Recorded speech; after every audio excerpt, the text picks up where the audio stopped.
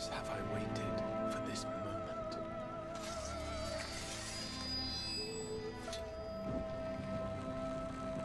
For the one that stood alone against the storm.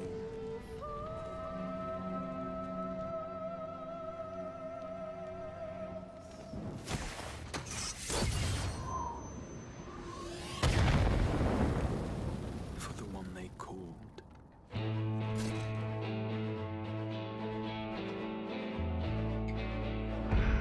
The warrior of light.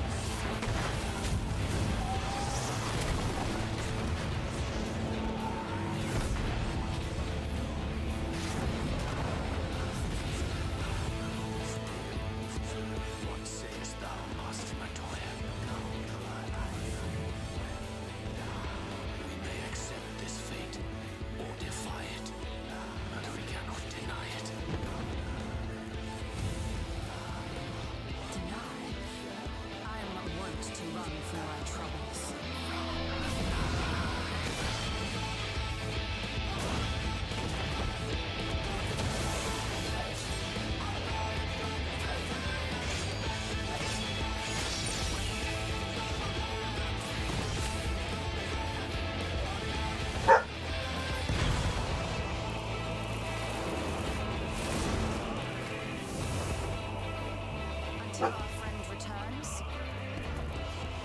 I will hold the line.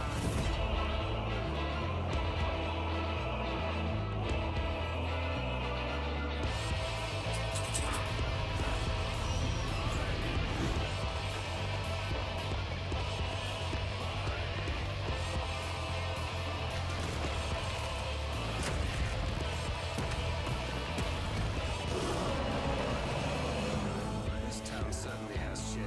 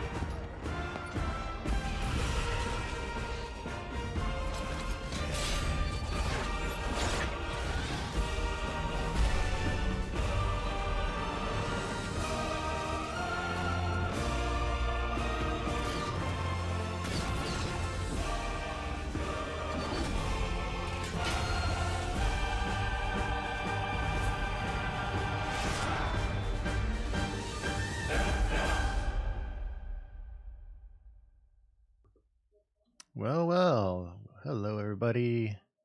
We are live. And yes, it's a great song and a great cinematic for the opening of Heavensward, I have to say.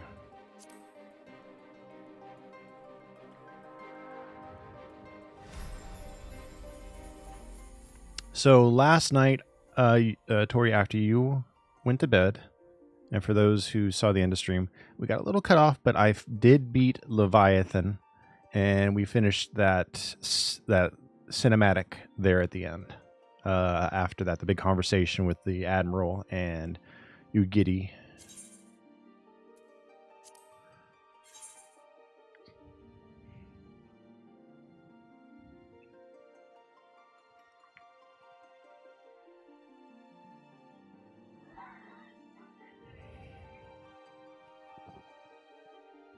Seems like it.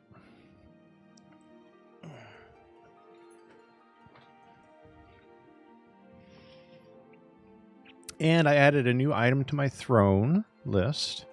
I actually added Endwalker on there. And it's actually being purchased through my Humble Bundle partnership. So a small portion of that price for Endwalker will go to charity.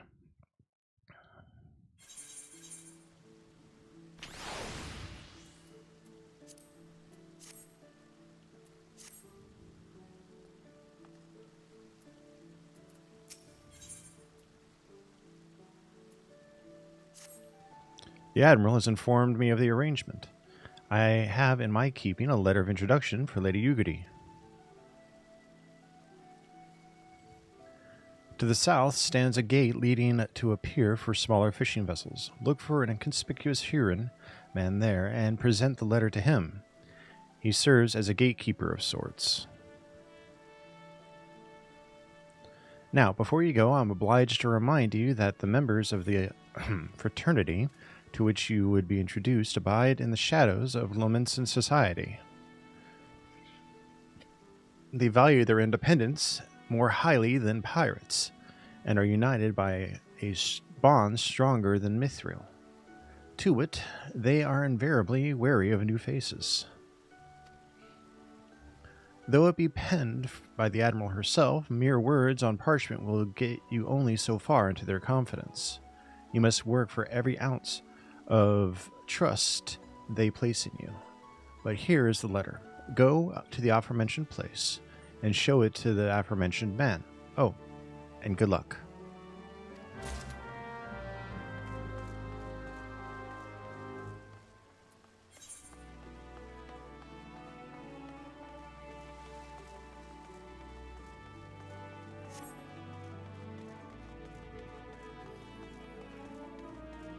So, for those wondering where you can find me at, as far as places you can watch me live or catch up on past streams, all past streams are put up on my YouTube, Cornell Crits, and you can watch me live, depending on the day, on Twitch, YouTube, Kick, or TikTok. Today, we're live on all four.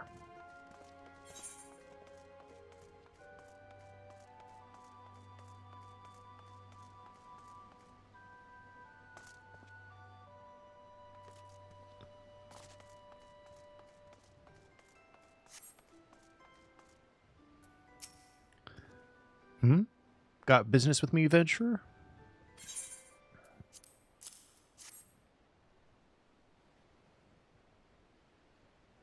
So, you're the man the Admiral sent word of. I was hoping I might catch a glimpse of Thancred, too. Been a while since I saw his shite-eaten grin. But what with all the doe-eyed wenches about, I suspect he's got his hands full.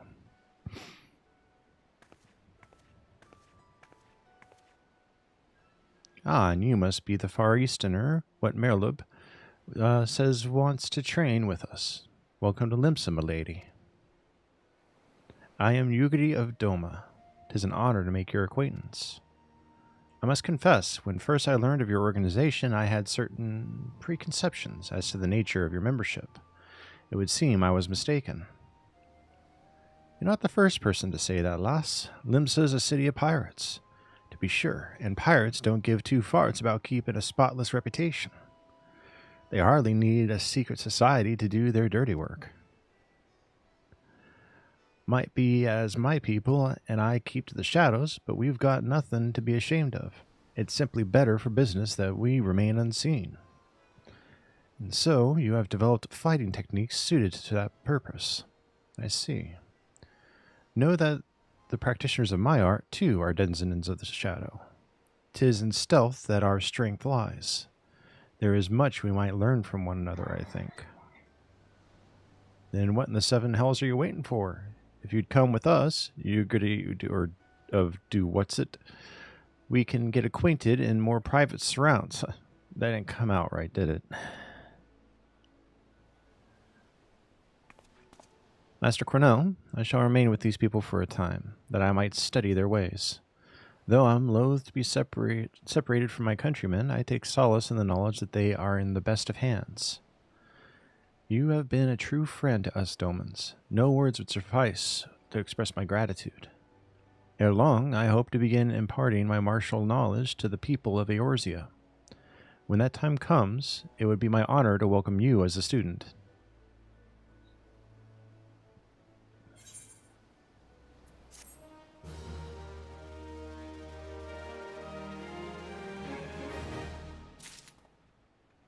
Alright, let's see what we got in that chest.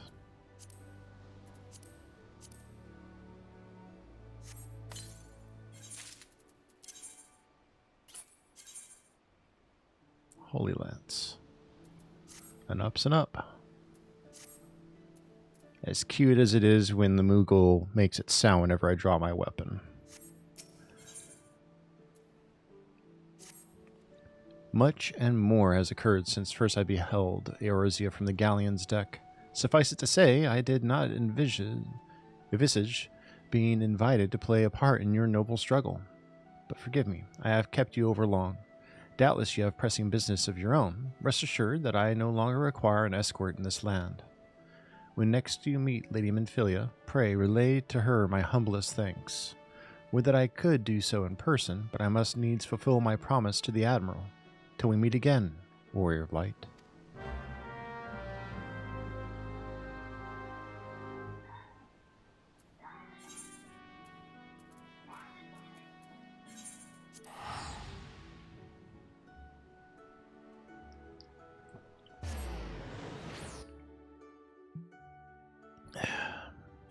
How has your day been, Tori?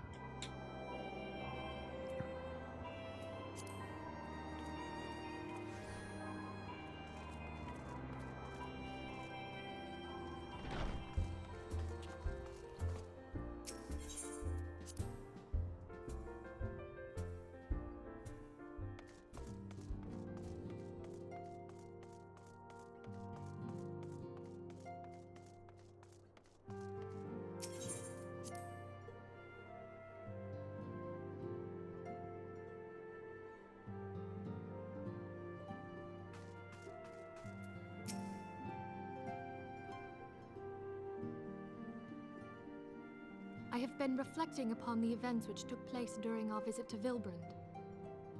If you have a moment, I would share my conclusions with you. Please, bear with me. When the Sahagin Elder summoned Leviathan, he employed the power we have come to know as the Echo. Though I cannot well explain the how of it, it would seem he became immortal in so doing. When the Admiral subsequently slew him, his spirit emerged from his lifeless flesh, a consciousness shorn of physical form. Thus transfigured, he took up residence in the body of his minion with the ease of a man donning a favorite glove. Long have I known that the Echo allows one to pass through the walls of a man's soul, but never did I imagine that it could free us from our own flesh, nor less that our souls could then occupy the next corporeal vessel to take our fancy. It was of this that Elidibus spoke, an existence which knows neither cessation nor oblivion. And yet, though the Sahagin had mastered his gift and thereby become immortal, he was by no means invulnerable. As we both bore witness, he was ultimately absorbed into Leviathan.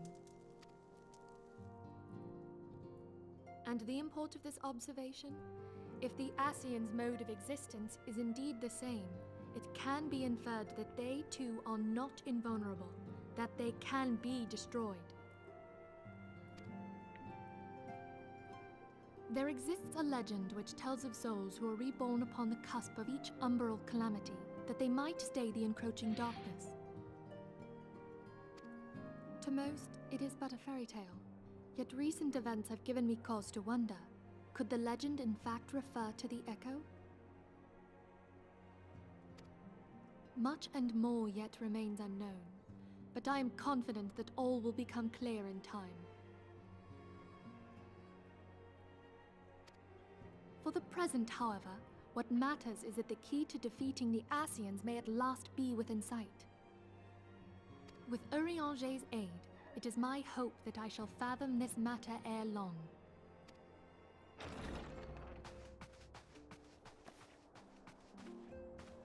Oh, I was just about to send for you, my friend. Is Artemis? Grave tidings from the Sharlayan motherland, my lady. It doth concern our distant allies, the students of Baldessian. What of them? My lady, the Isle of Val, which for many years hath been the Order's home, is no more. No more? Whatever do you mean? I relate only that which hath been conveyed unto me by our agents. An etheric wave of the highest magnitude was recorded in the region. Soon thereafter, 'twas observed that the isle had ceased to be. Hey, Mini-Me, welcome in. Yep, back down to a 3 streak. That's fine. You can rebuild it. Welcome, welcome over on TikTok as well. 'Tis postulated that a magic was evoked, like in power to Ultima. 12 preserve.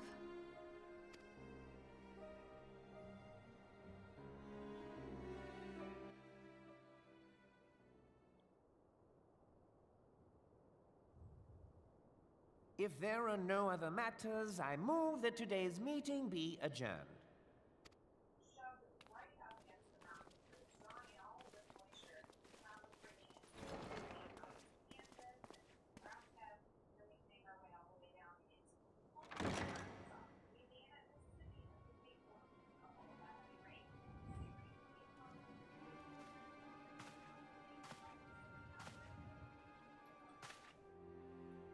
It is done, my lord.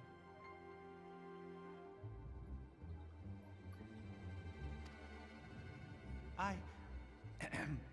Forgive my impertinence, my lord, but these orders, I am uncertain as to what end they serve.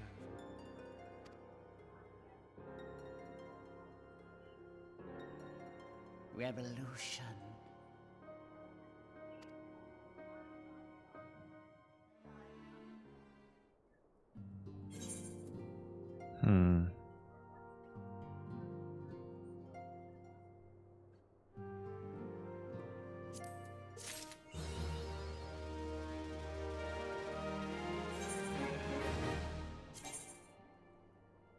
That's okay, so that wasn't better.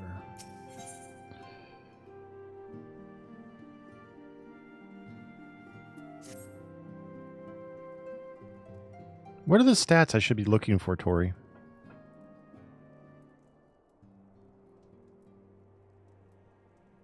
Okay. Our friends, the very isle itself, everyone, everything. No, it avails us not to speculate. Urianger will send word if there are any developments. Until such time as he does, we must remain firmly focused on that which is within our power to change. With that in mind, I would speak of a different matter, one close to home. Alright, Tori. It concerns aetheric fluctuations which we had previously attributed to good King Mogulmog XII. That the king is no more is a blessing for which we have you to thank. Yet all is not well in the Twelveswood, or at least readings reveal an ongoing aetheric disturbance of considerable magnitude. They may even suggest the presence of a primal. Needless to say, the mere possibility warrants immediate investigation. I would have you... Cilia, I do not wish to interrupt, but we have a problem. What manner of problem? A band of refugees hailing from Ul'dah, this time, are come to Revenant's Toll seeking asylum. It would seem they expect us to afford them the same treatment we gave the Domans. At present, they are in the 7th heaven, awaiting a formal response. I see. Mayhap this was to be expected. I shall meet with them at once. Cilia, you know full well we haven't the resources to accommodate many more people. Consider what will happen if you do this. Word will spread, and more will follow. Your opinion is duly noted, but I will hear their suit.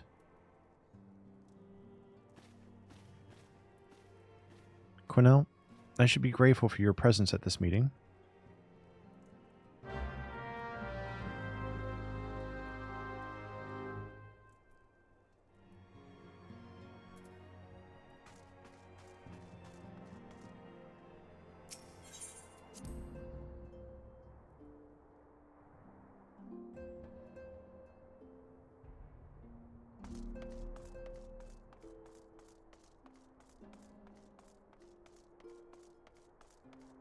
I do love the music in this.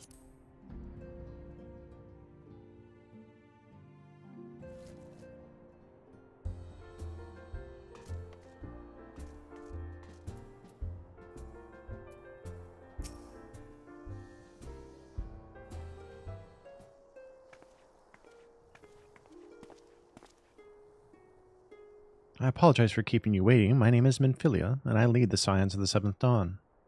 To be praised, it is you. We're ready and willing to work, same as the Domans. Just give us a task and we'll see it done. Pray, calm yourselves. I appreciate your enthusiasm, but I know not of your situation. Beg your pardon, antecedent. I ain't so good with words. We've been living off the scraps of Ul'dah for years now, trying to piece together a life to replace the one what got took. They say there's work, but there's not for an honest man. Not as wouldn't sully his soul sooner than his palms, any road. The flames do what they can for us, of course, but ain't near enough. Strength, crit, directed. Okay, that's what I was focusing on. And it's only getting worse. When the calamity brought us to our knees, those rich bastards in the city didn't help us up. They climbed on our backs. I don't pretend to be clever, but even I can see what's coming. I knew we had to run. The only question was where, and then it came to me. Revenant's Toll. I mean, you took them foreigners in, didn't you? So you'd surely do the same for us. I fear the situation is rather more complicated. While it's true that we accepted the Doman's petition for aid, that decision was the product of extraordinary circumstances. I sympathize deeply with your plight, but pray understand that it is not possible for an organization of our means to aid all who have been affected by the calamity, and so it is with great regret that I must deny your request. But we've nowhere else to go. You turn your back on us? If I might have a word. Totoro, is aught amiss?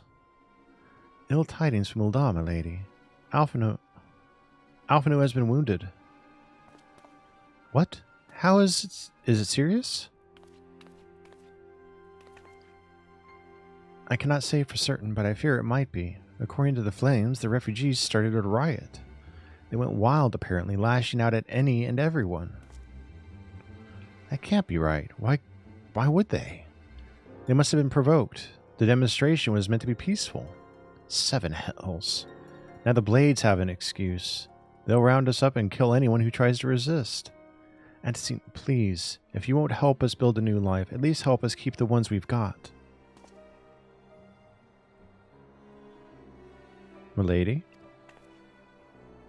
We are not ones to stand idly by and watch innocents suffer. However, until we know more of the circumstances surrounding this riot, I am not certain what aid, if any, we can provide. If the authorities determine that the refugees attacked without provocation, and those responsible will have to answer for their actions. How can you be so blind? Find Alphino quickly. If he is in danger or worse, I would have you and none other by his side. Thank you. Pray do not concern yourself with the matter we were discussing earlier. Yida and Papalimo will see to it. Alphino is being treated at the Hourglass. Hurry, Cornell.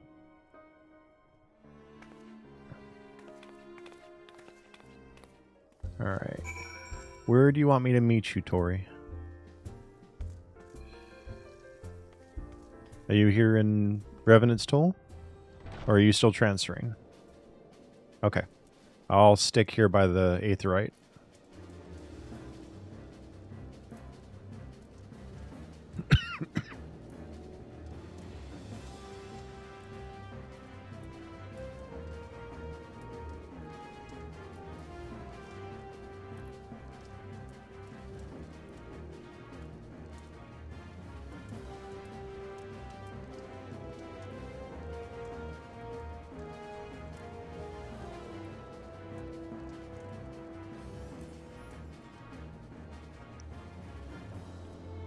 Hello, Nicole. How are you doing today?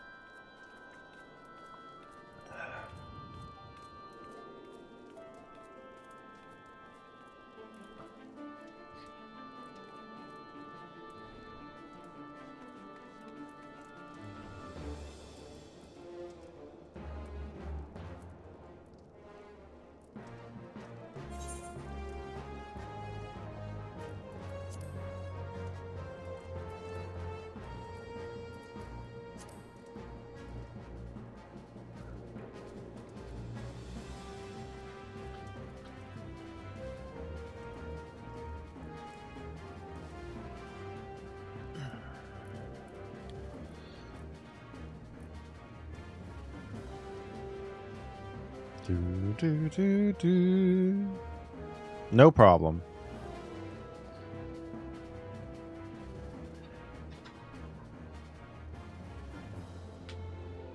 I'm just looking at how cute my dog is laying in his bed on his pillow. About to take a nap.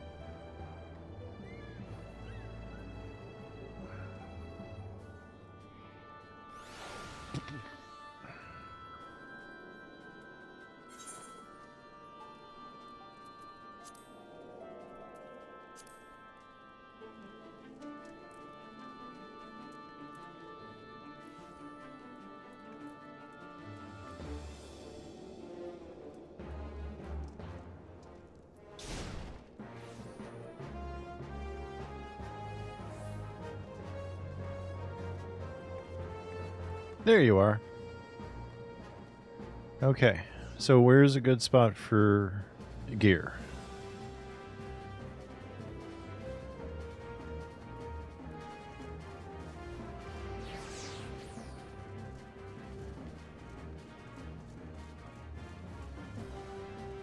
Wait, is it the Tomes Exchange?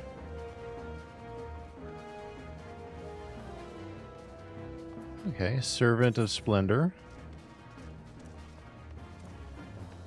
Oh, the Elegant Tomes. Okay. Special arms? Weapon. No. Disciple of War.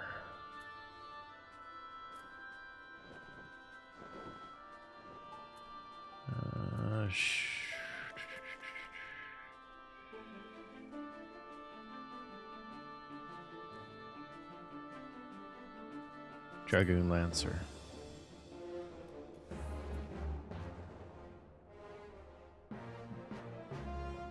Okay. There's some good ones in here. They're small ups, but they're ups nonetheless.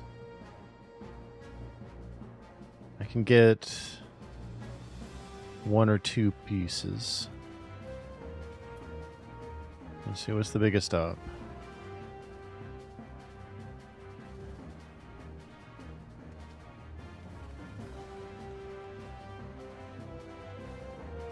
Okay. I'll grab the chess piece. That's all I can afford for now. I'll have to do some more dungeons and stuff to earn, or more raids to earn more tomes. Thank you for showing me.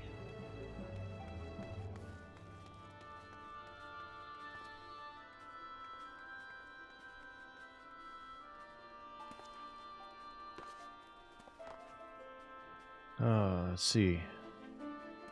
Now I gotta go to Ul'dah, search for Alphino.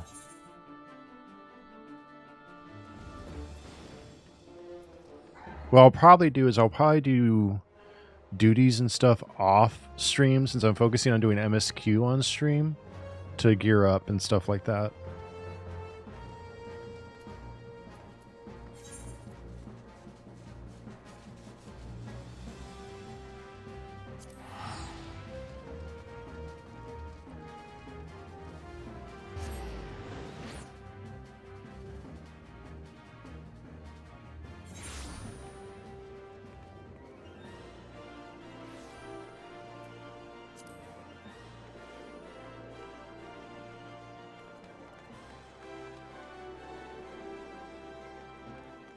If that makes sense to you guys.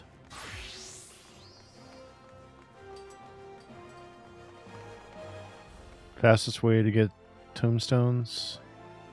Main scenario roulette. Okay. Well, definitely. It said I have to do some stuff in the Crystal Tower eventually anyways to continue the MSQ. Unless they change that.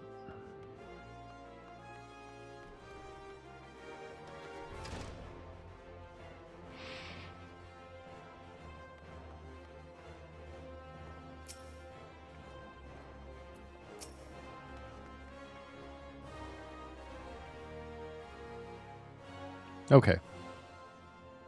I'm not there yet, I'm guessing. You must have gathered by now that Tataru is given to exaggeration. As you can see, I am quite well. Ul'dah, on the other hand, is not. This riot was anything but an isolated incident. There is a restlessness in the air. Tensions long simmering are at last threatening to boil over.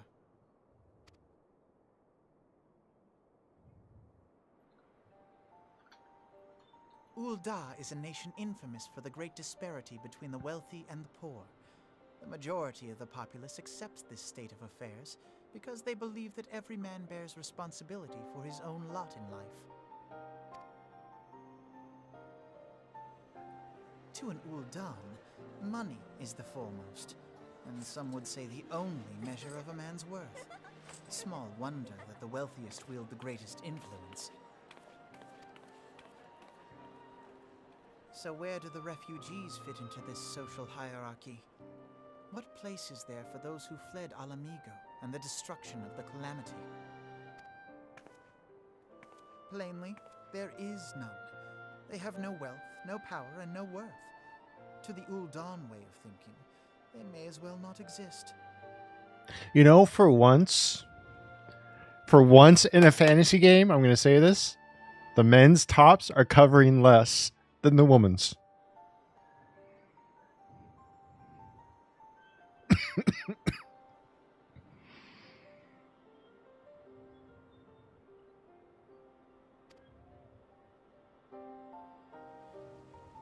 Choosing to ignore their existence, however, I don't mind either. an option. General Rauban I like both. understand this, which is why they ordered the Immortal Flames to provide the refugees aid and succor. Yet none would dispute that the expenses incurred by this policy grow by the day, with no end in sight.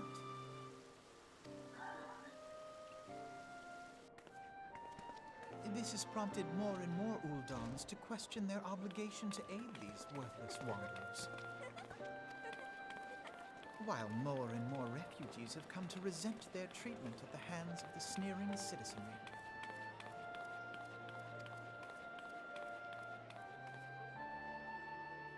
You know, even though this came out years ago, some of the social commentary is on point. Refusal to grant the Dolmens asylum bespoke a disdain for all refugees, an attitude shared by the rest of the monetarists. and you may be sure they make no effort to conceal their opinions.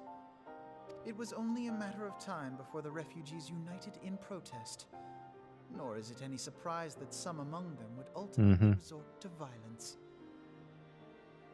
I mean, between Final Fantasy always telling pretty damn good stories, you also have Kojima, who somehow tends to predict the future of shit with Metal Gear.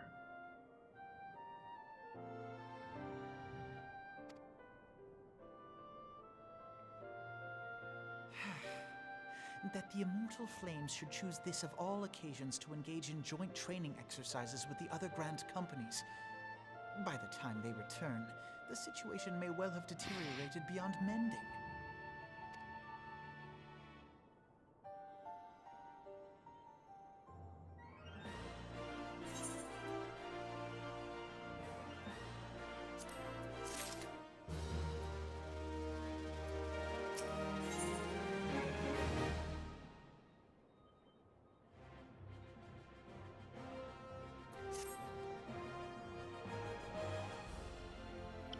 As I told you before, it was all but inevitable that an incident of this kind would eventually occur given the rising tensions within the Sultanate.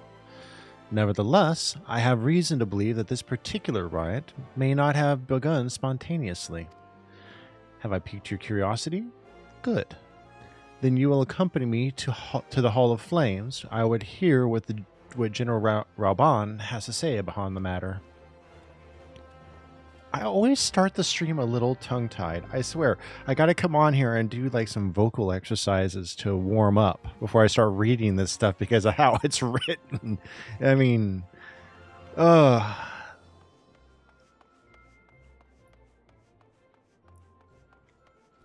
it's, I mean, yes, some of it is written Old English styling and pacing, and some of the vocabulary use is, you know, not common in modern society, so it does tongue tie a little bit, but it's wonderful to see them using, you know, good literature inspiration for how they write their dialogue, and that they're keeping to a specific styling for it, which is nice.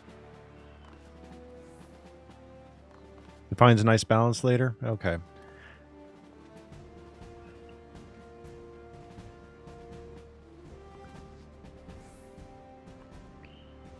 For a second there, I thought that was like a Devil May Cry inspired outfit because of the coat.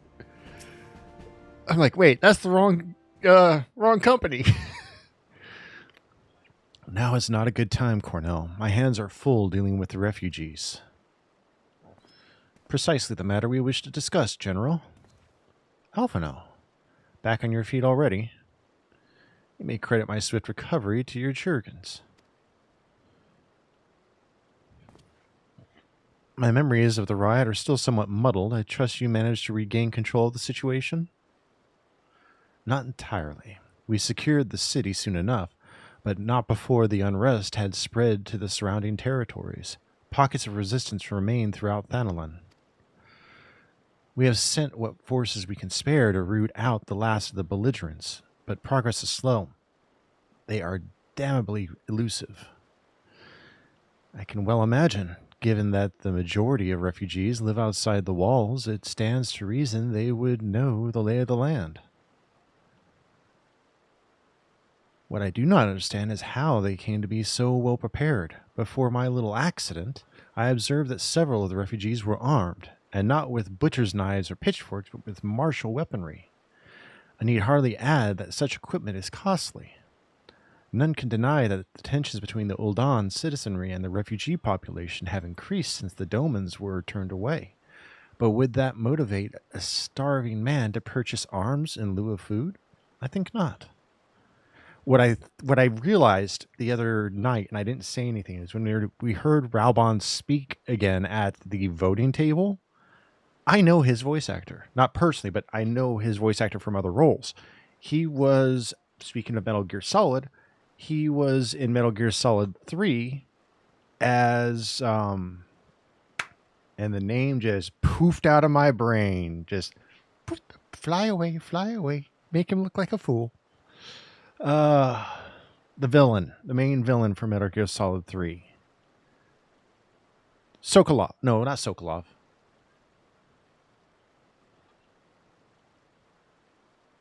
Colonel Volgin. Colonel Volgin. That's who it was. Colonel Volgin. None can deny... I already read that. I got sidetracked.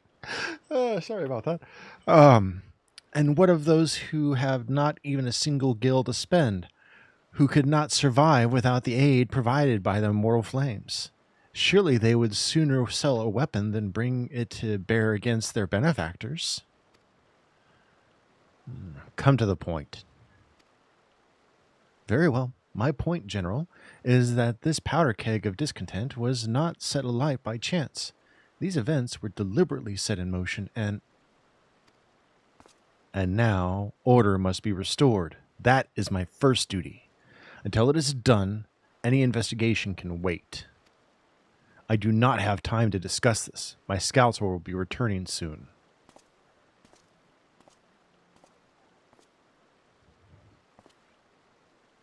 The general is no fool. He keeps his own counsel, and with good cause. Were he to claim without the necessary proof that these riots were instigated by outside forces, the monetarists would accuse him of attempting to shirk responsibility. After all, he and the Sultana have been the most outspoken proponents of refugee aid. Regardless, they will face harsh criticism in the days ahead. Our allies may stumble upon the truth in time, but I have far more faith in your abilities, Cornell. Therefore, I propose we conduct our own investigation, independent of the authorities. To that end, I would have you make inquiries in the settlements suspected of harboring belligerents. Commander Swift will know which they are. He may balk at a request for such information, but I've no doubt that you can persuade him with your silver tongue. I, meanwhile, shall seek answers in my own way, after which we can regroup and share our findings. Well then, shall we?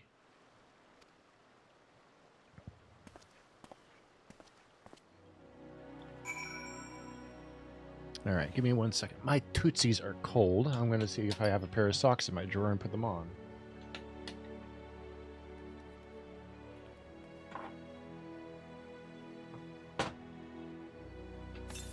I do, and they're a pair of my nice ones.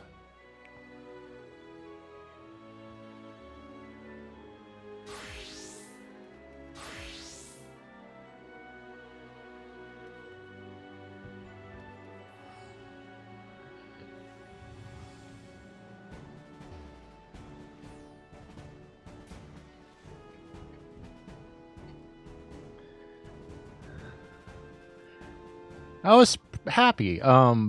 Part 1 of this series went live last week on YouTube and got about 4 views, pretty low. I've been off of there for years, been very inconsistent with my content on YouTube, so I'm not surprised.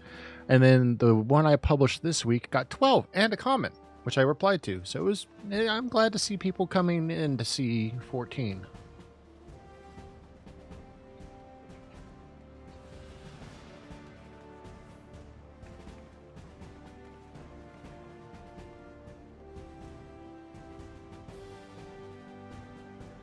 Yeah, the comment was talking about some of the fan service camera angles they use on Infilia, and that they liked that I am reading the dialogue and to please continue.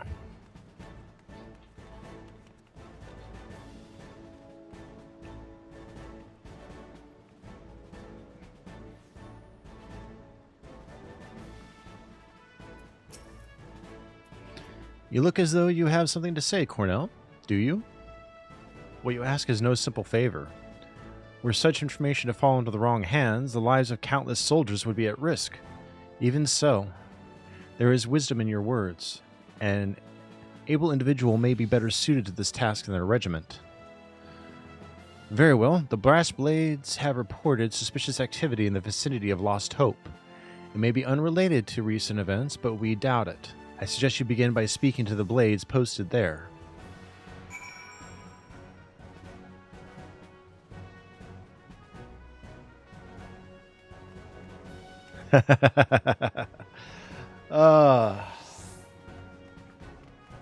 Honestly, I got the idea. One, I was already thinking of giving the game another chance. But what really sold me on it was I was listening to another content creator, Akalon, reacting to and talking about the big fallout that happened with Pyromancer and his MSQ journey. And Pyromancer is already known for going off on tangents and being a bit toxic towards his community at times. But I'm like, if there really is this big community for people enjoying and trying out MSQ, why not give it a shot myself? That just kind of helped solidify my desire to give the game another shot after 5 years.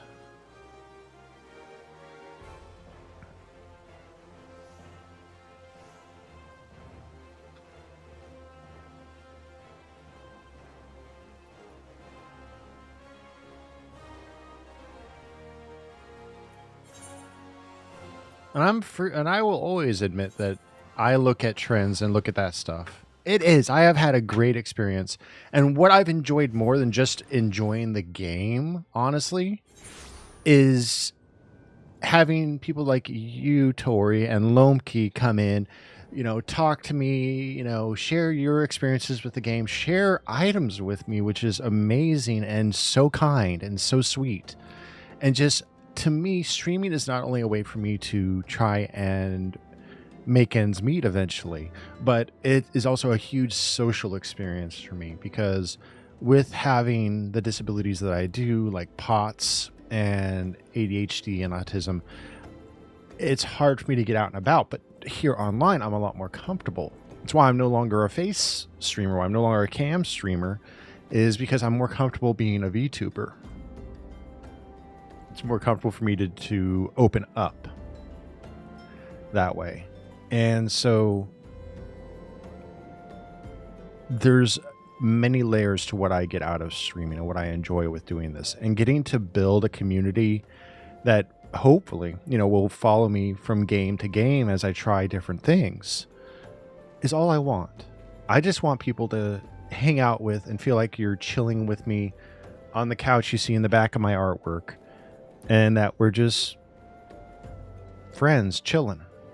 And if people decide to support my channel and my adventures through subs, tips, memberships, gets on throne or anything like that, that's just extra icing on the cake to me. The core of what I enjoy is being able to create a community and enjoy the company. I've lost sight of that at times, I admit. But I was also under a lot of outside pressures to try and bring in a lot more money at that time. So, there you have it. My honest thoughts and the honest me.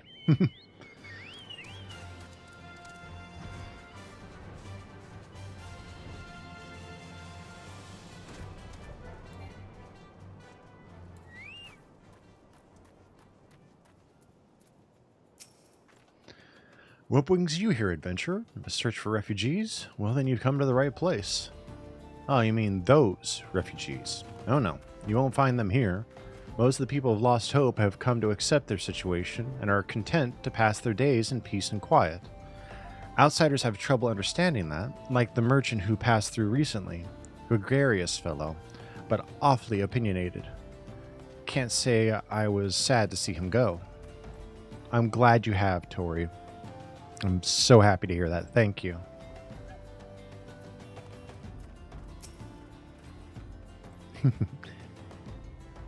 He's sleeping next to me. He moved onto the tile and laid down beside me.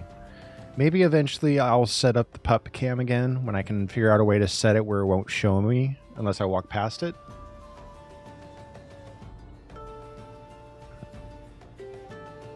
A friend of the Sultanate, are we? I take it this means someone has read my report. The refugees who left with the merchant have yet to return, and I'm increasingly concerned that Zazawaka's suspicions were correct.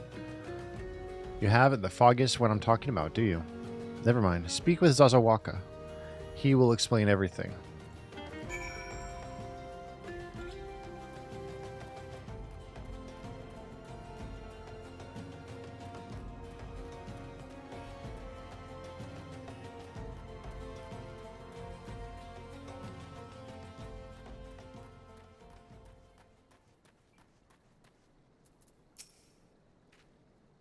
Ah, don't hurt me. I'm not one of them. I beg your pardon? You're not a flame? I see. If Leofric bid you speak with me, then I take it you've agreed to help? 12 be praised for that, because we haven't a moment to waste. Everyone knows the flames are on the march. The others have fallen under the fanatic's spell, but not I. Promises of revolution and retribution, of holding the ruling class to account and taking that which is owed. Ha! A childish fantasy. Oh, wow. Best of luck, Tori. What color is it? Because you said it's the most expensive and annoying dye in the game. Is it like some sort of awful baby poop green or something like that? And Nicole, are you being a good girl today? You better be. Better be making sure you eat and stay hydrated. Turquoise blue. If I want to buy it, it's like 40K a pot. Holy moly.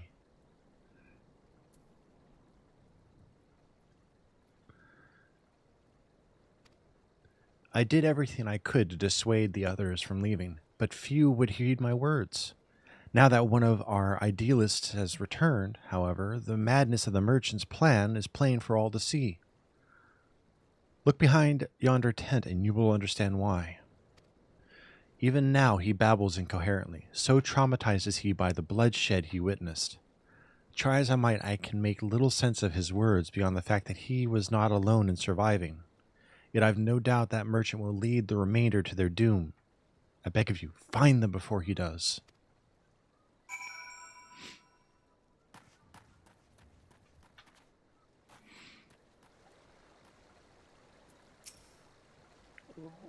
What are you doing? Don't draw. Don't draw. Why didn't you run with me? We could have escaped together. Then you'd be here with me. Be here to soothe me. What? Why did you have to stay and leave me alone?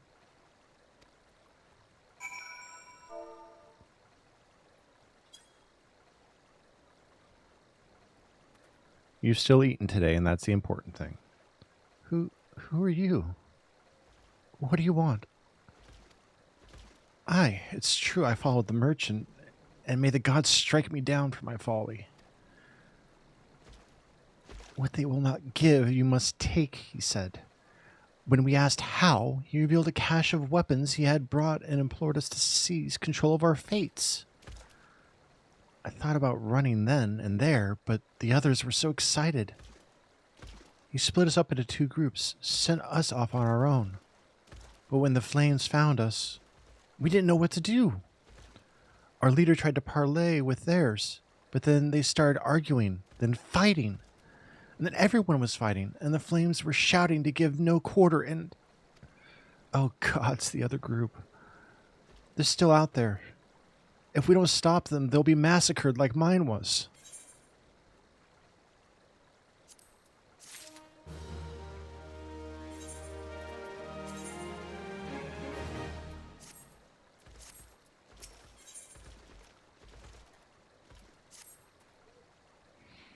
The other refugees are hiding in the caves south of Lost Hope, but to approach them would be fruitless. They would sooner call us agents of the Sultanate and try to kill us than listen to reason. Why, the twins might even deign to do the deed themselves. Hey, stop, Domino. A pox on all bloody sellswords. They were supposed to train us to fight, but the ones he sent with us vanished during the struggle. Oh, if only we had never listened to that merchant's ridiculous claims. He said our cause was righteous, that the gods would never suffer us to be defeated. Though, if they were forced to confront reality, that's it. Challenge the twins to combat and show my brethren that their strongest warriors are no match for one man. Mayhap they will they will agree to lay down their arms and renounce this plot.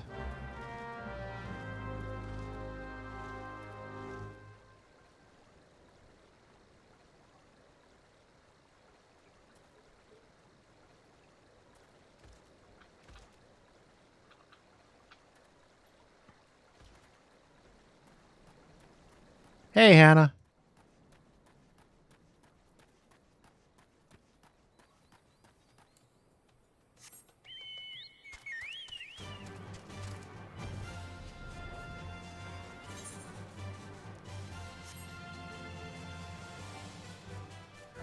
Bum bum ba ba ba ba da da da ba. Oop, roof of the world.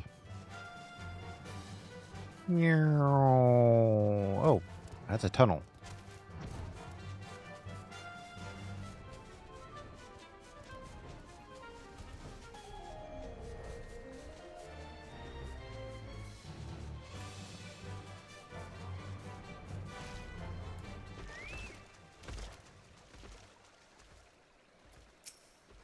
Seven hells, they found us. Everyone grab your gear and make for the rendezvous point. So that's your game, is it? Sorry to disappoint you, lad, but we're more than willing to kill you ourselves.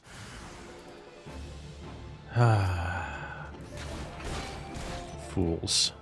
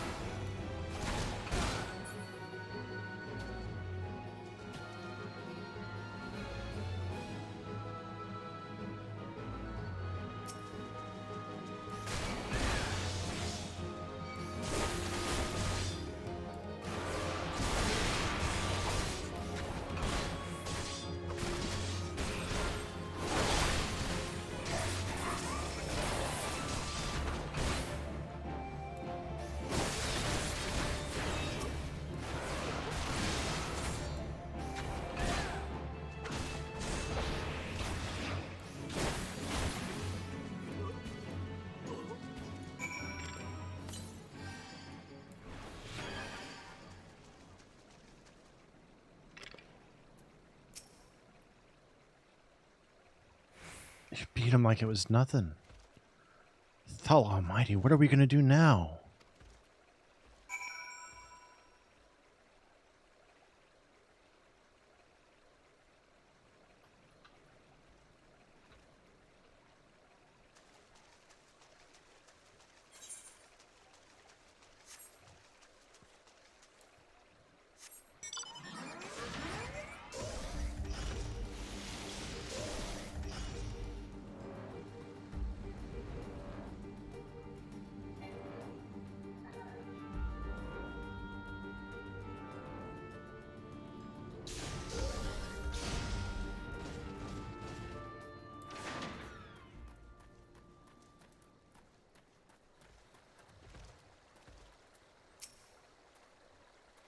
You've returned. Did you find my brethren? What of the twins? What happened? I see. Well, you had no choice. Better that a handful of them take a beating from you than the lot get butchered by the flames. Tell me, what did the merchant have to say when it was over? Huh? But where else would he be? Unless he went to Stone's Throw to recruit others.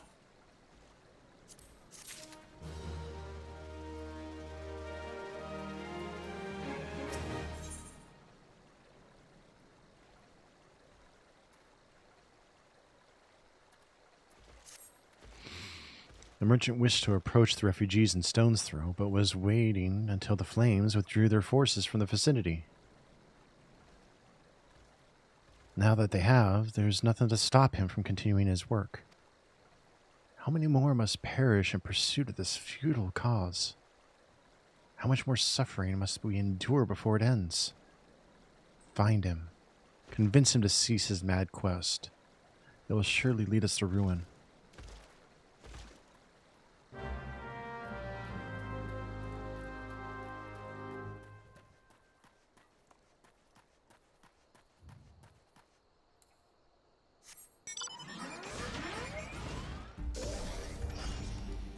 Oh.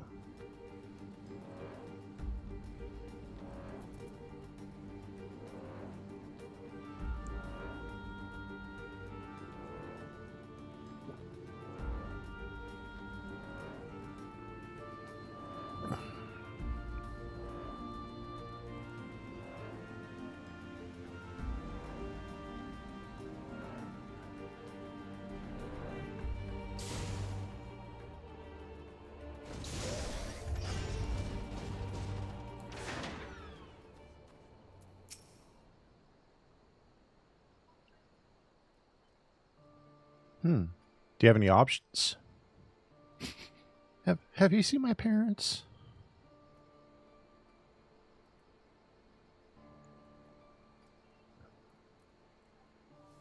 They told me to stay here with the others.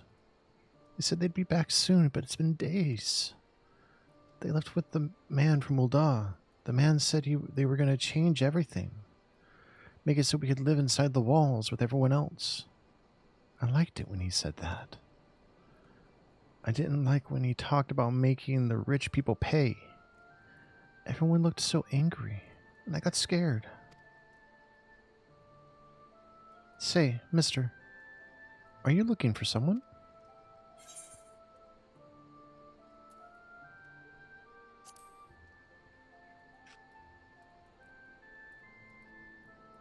You mean the man who left with my parents?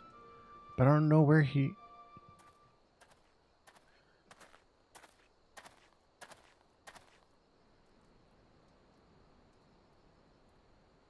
Fair enough. Wait, look, over there. I think that's him. Well now, which of these gullible fools shall I be my next victim?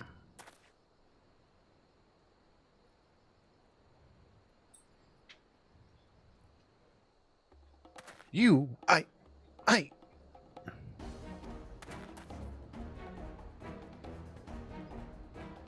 He's getting away. Go get him, mister.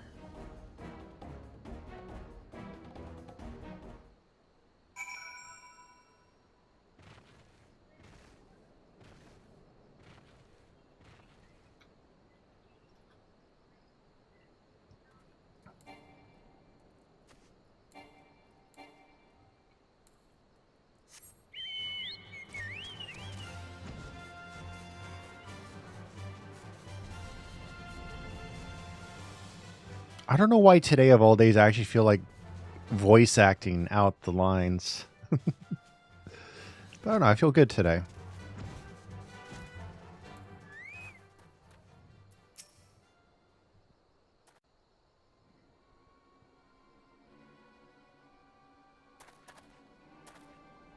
You again?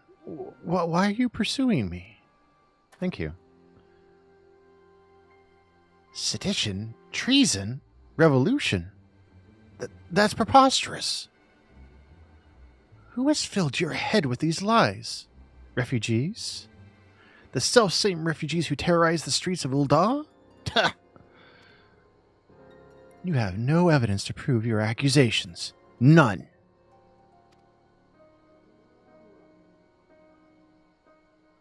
No, I will not accompany you to the Hall of Flames.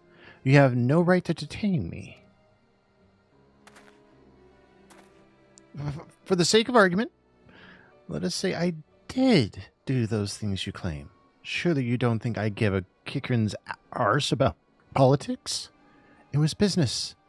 Only business.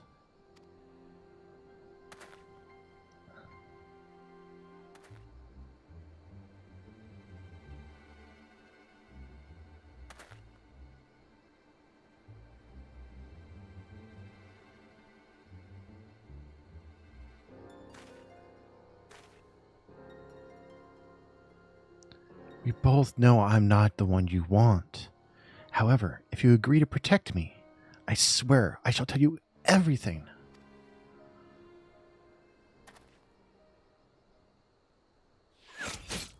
Oh. Damn, straight through him, too. From that distance, that's a hell of a bow. What's all the commotion? 7 hells. Tell the others to spread out and search the area. The killer may still be close.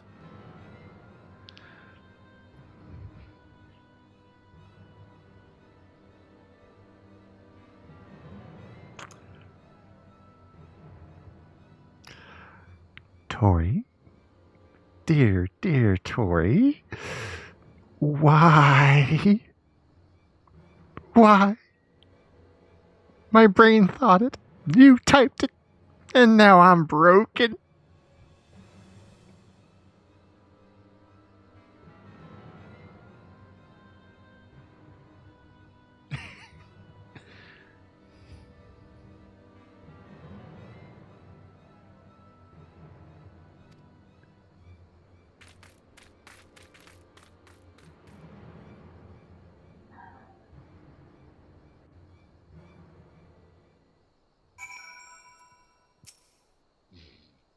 Hold, adventurer.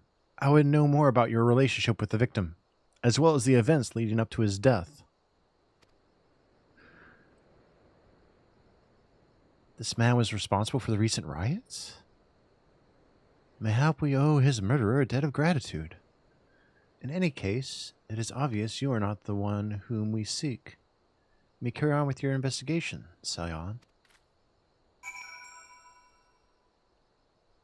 Good break. It was just that momentary mind just short-circuited, and I just had to stare off for a second like, damn, did I think that into existence, or was that it? I mean, it was the obvious pun, but it's just like, wow.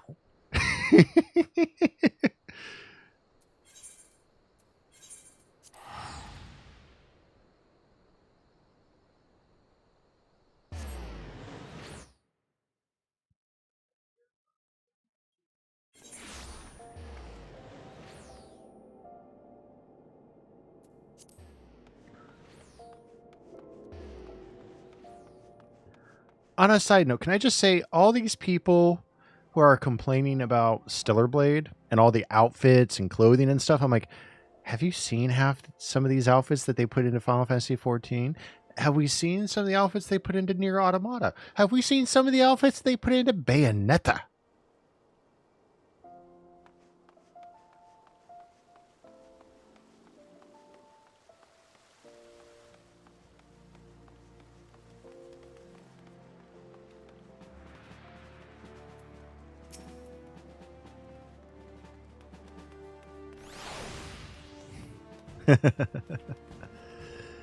What news, Cornell?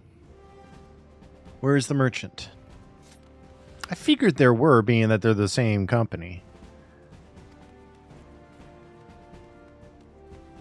Murdered? Damn it all to the 7th hell.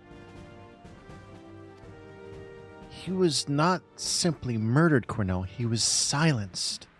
Too many knew his face, and he was ready to divulge his secrets.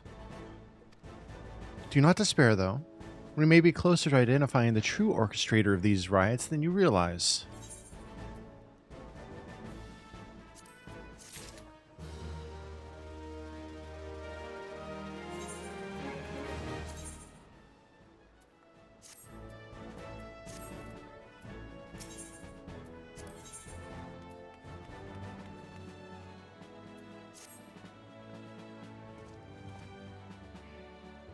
Oh, that's awesome.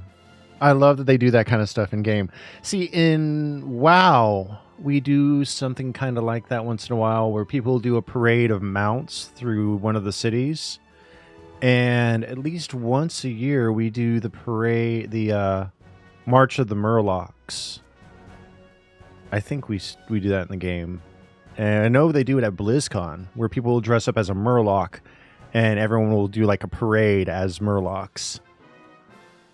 I want to go to BlizzCon again. I went in 2018. The Lalafell parades are hilarious because everyone turns into a toddler. The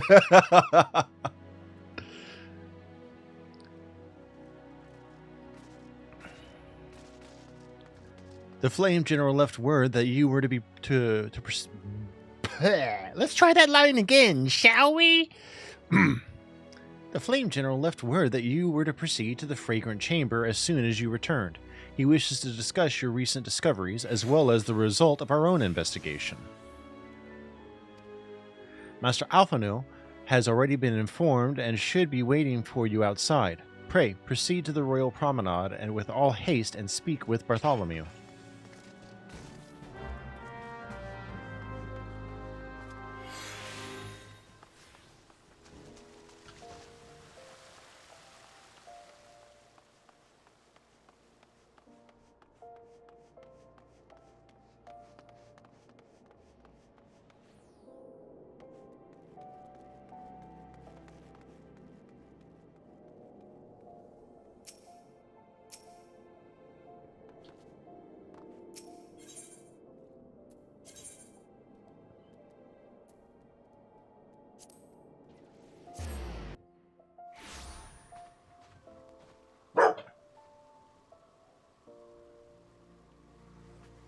None of that now, Domino.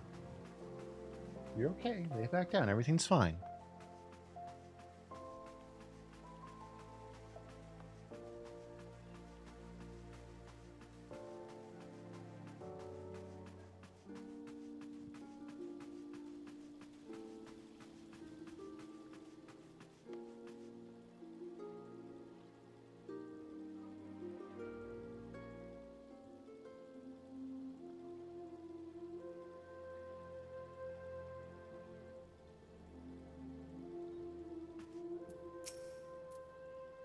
We have been expecting you, sir. Please proceed inside.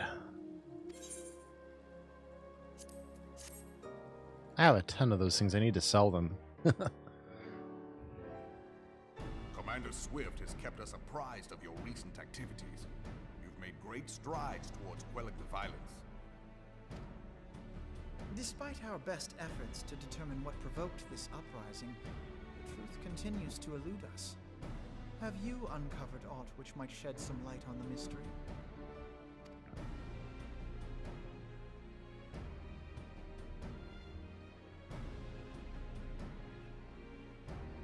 This information does not leave this room. The Syndicate's decision to reject the Doman refugees' appeal for asylum had lasting repercussions. A number of those displaced by the calamity claimed it was proof of a policy of discrimination. Together with a group of Alamegan refugees, they organized a series of demonstrations to protest against the Sultanate. The celebrity cosplayers are the funniest. I saw the Beatles in game. Funny enough, they were all Ella's. Wow, that actually is kind of fitting. That's cool though that they do that. Demonstrations which became heated, but did not descend into violence. Until a certain incident served as a call to arms. A unit of brass blades sent to supervise a demonstration loosed arrows upon unarmed protesters. It was this atrocity which prompted the refugees to take up arms. I need not tell you what followed. We assumed at first that the attack was born of a miscommunication. When emotions run high, they happen. But suspicions were raised regarding the unit's commanding officer, whom I ordered interrogated.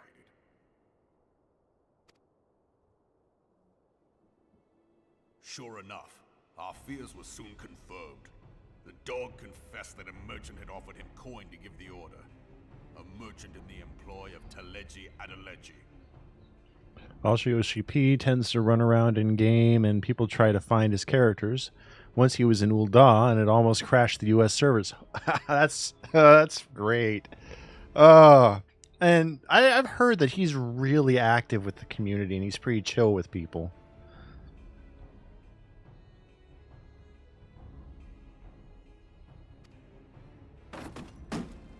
Teleji Adeleji. But he spoke in favor of the Domin's cause, and has ever seemed sympathetic towards the refugees' plight. Why would he do such a thing? Know you of the Cartano Reclamation Bill? It is a proposal to annex the Cartano Flats so that refugees may establish permanent settlements. When last I looked, that was disputed territory. Aye. Some might even call it a battlefield.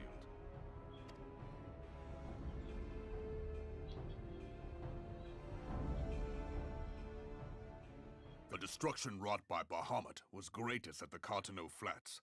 That much is common knowledge. Yeah, the funniest thing I've seen is in PvP when he joins a random team, all fighting stops because nobody is sure if they can fight the game god or not without getting banned if they beat him. That is great. Man, I don't even know what I would do if I ran into him in game on stream. Or if someone like that ever even showed up in chat to say hi, just to say hello. I would lose my ever-loving mind. The same thing would happen if I ever ran into a really big streamer. I was completely starstruck and dumbfounded when I met Taliesin and Evitel from World of Warcraft YouTube. What is less well known is that his rampage laid bare ancient Alagon ruins, of which no record existed. There are certain differences of opinion as to how these ruins should be handled, which is why each nation maintains a military presence in the region to this day. Yet differ though we may, we are still allies. Therefore, in the interest of preserving the Eorzean alliance, we have reached an agreement. Oh, wow. See, I don't know how much of Asmon, what we see in videos and stream, is actually him or is just what he puts forward for his viewers. You know, I would have to meet the man face to face to see if he is that way or not. It's hard to tell. It's hard to get a read on him at times. Any conflict which may arise during the course of military exercises in the region shall have no bearing on relations between our nations. In full knowledge of this delicate state of affairs, Teleji Adeleji proposed the Cartano Reclamation Bill. A shameless bloody ruse which stands to benefit him in but one conceivable way. If successful, he will gain control over the disputed territory under the guise of assisting in the resettlement effort. And you can be sure he'll build an orphanage next to every Alagon ruin.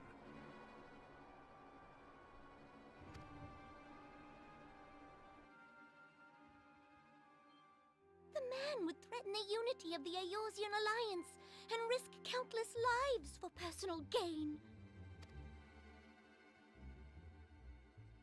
He walks a path all his own, independent of any faction and beholden to none of his fellows on the Syndicate. By inciting the less fortunate to violence, he hopes to convince others that the Cartano Reclamation Bill is the only viable solution. His sympathy for the plight of the Domins was not but posturing to gain credibility with the refugees. Of that there can be no doubt.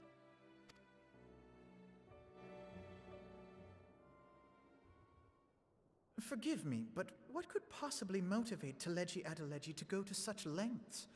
What is so special about these ruins that he would risk his position on the Syndicate, and, most likely, charges of treason against the Sultanate?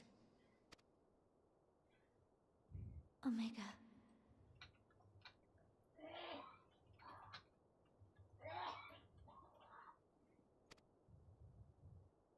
Pardon?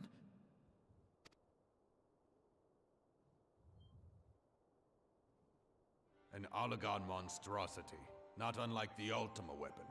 Mayhap larger, we know not. It has yet to be fully excavated. Allagon inscriptions indicate that it was created to fell Bahamut himself. Oh, great. More weapons. If accurate, it might explain why Nail Van Darnus chose to bring the Red Moon down upon the Cotonou Flats.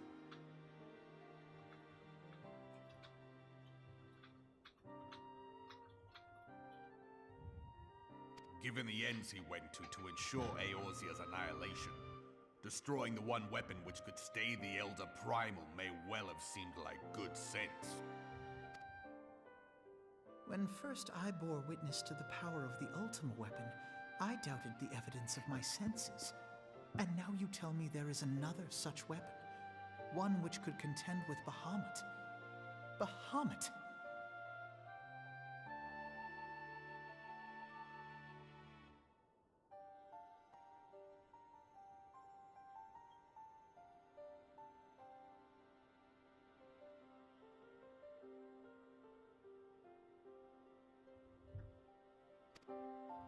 Aye, we were skeptical ourselves.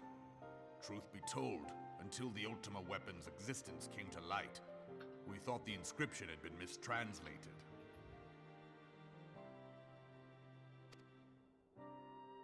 At present, Omega is more akin to a fossil than a tool of war, having long since ceased to function. As such, its true potential cannot accurately be gauged. However, if someone were to restore it, as the Garleans did the Ultima weapon, I have little doubt that he would wield untold power. Power enough to subjugate Uldar like as not, and the rest of Eorzea besides, which is doubtless why Teleji Adeleji yearns to have it. That he should aspire to world domination. He who has ever walked 2 paces behind Lord Lolorito in matters of commerce. 'Tis in acknowledgement of his own limitations that he seeks this power. Woe betide us all should we allow him to have it.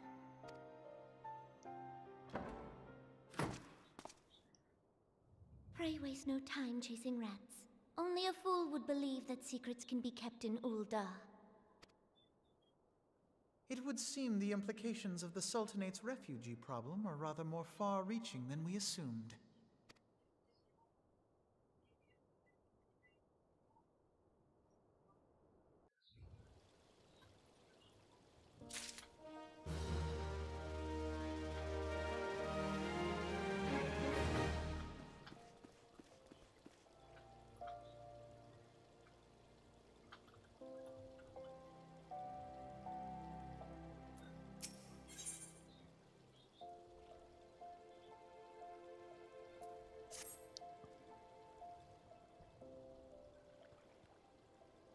I should be glad to know the truth, and yet the thought that all this chaos was the product of one man's lust for power sickens me.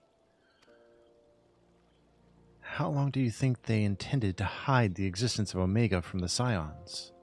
That they even felt the need to do so is most troubling. It would be in our best interest to learn more of the military activities in the disputed territories. You are, of course, the Scion best suited for this task. Private Crits, do you take a moment to visit the Adder's Nest and make inquiries at the earliest available opportunity?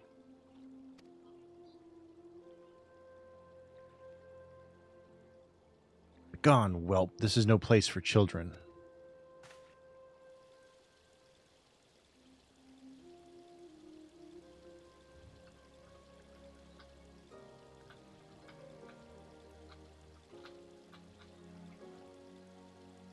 I'm sorry.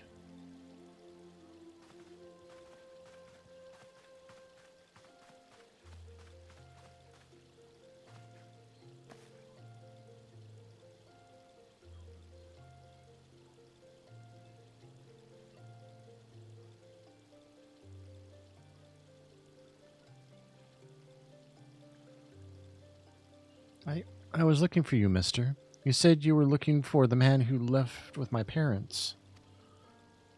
You know this girl?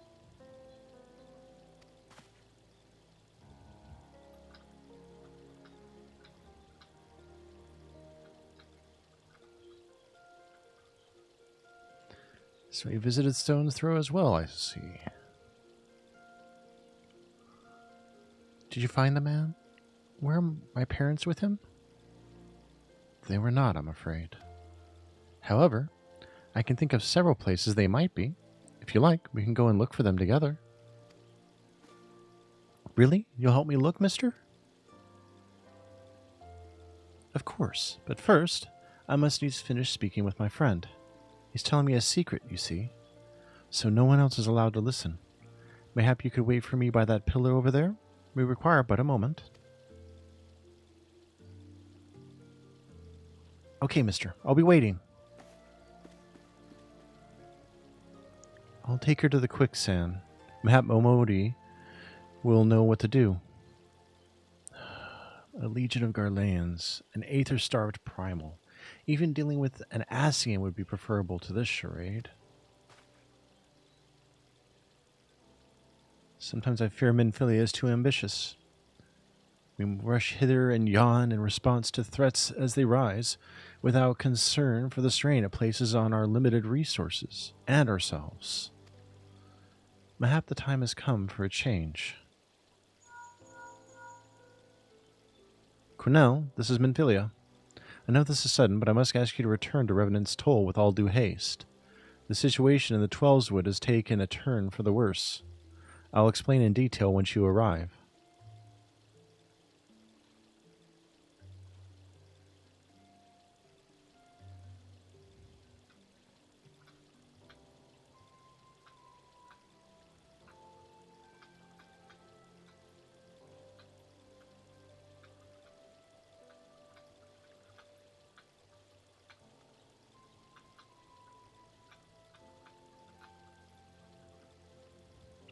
Twelveswood, then, the primal threat she spoke of before has been confirmed.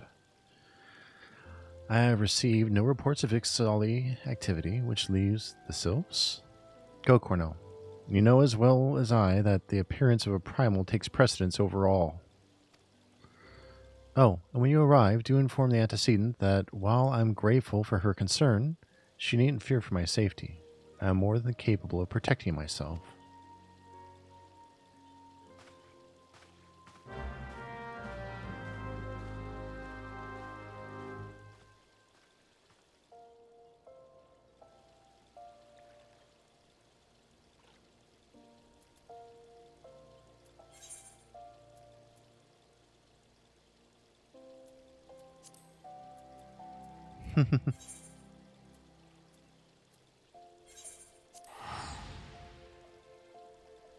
Yeah, that's a black flag moment.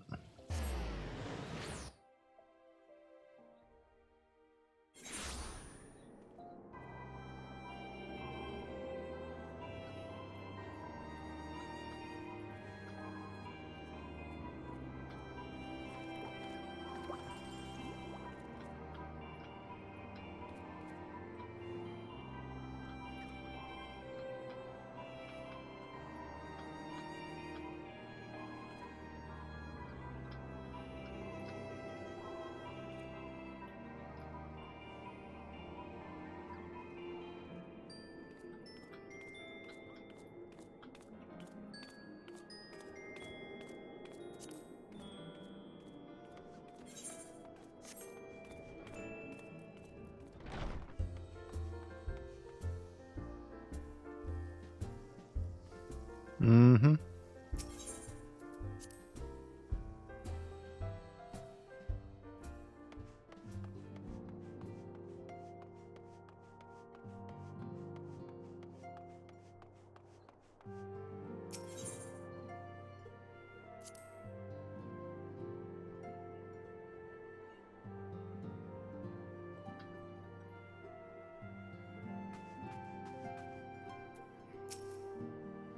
It is a relief to see you healthy and hale, Cornell. The latest news from Ul'dah was most disturbing.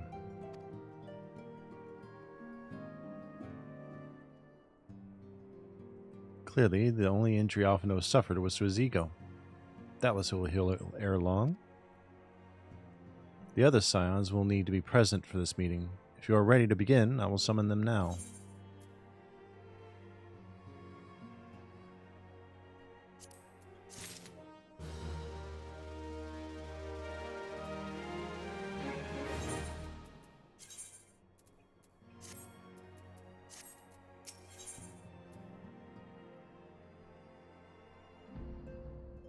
those bracelets.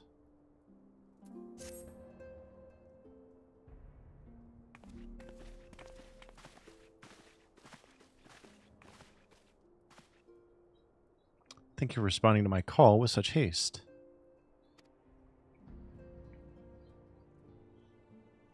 Rest assured, I should not have summoned you were it not urgent. To business, then. I have received some most disturbing news from the Order of the Twin Adder. They have reason to believe that the Sylphs may have called forth their revered guardian, the Primal Ramu. I'm sorry? May have? Then it is not certain. The Elder Seedseer informs us that the elementals themselves murmur of the Lord of Levin's return to the forest. The Sylphlins, however, display no signs of undue commotion. Forgive me, antecedent, but the fact need not contradict the elementals' testimony. Unlike his more bellicose compeers, Garuda and so on, Ramu is reputed to act only in the defense of his children. I imagine he would soon make his presence known if any were foolish enough to directly endanger the Sylphs or their territory. The abruptness of this development concerns me. Were we not keeping a close watch on the touched ones and their movements? If preparations for a summoning ritual were indeed underway, it would surely not have escaped your notice. Oh, it didn't. I was pretty sure it was going to happen, just not so soon. I beg your pardon? You foresaw this eventuality and did not to prevent it. I told Papa Limo. I suppose I could have reported things to Menphilia earlier, but there honestly wasn't much we could do except wait and see. You know how the Sylphs feel about people poking around their territory. They already summoned Ramu once right after the calamity, but that was because the Garleans came tramping through the forest. And so long as Castrum Orin stands, the Sylphs cannot be blamed for wishing to have their guardian deity on hand. In short, Yida and I are in agreement. The actions of the forest folk were inevitable and unavoidable. And I maintain that observation would have remained the best policy had it not been for the sudden influx of strangers into the Black Shroud. That, alas, we did not foresee. By all accounts, the recent violence in Ul'dah drove a number of refugees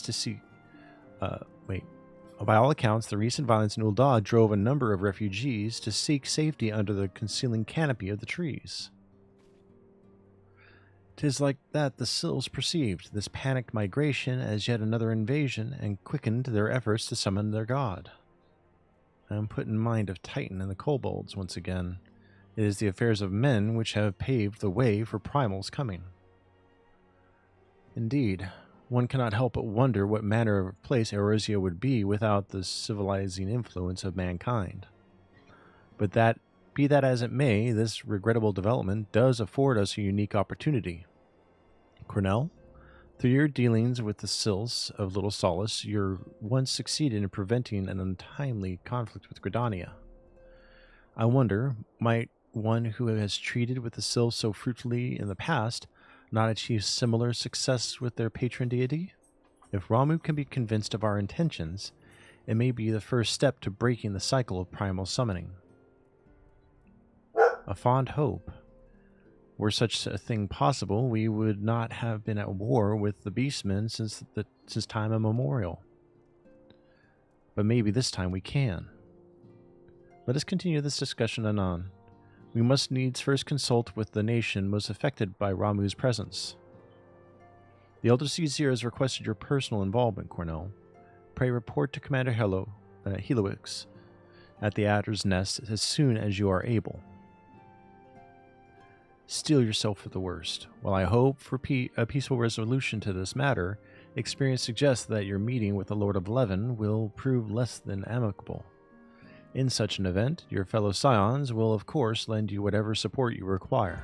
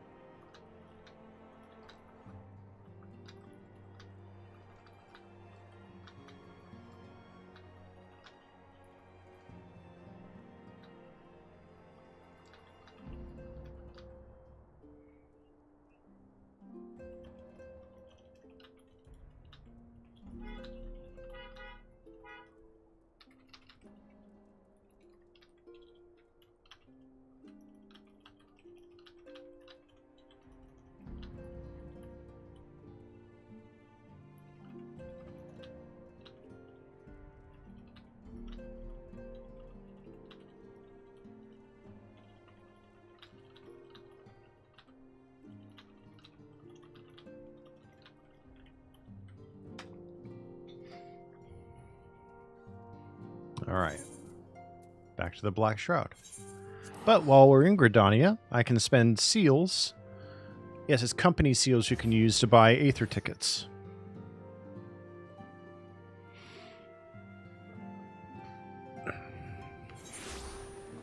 I did find that out.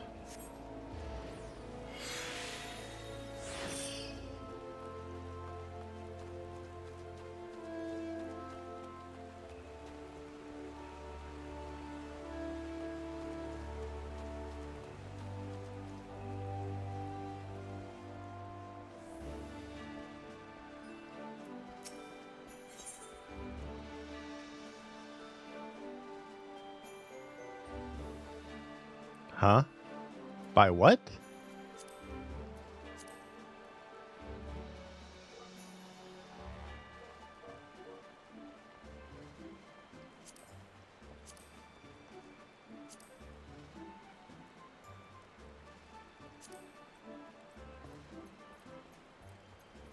Seems I don't have the right rank to buy them.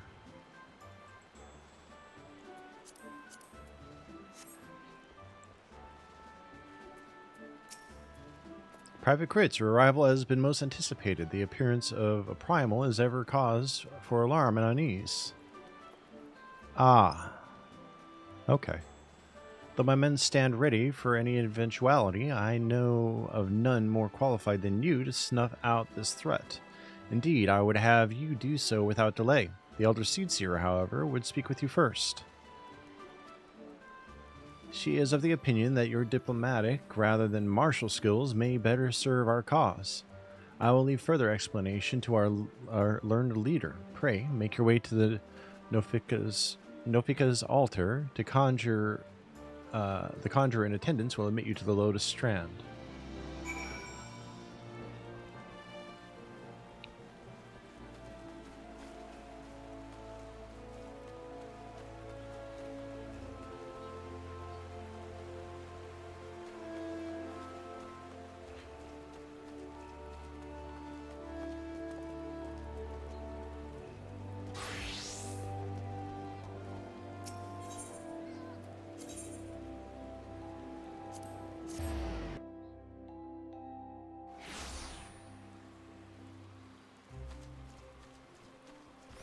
Give me 1 second, I'm going to check on the dog.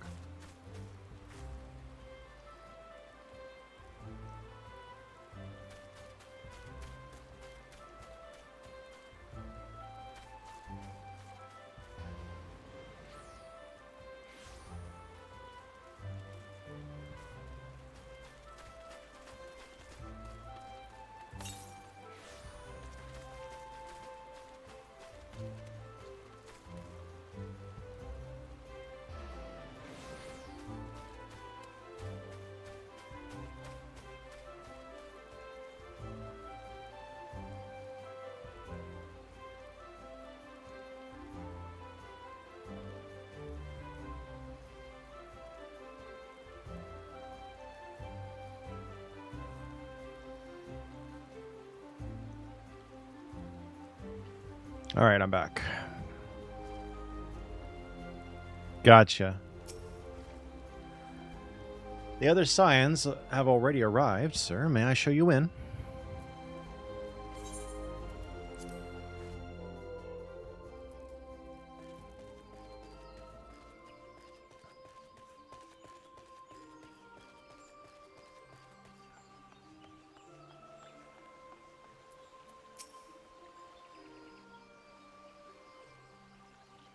Scions of the Seventh Dawn, on behalf of the people of Gridania, I bid you welcome. Your presence is of great comfort to us all in these days of uncertainty. I summoned you here to share tidings of a most urgent nature. But a short while ago, the great elemental spoke, and his voice was clarion in its intensity. Ramu is returned unto the forest.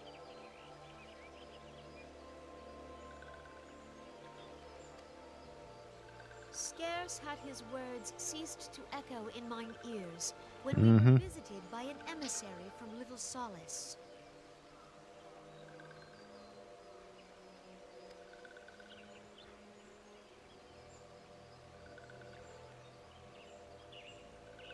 our guest informs us that the sylphs too have sensed the presence of the Lord of Levin. Though his exact whereabouts remain unknown, we may safely assume that the primal was summoned within the heart of the Sylphlands.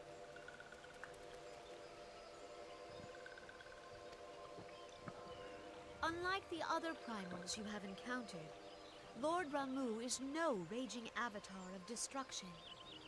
He is revered as much for his wisdom as his strength, serving as both arbiter and guardian to his children.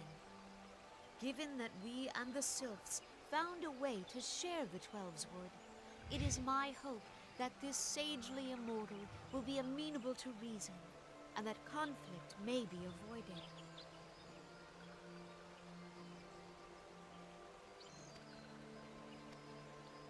Blessed as you are with the power of the Echo, you are one of the few among us who may commune with a primal without fear of influence.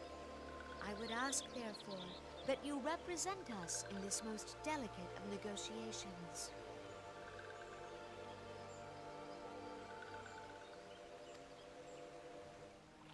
The Twelveswood has suffered enough. Upon this, we and the Sylphs, and I would venture Lord Ramuh himself, are in perfect accord. Let us not endanger our shared home by engaging in unnecessary hostilities. Dear friend, I beseech you, safeguard the peace which exists between our peoples.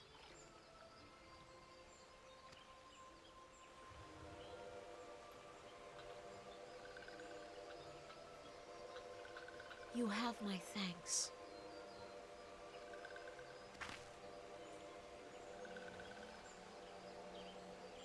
Pray make for little solace, then.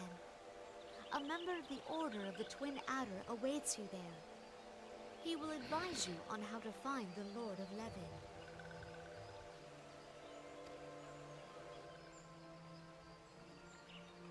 An ill wind blows through the forest.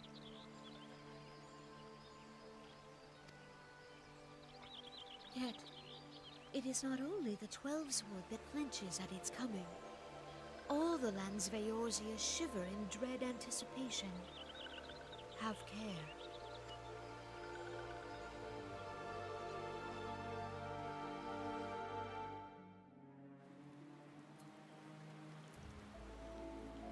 Okay, over to Little Solace.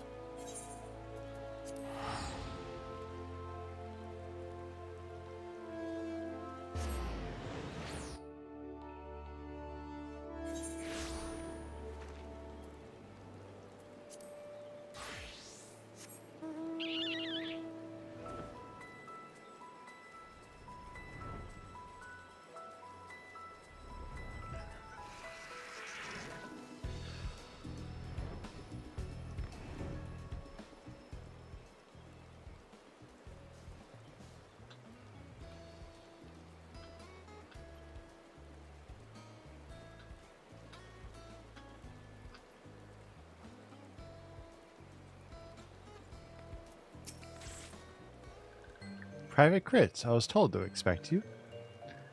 I understand you go to treat with the primal Ramuh himself, an unenviable task, but one for which I have no doubt you are well suited. Oh, okay.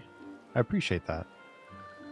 I've been told that your fellow Scions are conducting an investigation of the area as we speak, that we might ascertain the location where the Lord of Levin might be found.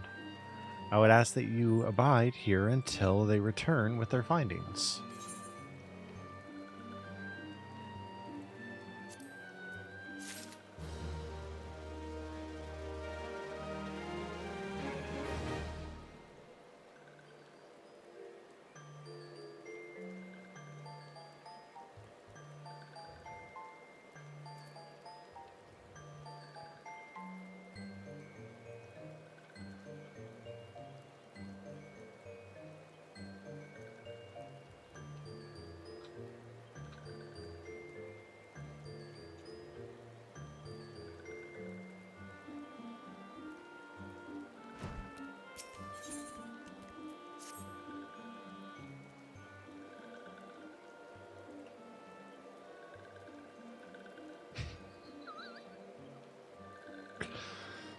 I was told that a messenger would be sent as soon as your fellow scions finish their investigation. I do not imagine it will be much longer.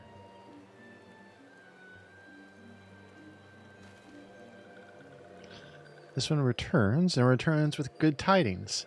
Wise ones have finished searching and have wisely identified the precise location where the touched ones summoned Lord Ramu. Your timing is impeccable. My fluttery friend, might you be so kind as to escort this good man to his fellow scions?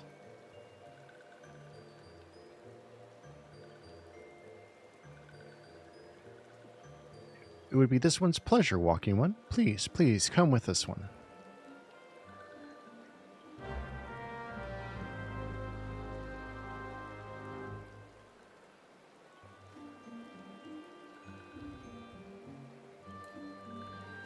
I should probably refill my drink before I go much further.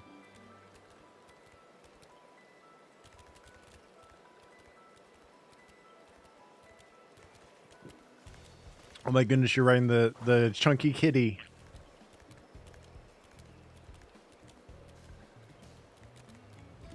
Let me refill my drink real quick.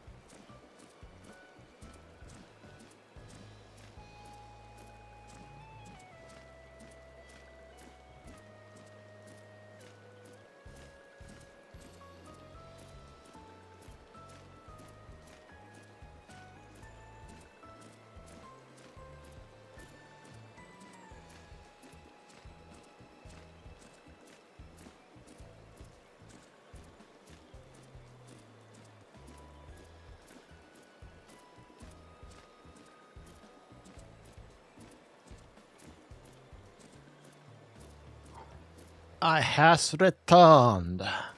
Ooh, nice. Evil eye. Okay.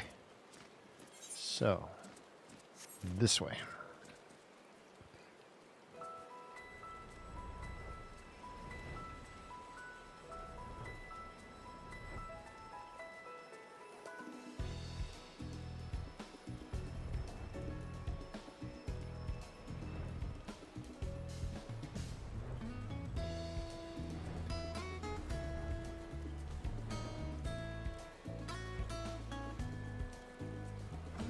No.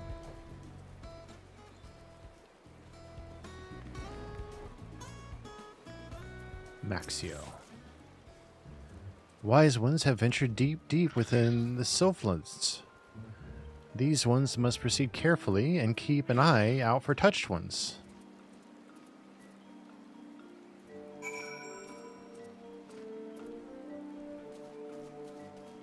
I'm guessing I'm pretty close to fighting Ramu.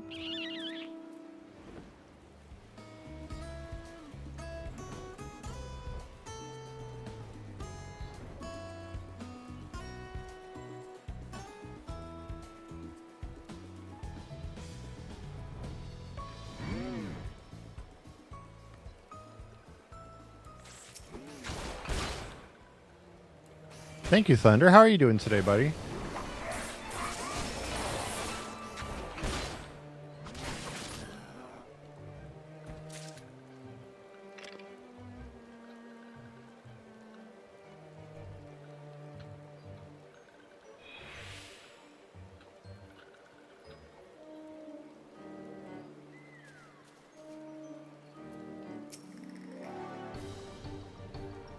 This one is most sorry, but this one can go no further. Draw too close to Lord Ramu, and this one may turn mean and nasty like touched ones. And so this one must say farewell for now. Walking one, we'll find wise ones not far from here, to the south. Go in safety, walking one.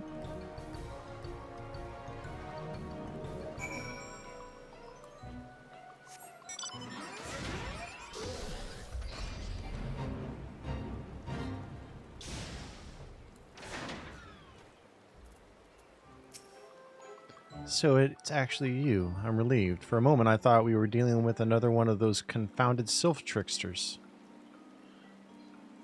I swear, with them wreaking havoc with their skin-changing magics, it's a wonder I was able to finish taking my measurements. It was quite the ordeal. You should have seen the look on your Stola's face when the one impersonating you suddenly showed up. It's quite enough, Papa Limo. My apologies. It's not like me to ramble so. At any rate, as I was saying, I have finished measuring etheric activity in the area, and I am pleased to say I have reached an indisputable conclusion.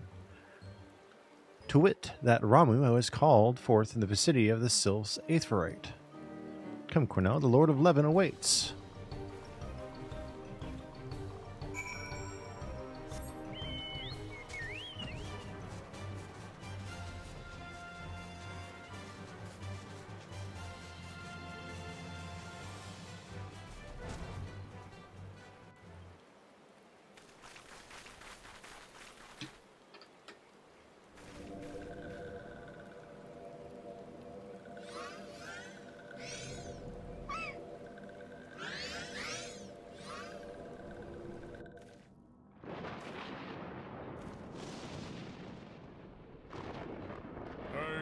Betrays thee, servant of hiding.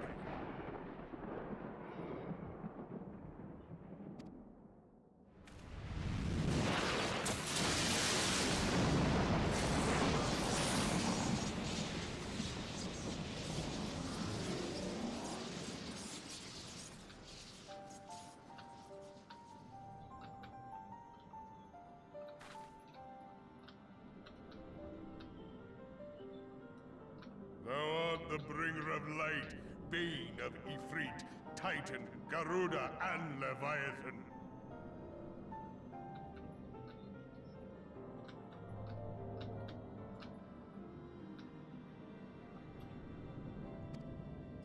I am Ramu, guardian champion of the children of the forest.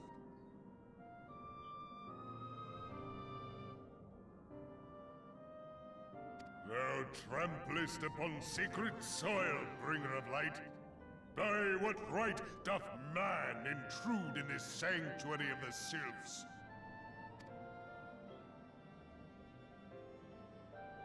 The Gridanians proffer peace? Their words are born of delusion, thine offer an insult. Thou speakest of harmony, yet carest naught for my children's desires. They did but wish to dwell beneath these boughs in solitude. Yet even that was too much to ask of man. Thus did they turn to me for succor. The sentence I pronounce upon thy kind is just. Redanian or Garlean, it matters not. The good intent of one excuseth not the misdeeds of the other. Thy conflicts have brought naught but anguish and misery unto the forest. All blame doth lie with the darkness that resideth in the breast. It is a lot of beard. And people say I have a glorious beard in real life. No. That is a glorious beard.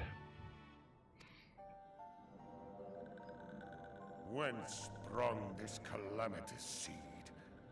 In the beginning no such duality existed.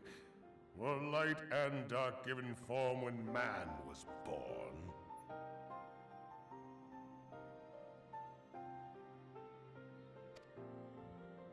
It would explain much. Not least why strife and sorrow follow ever in thy wake.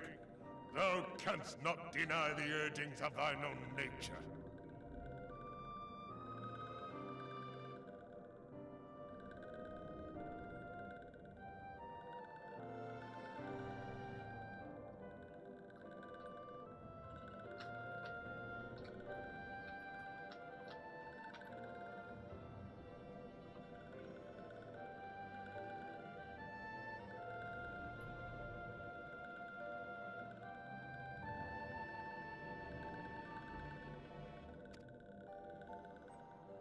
Knowing that thy mere presence here portendeth tragedy, wilt thou persist in this pretense of peacemaking?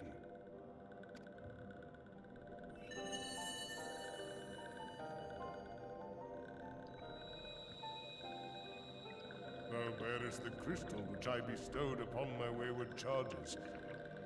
That they should entrust so precious a gift to thee. Thou standest apart from thy kin. Thou art the bringer of light, aye. But there is something more in thee. Very well. I shall consider thy proposal, shouldst thou survive my trial. If thou wouldst champion the cause of harmony, I must have proof that thou art fit to play the role. Wither mine ire, and prove to me thereby that thou hast strength enough to stay the darkness which threateneth to consume thee. Yet if thou shouldst be found wanting, know that all men shall perish in the storm of my judgment.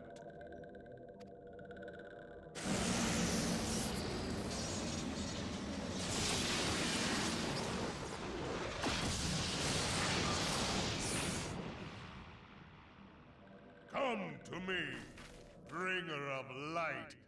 I shall await thee on the field of battle.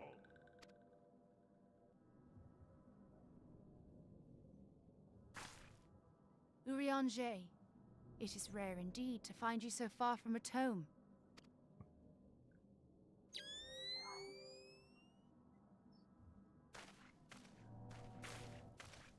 The Lord of Levin himself. Never till this day had I looked upon his visage, save in painted renderings made faint by time. Ever shall this scene remain etched in my mind's eye. Beg pardon, my lady.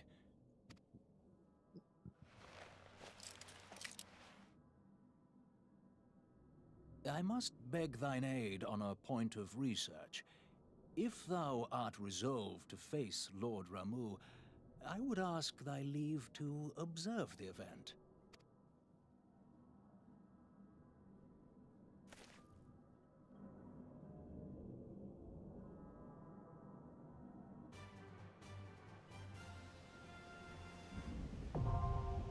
Striking tree hard, now accessible. Okay, so me and you just need to jump into a party. Tori. There you are. You were waiting, Peach. That is cute. That is adorable, I must say. So, invite.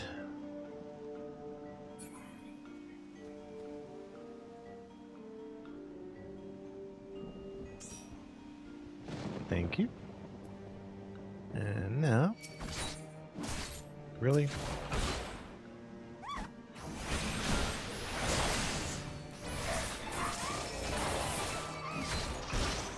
Oh, okay.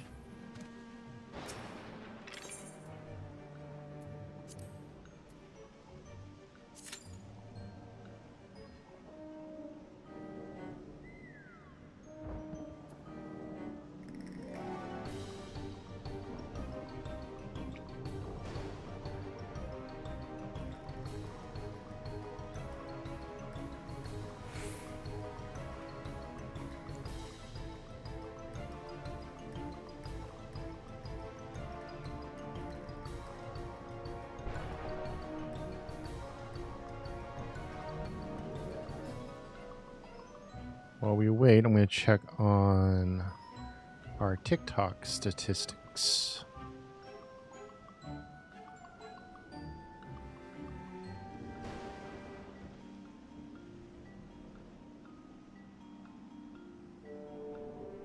Hmm, 130 views, not bad.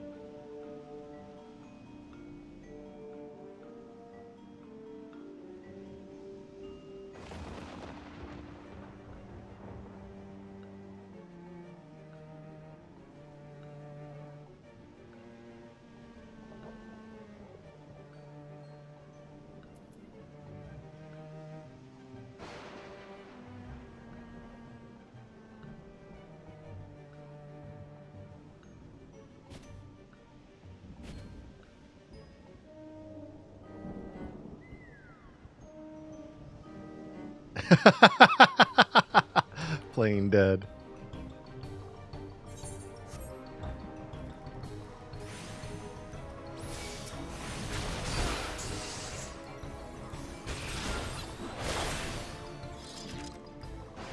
Damn.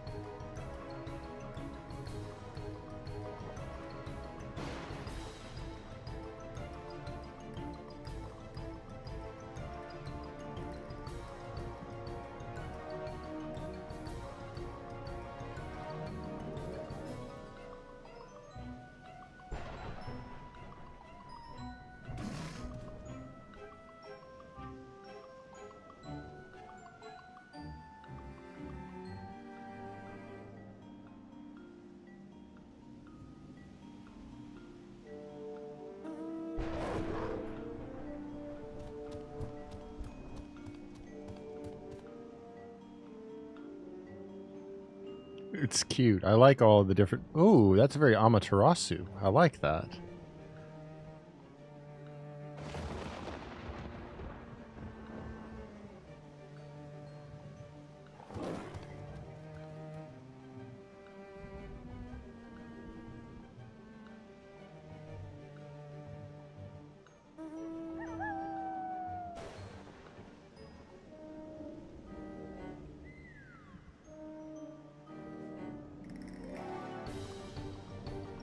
That one's really pretty too. Oh, there we go.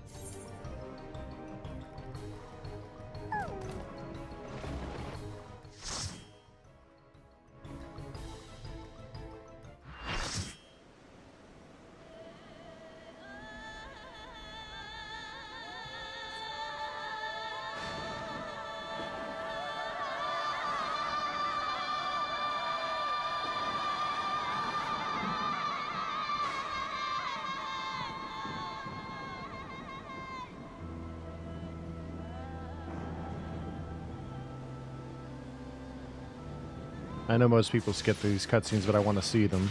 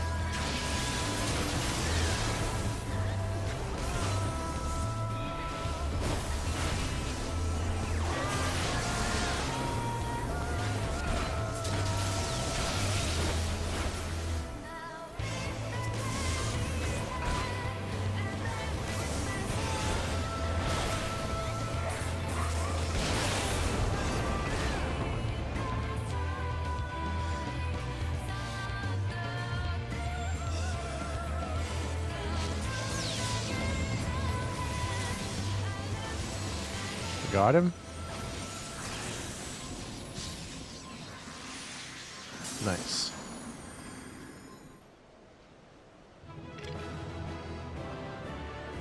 That was a good fight.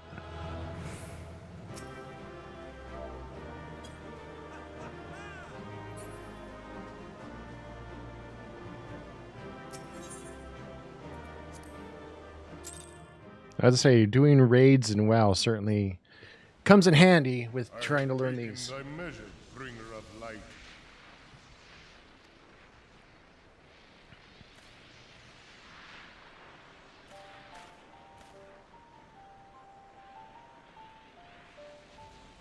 And I judge thee a worthy champion. The task of excising the sin that hath taken root in man's heart is thine. Shrink not from employing thy strength in service to the forest and the wider realm beyond. Like hungering shadows do the enemies of harmony gather, and meekness will but feed them. If man is to be delivered from the dark, it shall be by thy guiding light alone. Stray not from the path, for if thou dost, thy people shall be truly lost. You know what? I'm going to have a special gummy. Half a one. Thou hast slain the Lord of Levin. A regrettable act, but a necessary one.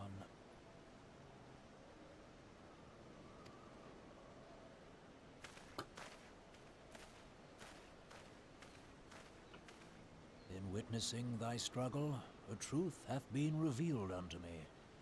If I mistake not, it may yet prove a chink in the eternal armor of the Ascians. Sour apple. Interesting. But let us conclude our present business. I shall expound upon my findings at the Rising Stones anon. Thank you for the hydrate.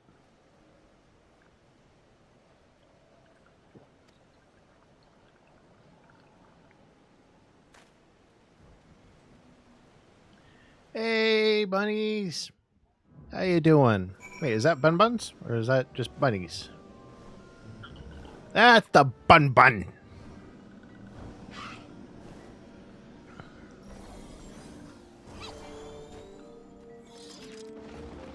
I appreciate you running this with me, Tori. I'm curious what you thought of how I did compared to most newer players.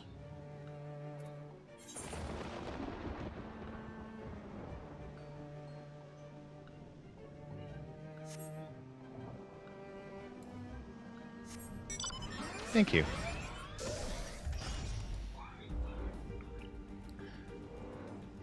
Having played in a larger MMO before, I think helps, especially with running something like a raid, where you have to be careful mechanics and watch out for ads.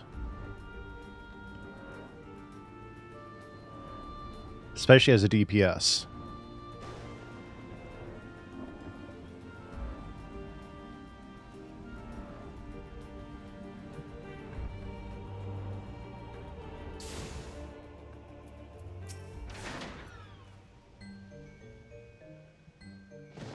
Ah. Okay. Okay. See, I never played tanks where I ate into my own health to do better damage or hold threat better. I always played self-healing tanks in previous games like Paladin and Death Knight in World of Warcraft. Private Crits, you have returned. Dare I ask how Rami received your visit? Yay! Yeah, I kept using my one skill that lets me do damage and heal.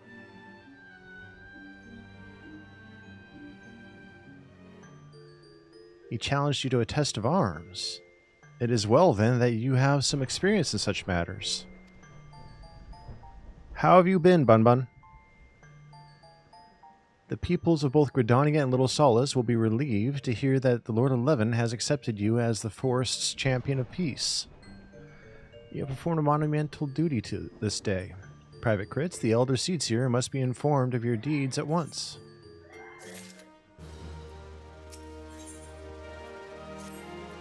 The Elder Seatseer will wish to hear of your experiences firsthand. Pray, return to Gridania and make direct for the Lotus Stand. The conjurer at Nofika's altar will be expecting you. Fare you well, Private Crits.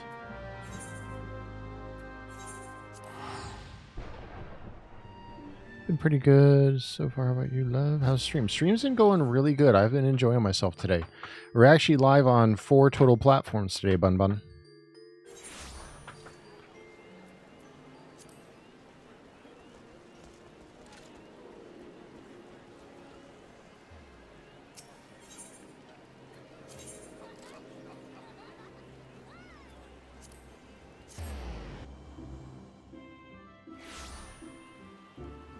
Yep.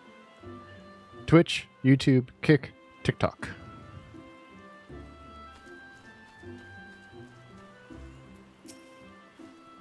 Welcome back, Honored Scion. We who know of your mission have been most anxious to see you return. The Elder Seatseer awaits you within.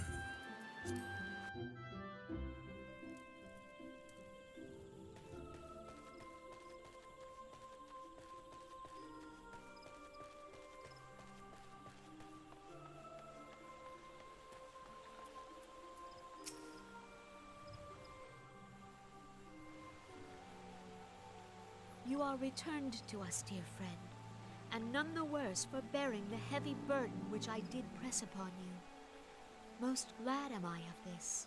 I am informed that your efforts to negotiate a peace with Lord Ramuh ended in conflict. Pray tell me, what befell?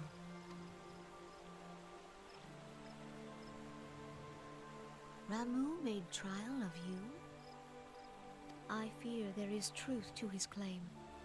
It is the darkness within us that attracts the darkness without.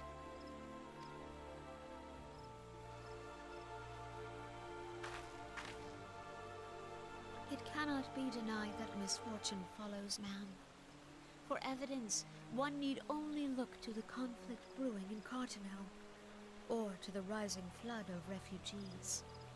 Our shared struggle against the Empire should have served to seal our union. Yet the ties which bind the Alliance strain under the weight of gross self-interest. As the scars of the calamity begin to fade, so too does our sense of common purpose. Yet And you and Hannah are using the same avatar. If this new-sprung realm is to survive beyond its infancy, it must needs be nurtured by all.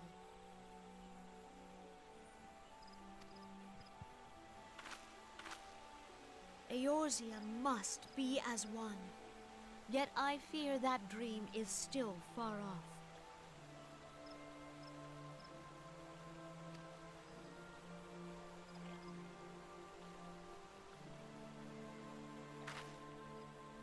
On behalf of the people of Gridania, and the elementals both, I thank you for all that you and your fellow scions have done.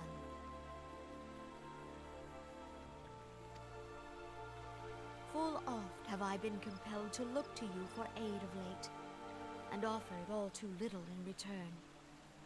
As leader of this nation, I shall endeavor to prove a more worthy ally to your cause henceforth.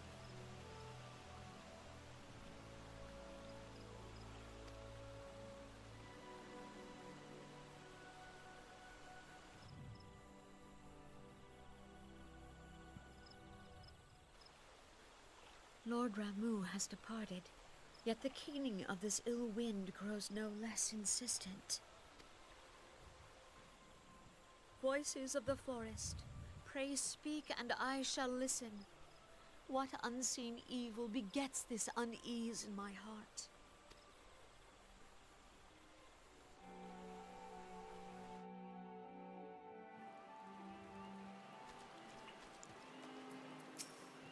Thus ends another daunting mission, eh, Cornell? I'd hoped Lord Ramuh could be persuaded with words alone, but nonetheless, I can only admire the adroitness adroitness with which you responded to the primal's sudden challenge.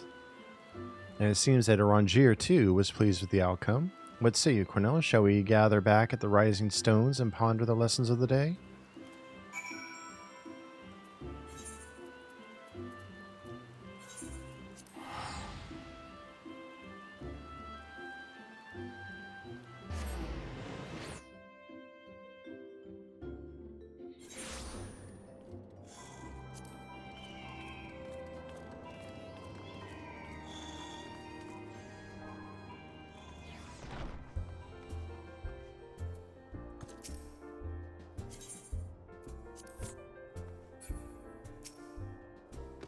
I'm guessing you logged out, Tori?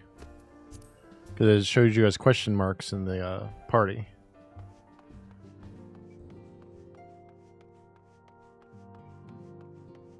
Oh, why did it show as question marks then? Oh, I'm not used to that. I'm sorry.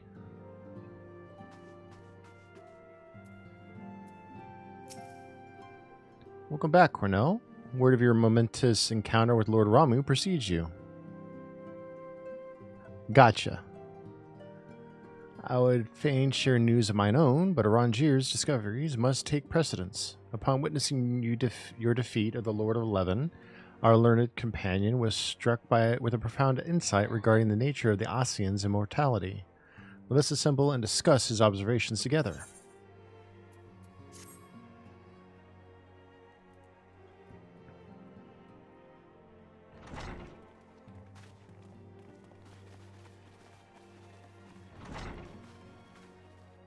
If everyone is ready, let us begin. Urianger, the floor is yours.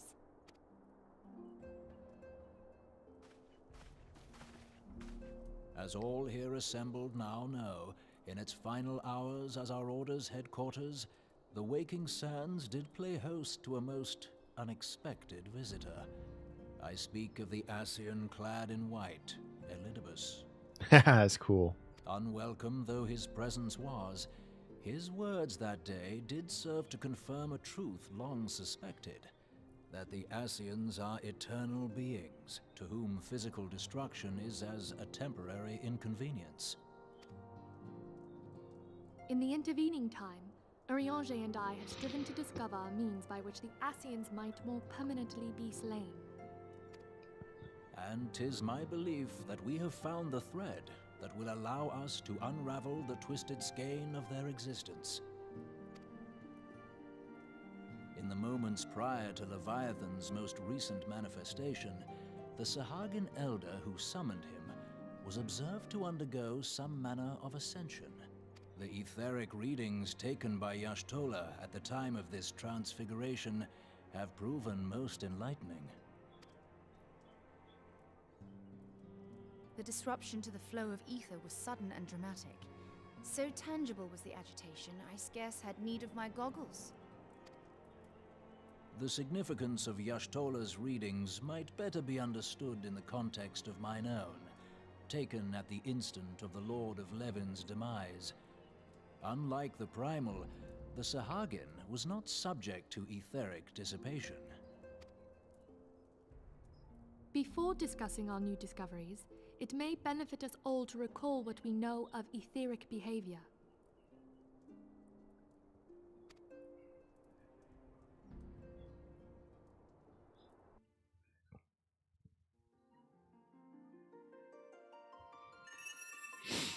Let us begin at what some might call the end. When we who dwell in the material realm die, our spirits dissolve into the flow of ether and are returned to the ethereal realm. In turn, the restless energy which suffuses that plane streams back into our world, giving rise to new life. 'Tis as the heavens did decree, the way of all mortal souls. Twixt this world and the next do the ethereal currents swirl, bearing the very essence of life.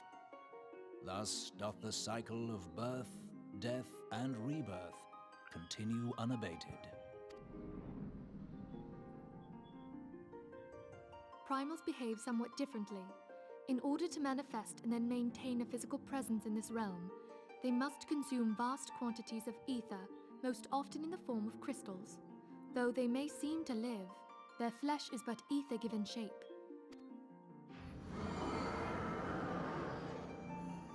Thus, a defeated primal leaves behind no broken corpse.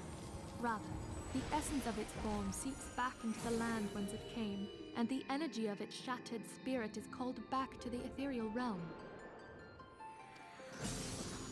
And there it waiteth, till next the prayers of the faithful do draw it forth from the sea of ether, to take their offering of crystals and make for itself a new body.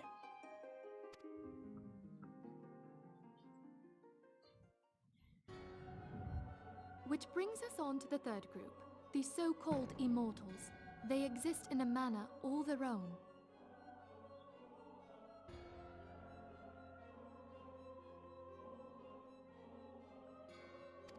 Quite. Even as the Sahagin elder fell to the Admiral's musket shot, I witnessed the release of an ethereal cloud, which immediately took possession of a nearby minion.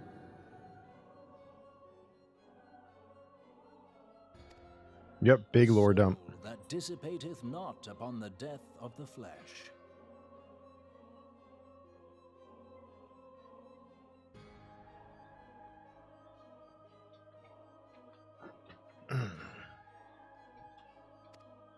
The secret of life everlasting, and in the claws of a Sahagin no less. But I wonder, what would happen to one of these obstinate spirits, should there be no suitable host for it to claim?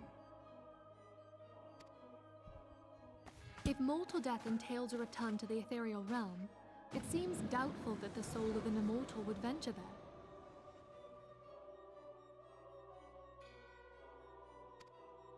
Nay, it merely withdraweth a distance, unto the shore of the ethereal sea, perchance, but no further. Yes, it exists in neither this realm nor the next, abiding instead in the space that lies between them.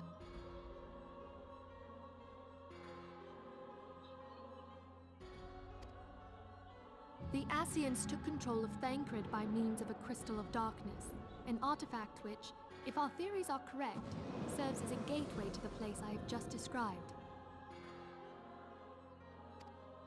I was hoping people had forgotten about that.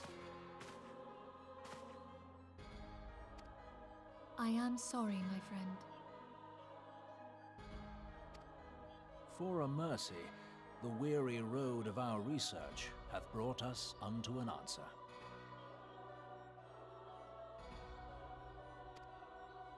The Sahagin ascended to an immortal state, but he did not possess a crystal of darkness through which to flee this realm. Thus was he consumed by Leviathan. If we could entrap the spirits of defeated Ascians in like manner, and thereby deny them resurrection... A needed lore dump, though.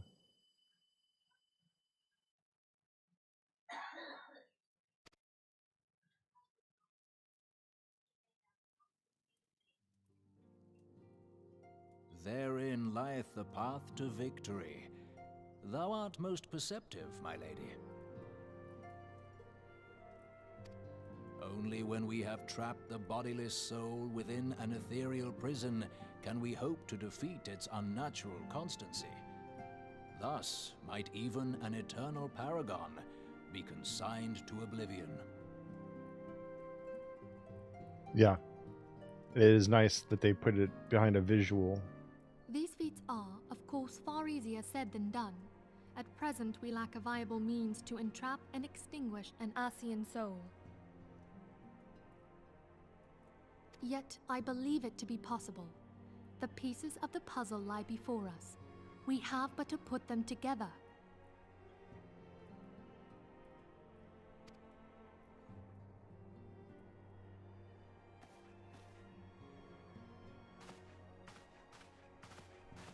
I will depart at once to convene with the sages of Sharlayan. Together shall we divine the steps by which our goals may be achieved. I have the utmost faith in you, Archon.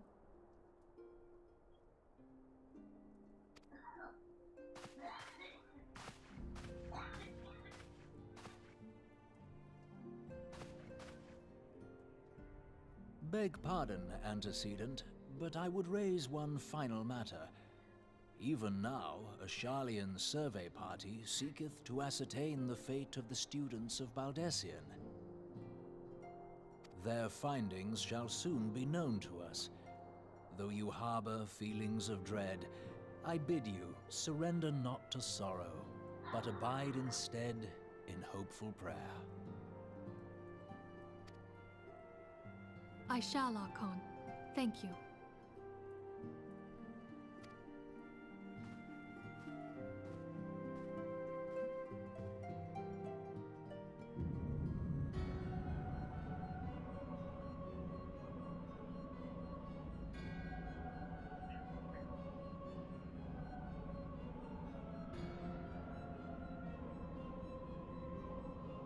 The Lord of Levin is returned to the Aether, as was Leviathan before him.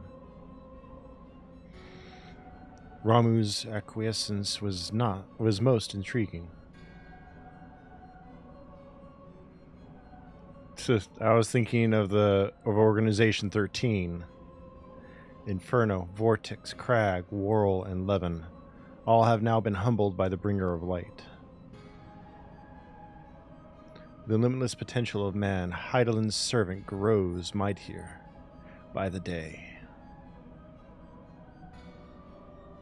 Yet he prospers at great costs to his mistress, whose strength is all too finite.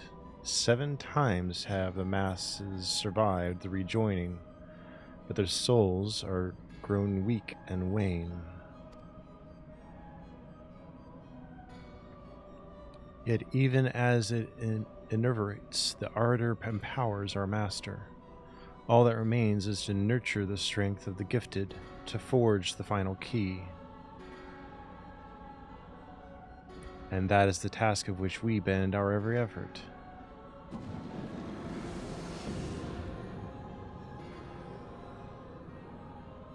Divine seeds were ever wont to quicken in Orzia's fertile soil.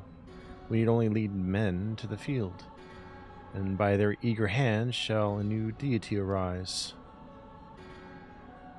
That which was shattered shall be made anew, and the one true God shall come again.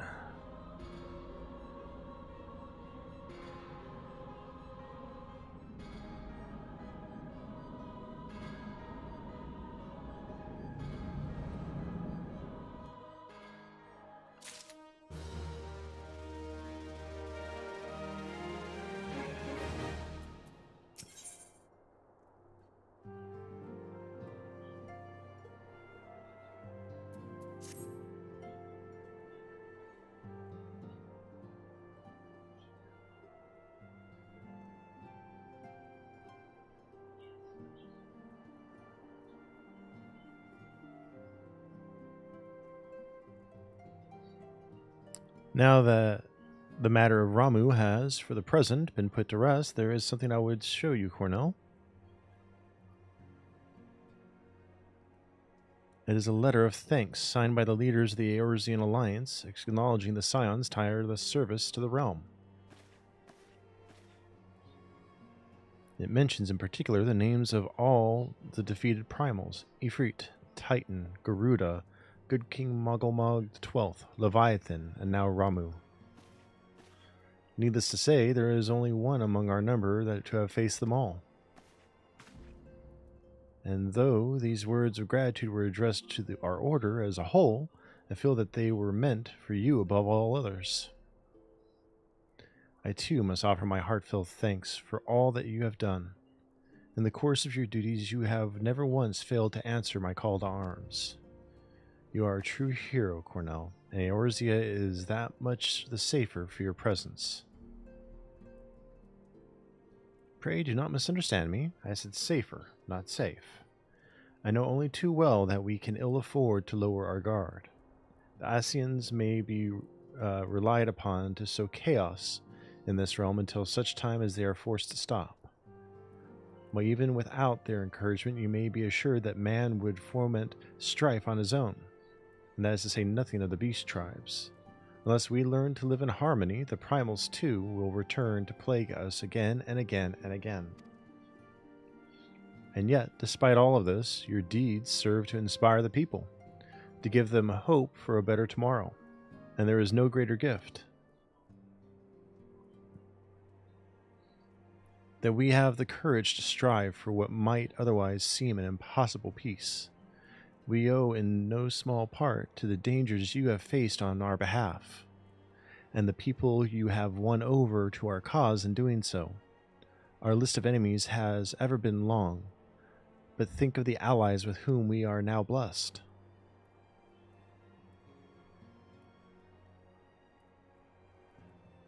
That's at the mirror, right? In a room at the inn. Of the sylphs of Little Solace, who wish not of conflict. Of the Alamegans and the Domans who stand with us, determined to halt the dread march of the Empire. And then there are the many unsung individuals who have gathered here in Revenant's Toll, honest men and women who seek to employ their skills for the good of all. Gotcha. Of course, when speaking of our greatest allies, we must not forget those closest to us, by which I mean our fellow scions. Thanks to their many and varied talents, our order is uniquely equipped to combat the far-reaching corruption of the Ascians, and combat it we shall. Your enthusiasm is truly heartwarming, antecedent. Given our embarrassing wealth of allies, I trust it will not inconvenience you unduly if I absent myself for a time.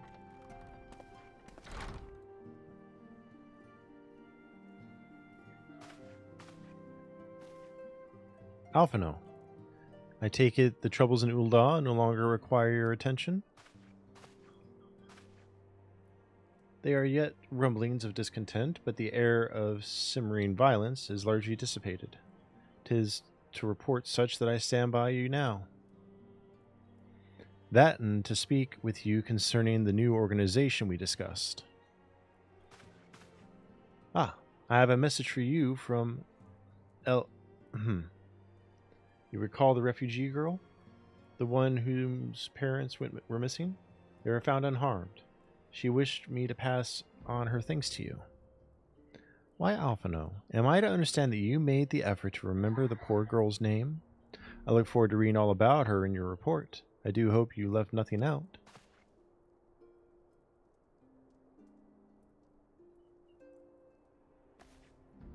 Cornell, you have been away from Revenant's Toll for some time now, I believe. Might I suggest that you put the affairs of the realm to one side and for the moment take this opportunity to reacquaint yourself with the town?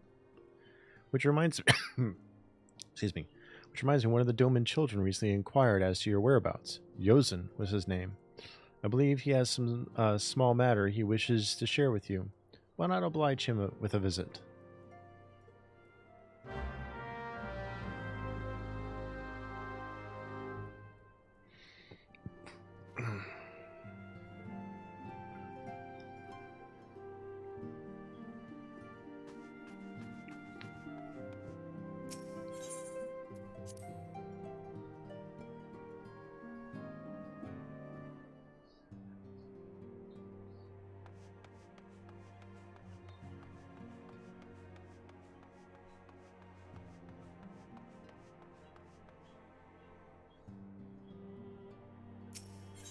Yeah, it's patchworked. I'm actually going to go in and do it. I was just thinking about that after you mentioned it. Excuse me.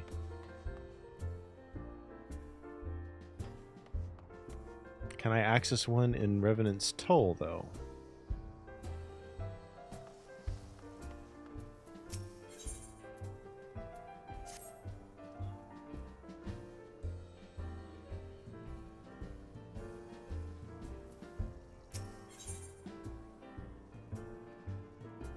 In Mordona?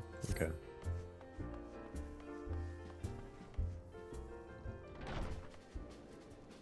Your tank looks good.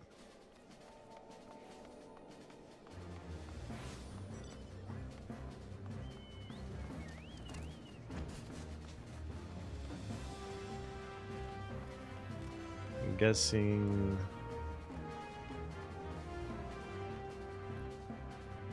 Okay, I should have asked you to show me. I'm an idiot.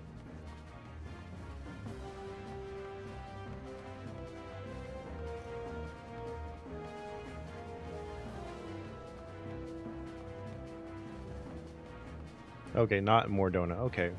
Well, I know where to... Then I'll go to Black Shroud, because I know where that one's at. Oh.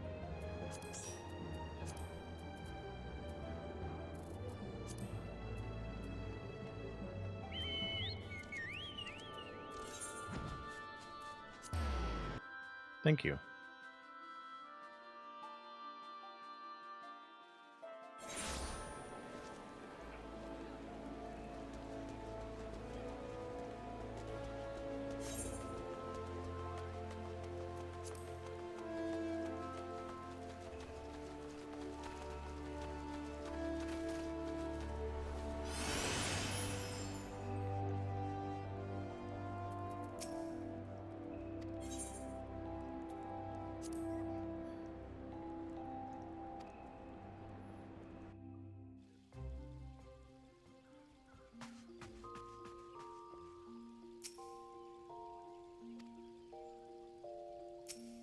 Oh, I've not unlocked it yet.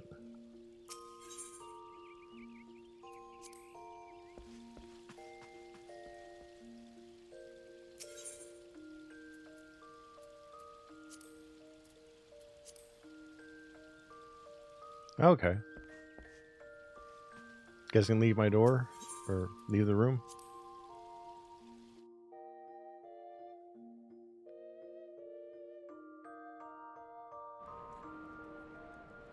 All right.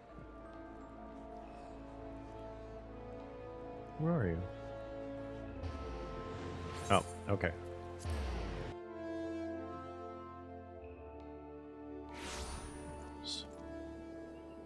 Let's see.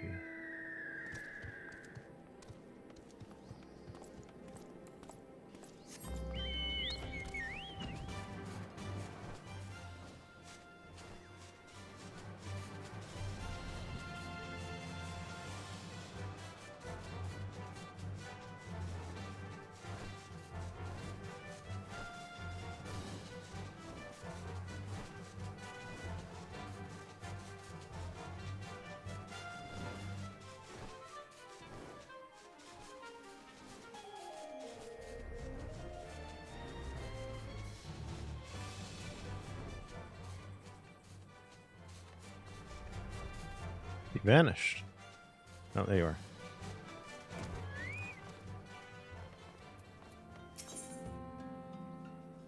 If I had a glamour. Oh dear, dear, dear. This will never do. My sense of aesthetic simply won't allow it. How can you go out dressed like that? My dear, if only you'd spare a thought for style and coordination. I hope your garb holds up during a scuffle, because there's little else going for it. That's it. I made up my mind. From this day forth, I will take it upon myself to save you from any more fashion disasters. Let me see. So much that needs to be addressed. Where do you even begin? Be a dear and get me a drink. I'm feeling rather parched, and this is a matter best discussed over a glass of something cold. Just go to the pissed piece and ask for Fulsend. I'll have some blood orange juice and tell her to make sure there's no pulp in it. Now off you go. Might as well do the other one then too. You there, yes you. The decisively unfashionable adventurer. Gods be good. Never in my life have I seen such unapologetic focus on function at extreme cost to form. The mere sight of you, you fair, makes my eyes bleed. As a lover of all things aesthetically pleasing, I cannot in good conscience allow you to continue roaming the realm in that sorry state. I believe your appearance can be salvaged through the use of color. I'll teach you how to go about dyeing your outfit, but first I must have a drink. So, go grab her drinks. Yes. It's that one, right? Yep.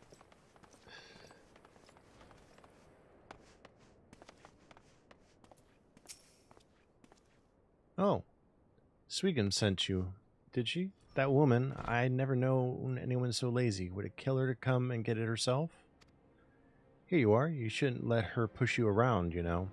Give her an ilm and she'll take a malm.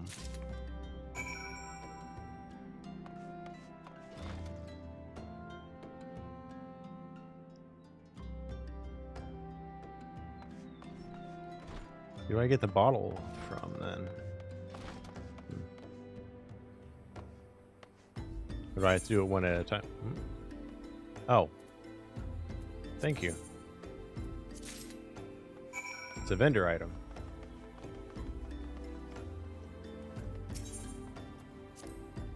Pray tell, have you brought me my orange juice? Lest you have forgotten, the merchant who sells it can be found just inside the northern gates. Gotcha. Phew, that's a relief. Finally, I can teach you how to bring color into your life. Listen well. There are handy items called colorants, which allow folk to dye their outfits a veritable rainbow of colors. These colorants are so simple to use, adventurers have no excuse to be fashion unconscious. Lest you worry that dyeing will affect your garment's precious properties, you may rest assured it will not. The practicality you adventurers love so much will not suffer for the change in appearance, and change for the better. It should also gladden you to know that garments can be dyed repeatedly, so there is no fear of getting locked into one color. The garish pink that seemed like such a wonderful idea a dozen glasses of red can be undone. And that is all you need to know about dyeing gear. Now, what are you waiting for? Get out there and bring some color into your life.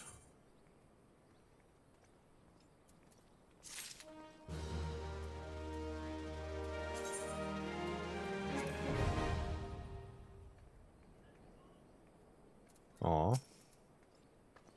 So how's that drink coming along?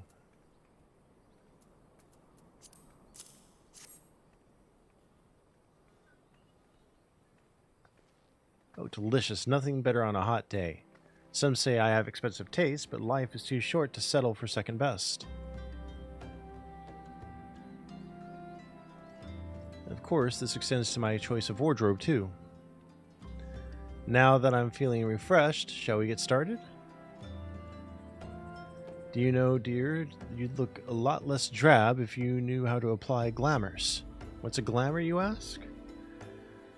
Well, they use a glamour prism as a catalyst to project the image of one item onto another.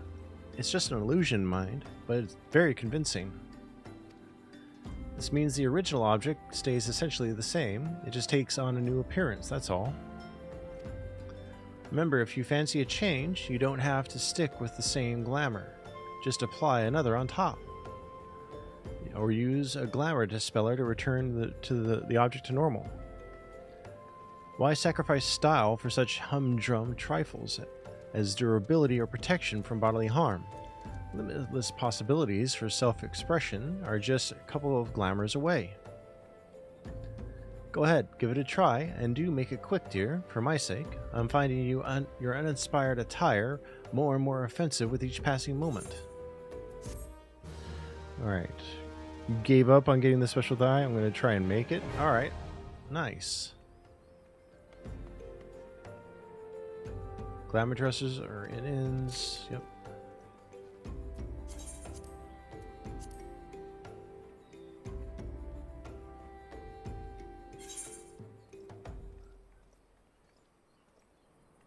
Oh, wow. Thank you so much. All right. Now.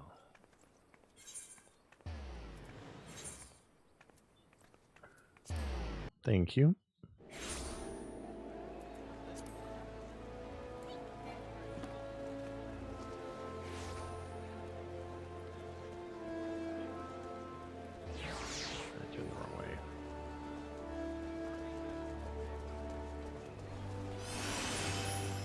It seems to change where I land sometimes. Yeah, very quick.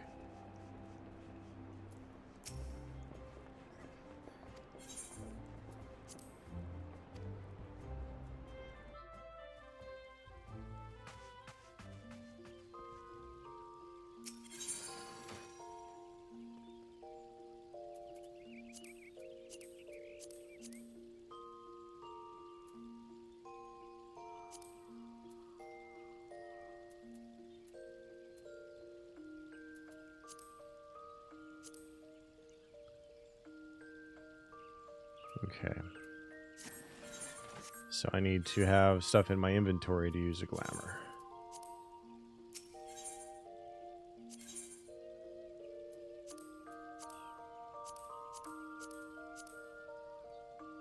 What? I stored that stuff, I thought.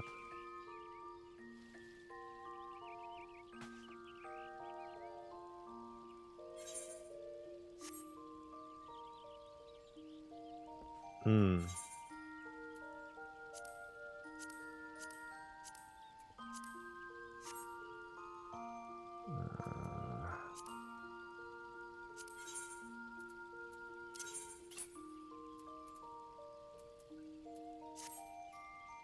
Then they should be in my inventory.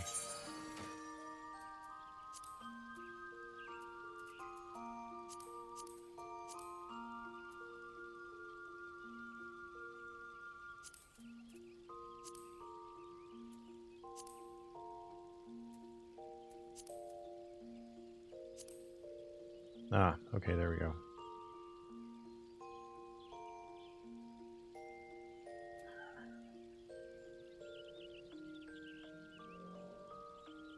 I need to sell some stuff off.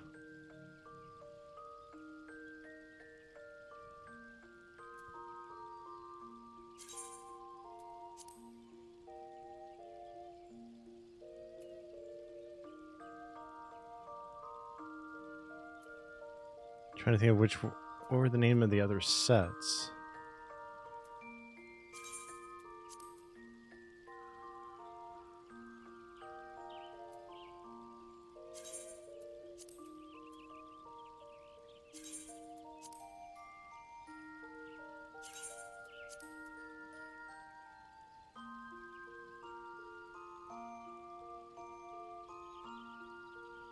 On the bottom? Okay. I'm just wondering where my Leon heart and my strife stuff went too.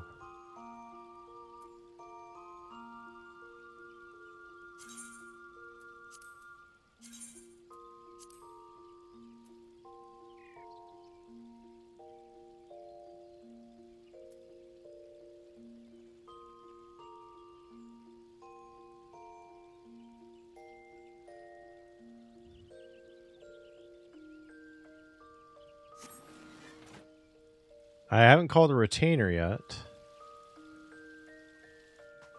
I didn't see anything in here, that's the thing. Remove item.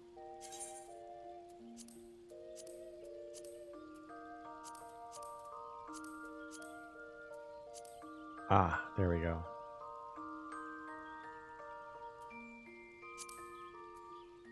Oh.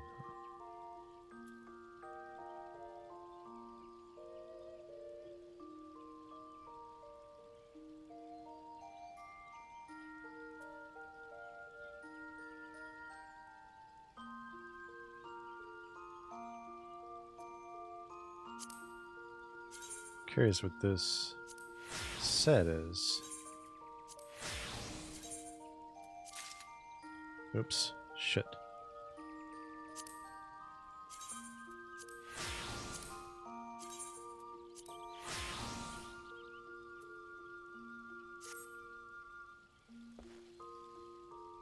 Oh, I like that.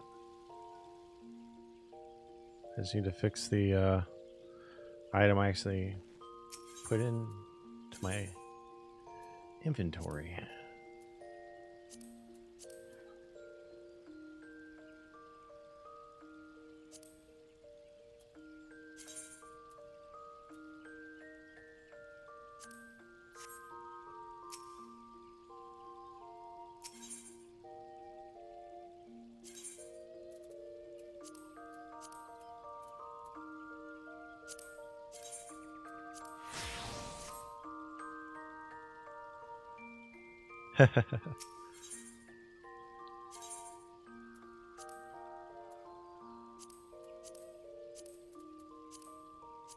Okay, I stored those in there.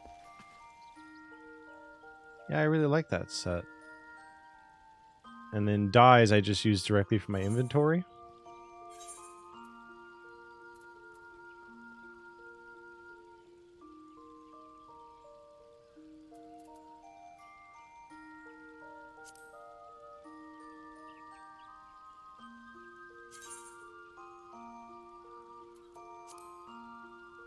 The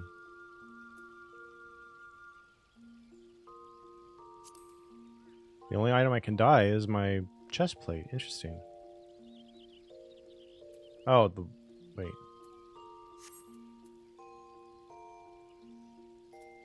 Yeah.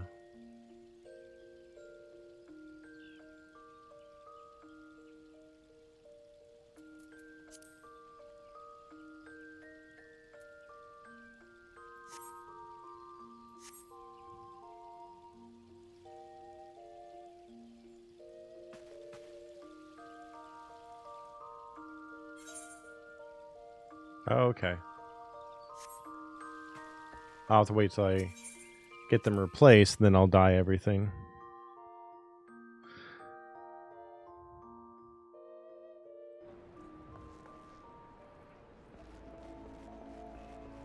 Alright.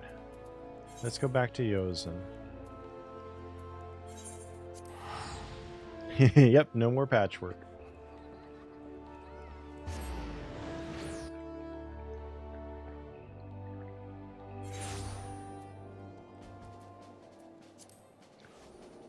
At least until I get a new piece of gear.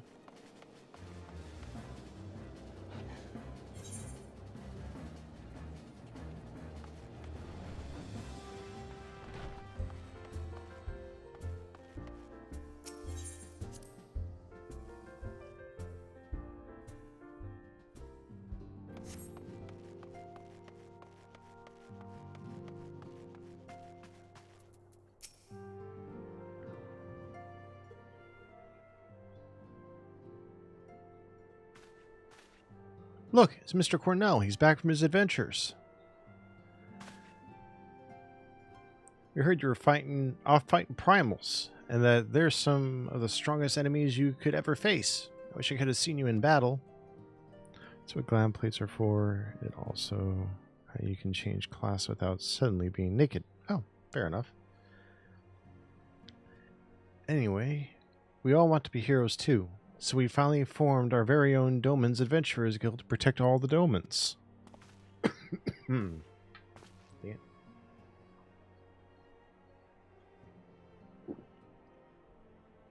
Oh, do you think you could train us today, Mr. Cornell? Maybe you could show us how you fought the primals.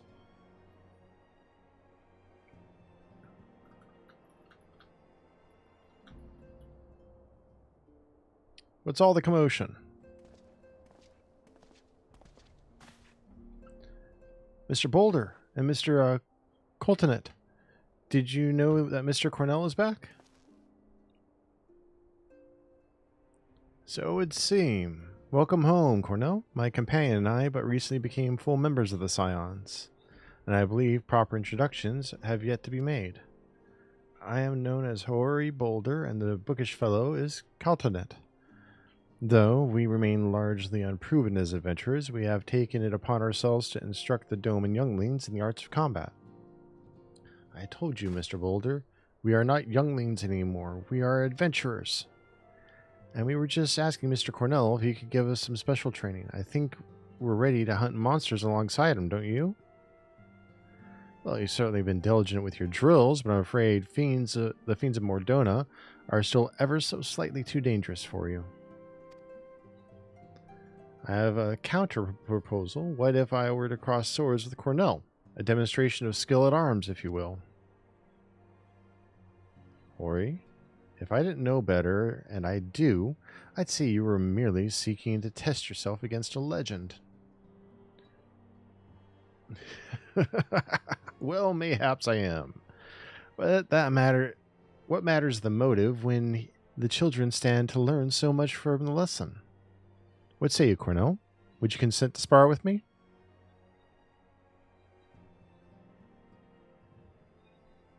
Hooray! We're to have a tournament. Come on, everyone. We must prepare our gear for an outing.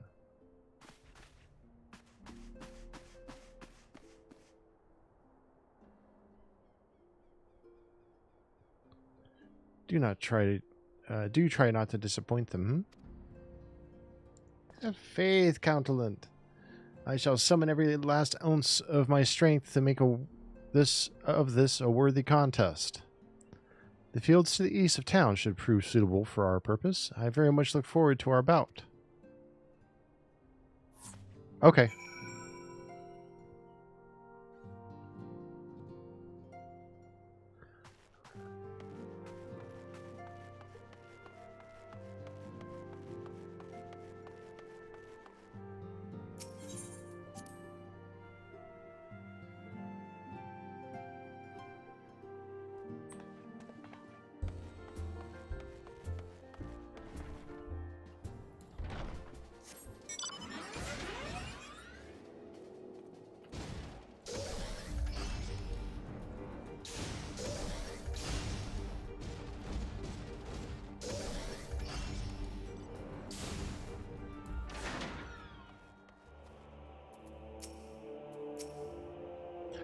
Twas good of you to agree to this, Cornell. I trust you are ready to begin.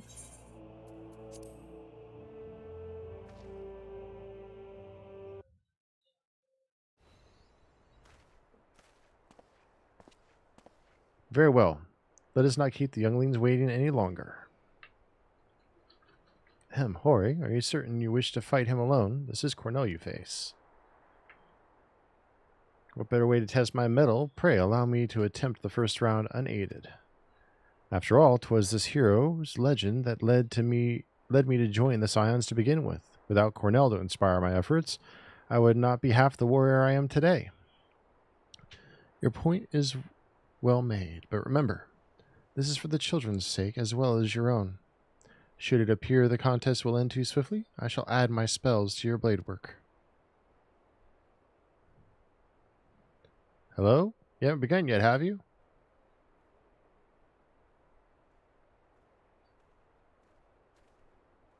Yida? What? Who are all these people?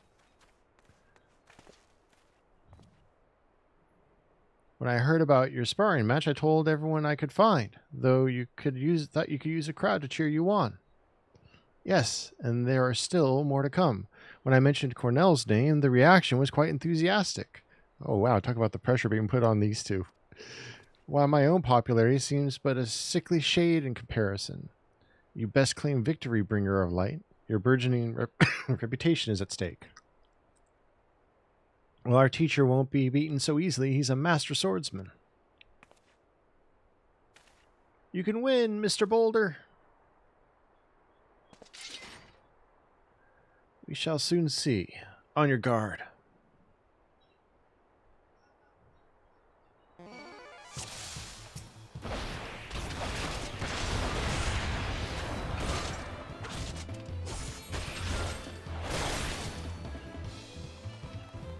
You're kidding. Ugh, such power, the tails barely do you justice. Mr. Boulder won't lose, will he? It's not over yet, it can't be. Aye, the children have the right of it. 'Tis time I join the fray. On your feet, Hori.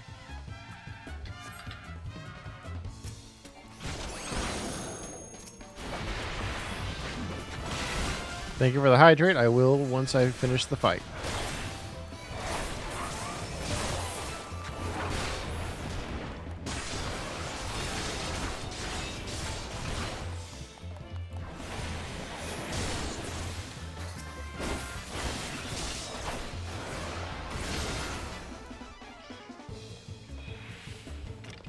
Oh no, he looks hurt.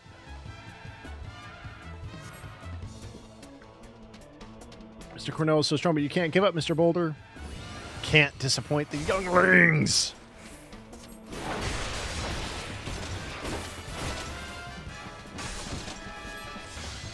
'Tis your example I follow. Surrender not to the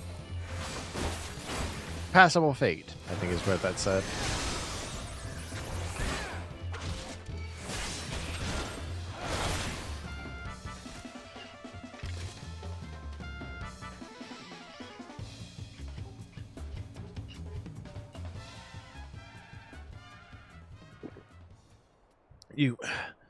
You have bested me. I yield.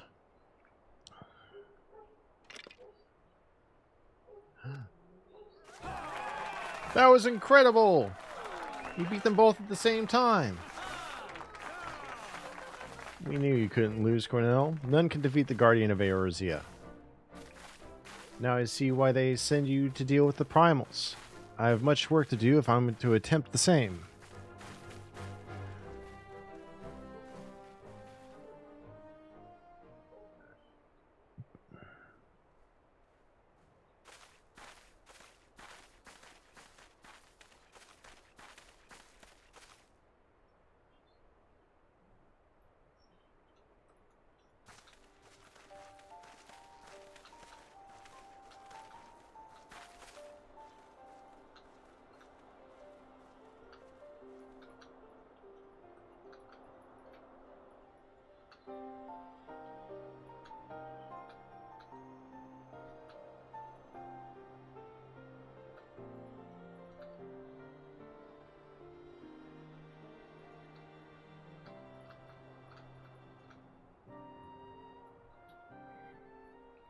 Impressive as always, Cornell.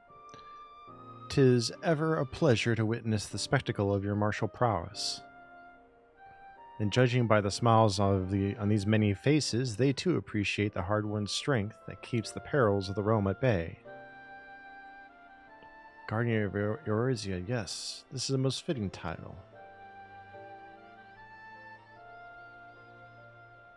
Do you recall when first we met? 'Twas the memorial service for the Battle of Cartano. At the time, I was yet attempting to understand the land of Eorzea. I sought to grasp the reason why Grandfather willingly sacrificed himself to protect it. I shall speak plainly. My initial impressions were less than favorable.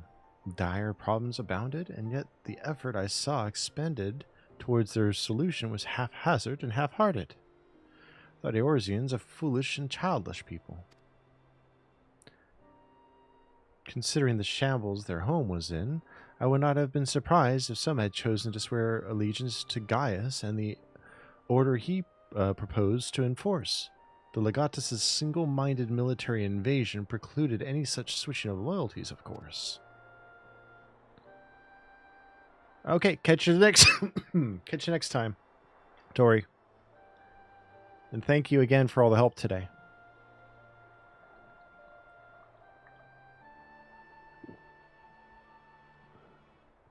Were it not for the desire to continue Grandfather's legacy, I would have abandoned the realm to its fate long ago.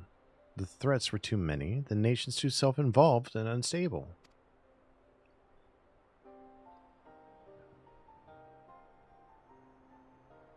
'Twas you who convinced me the salvation of Eorzea was possible. 'Twas you who taught me, through countless acts of bravery, that what my grandsires sought to preserve was not the land, nor the history, nor any single nation. It was the people, these wonderful, oft infuriating, stubborn people that suffer blow after terrible blow, only to drag themselves back up to their feet to face another day. Though he never put such feeling into words, I believe Grandfather's admiration for this inextinguishable courage grew into a fervent wish. A wish to aid Eorzea and its inhabitants in charting a course to the future. A wish that has now become mine own. I too will endeavor to take up the mantle of Guardian of Eorzea and champion these people who toil towards a better world.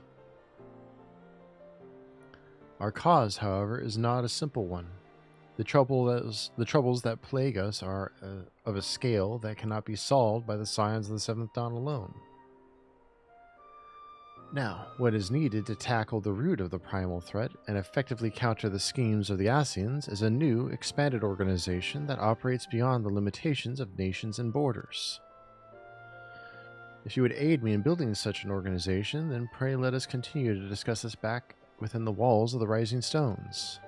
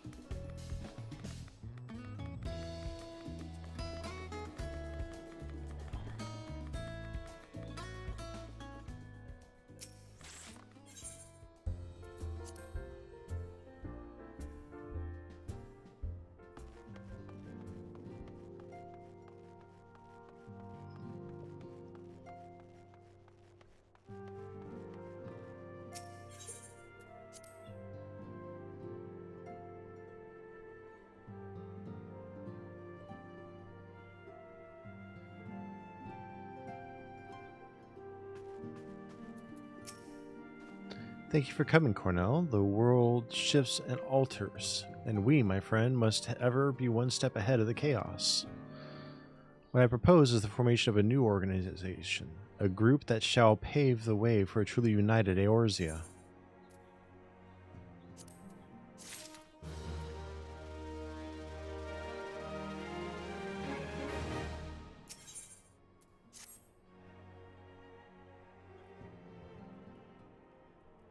Pray, forgive me if I tread over old ground, but I would first speak of the grand plan. Since the advent of the 7th Astral Era, the leaders of the 3 nations have been deliberating over an accord that seeks to bring the disparate forces of Eorzea together into a single entity. A realm-wide grand company, if you will. The military might of such an institution would be drawn from every corner of the land and directed against threats that no single nation could hope to overcome alone.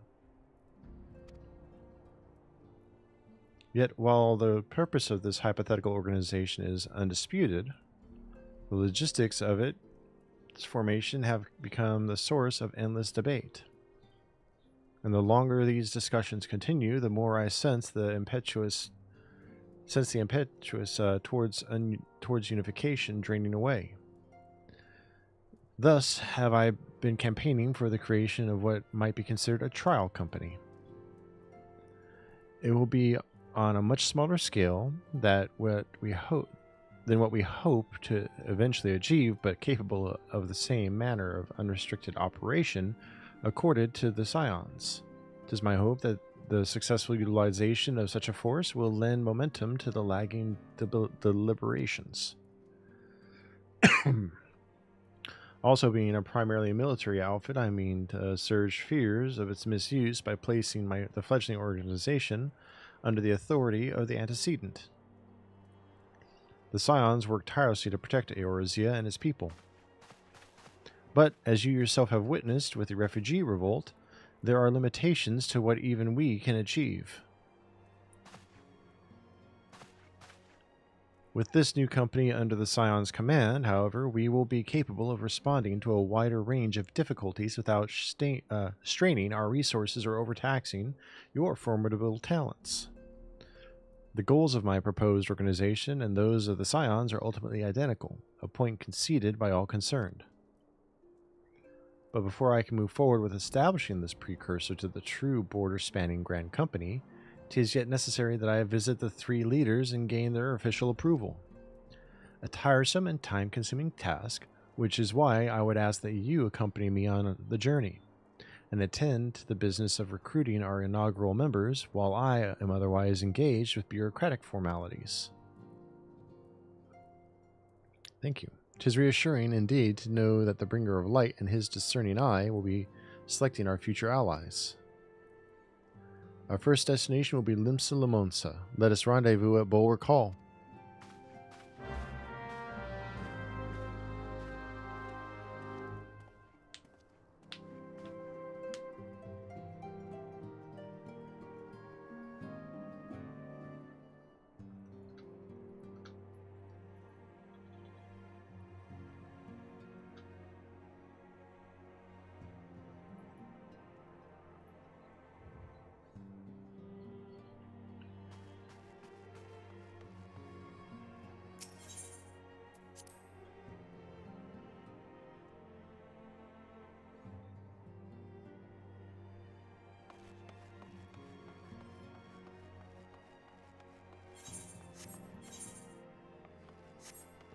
All right.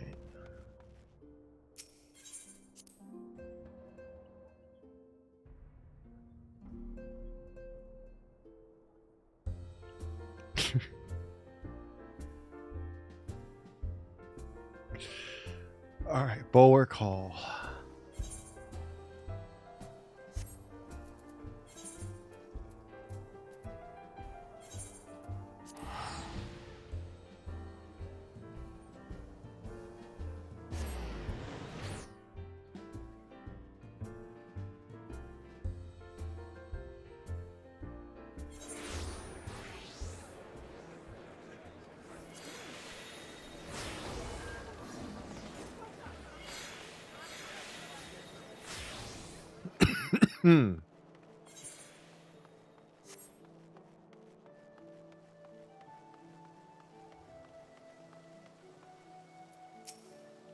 Ah, there you are.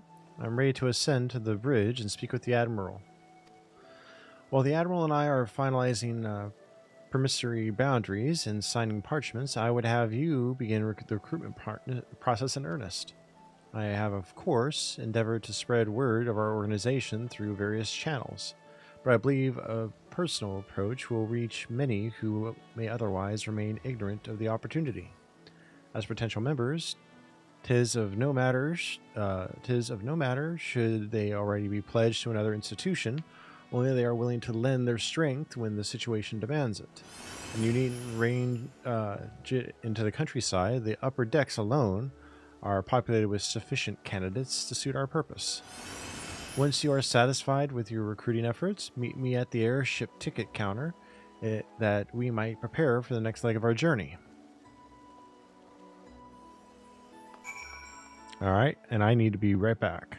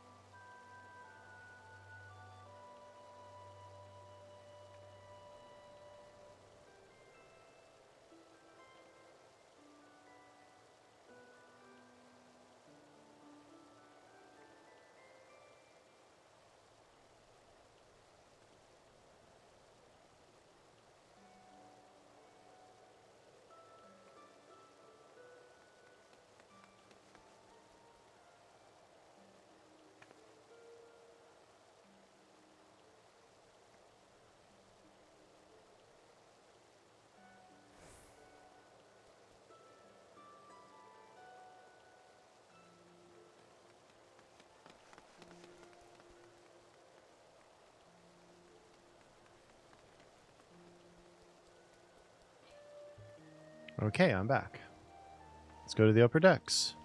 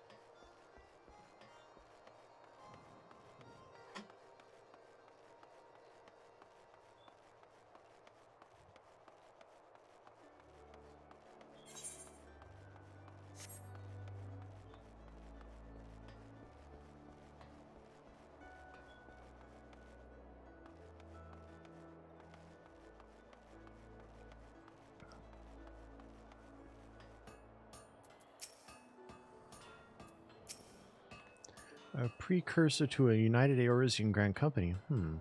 While I do admire the scope of your ambition, my responsibilities here at Laldik and Vermelis keep me close to the forge.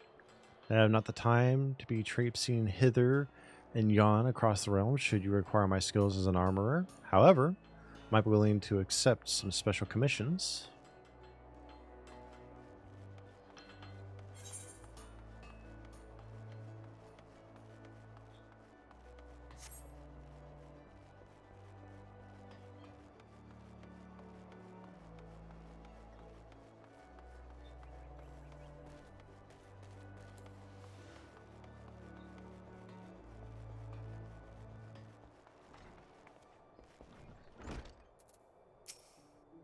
Eh? Who in the bloody hells do you think you're talking to, Drylander? I'm a pirate, not some sodden knight in shining plate. If If you're looking for self-righteous fop, try knocking on that dandy Carvelin's door.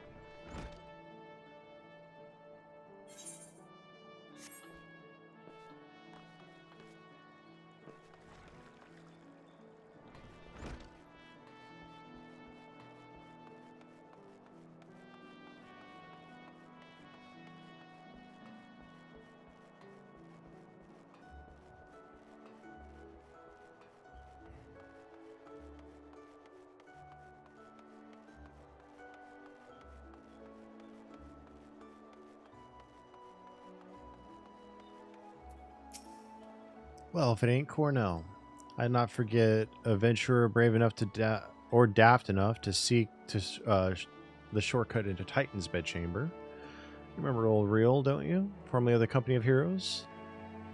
3 whistles at Bronze Lake. Hey, it ain't often I drag my arse out to Limsa for a drink, but I'm right glad I did. How fare you these days? You're looking to put together a new crew? Top tier work? Sounds like a right lark, it does. Alrighty, lad, count me in. The heroes may have gone their separate ways, but I ain't ready to climb into me grave just yet.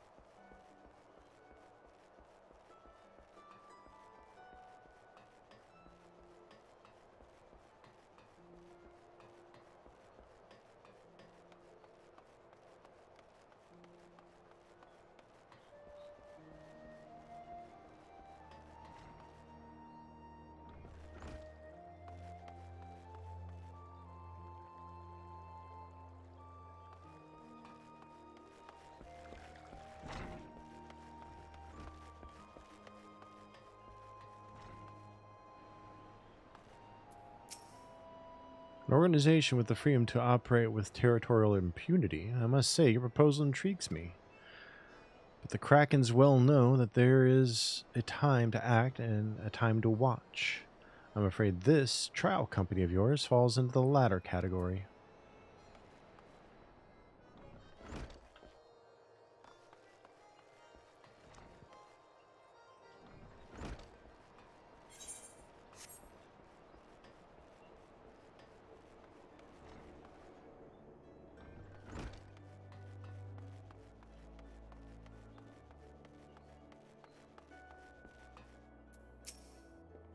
Master Alphino's new organization? Yes, I had heard that the formation of his trial company was in the offing.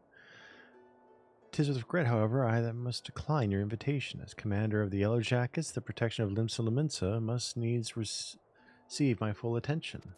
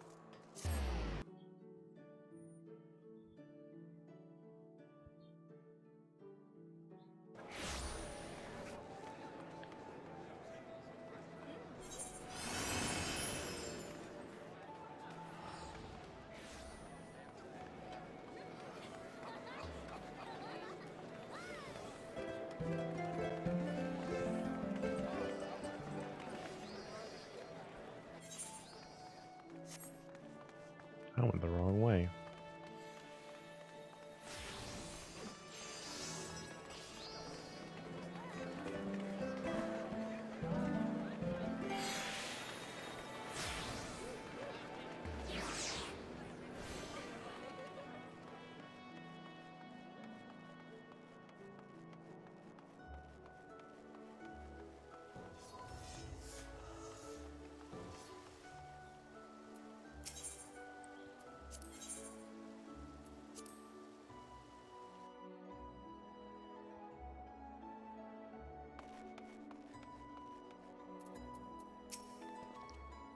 Cornell, your recruiting went well, I trust. I'm curious as to how many proposal was received by the rough and ready folk of Limsa Lumensa. A member of the legendary company of heroes indicated his interest. Astonishing. I knew enlisting your aid was the right choice. Few could boast the acquaintance of such an elusive character. I too was successful in my task. The Admiral consented to sign all the documents requiring her approval. I can only hope that my visit with the Elder Seedseer proceeds as smoothly. Pray, continue on to Gridania at your own pace. I shall await your arrival at Nofiga's altar. Blah, I'm getting tongue-tied again.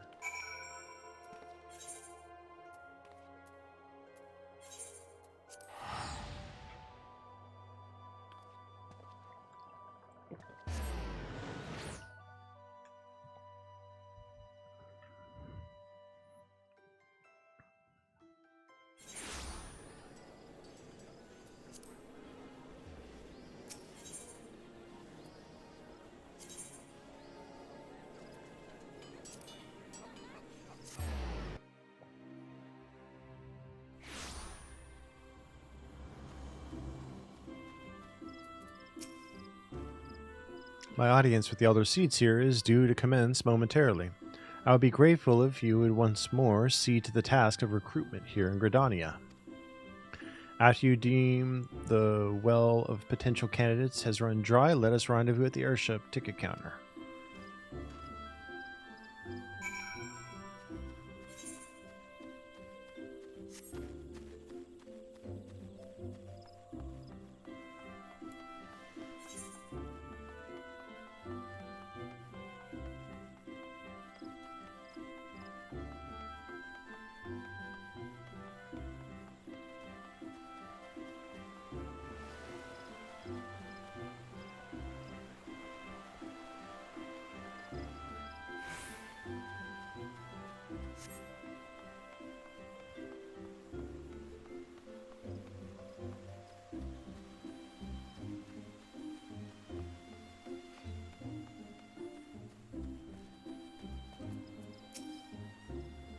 Oh gods, can it truly be you?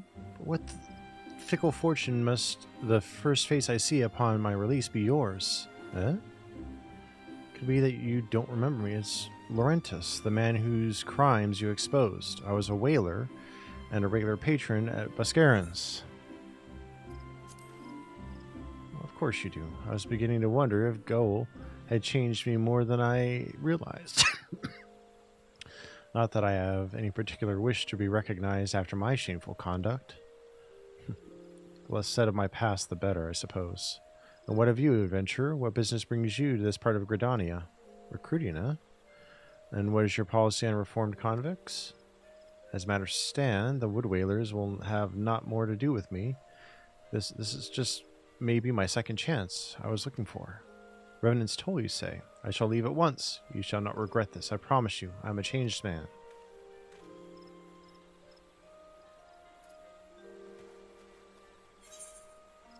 Alright.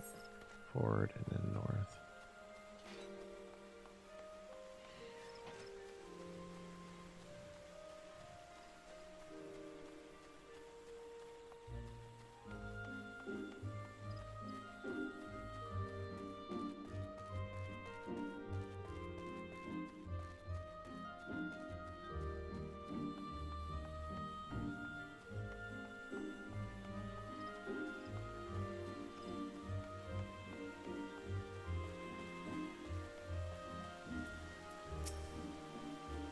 Grandfather, you must call it a day. Let us return to the guild and rest ere your tormented back gives up on you for good.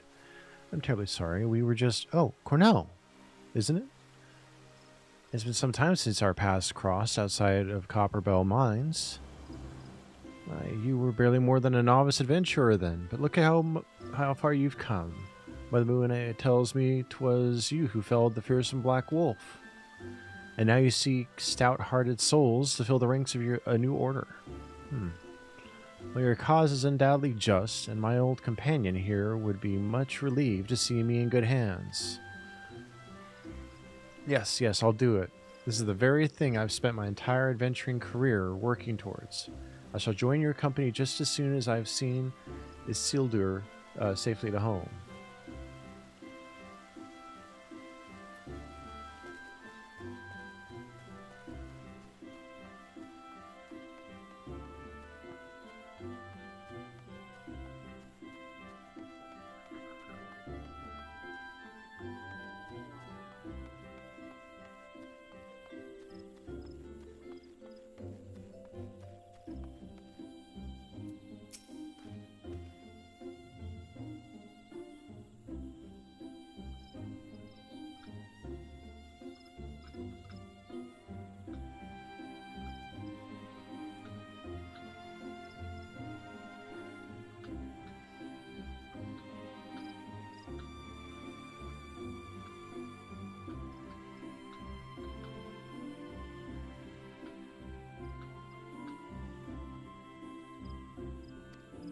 Oh, pray forgive me, young master, but I cannot accept. I have sworn to abide here for whatever scant years remain to me, and bear responsibility for the evils my lady has wrought upon this land. So basically he said no because of his own guilt over what happened.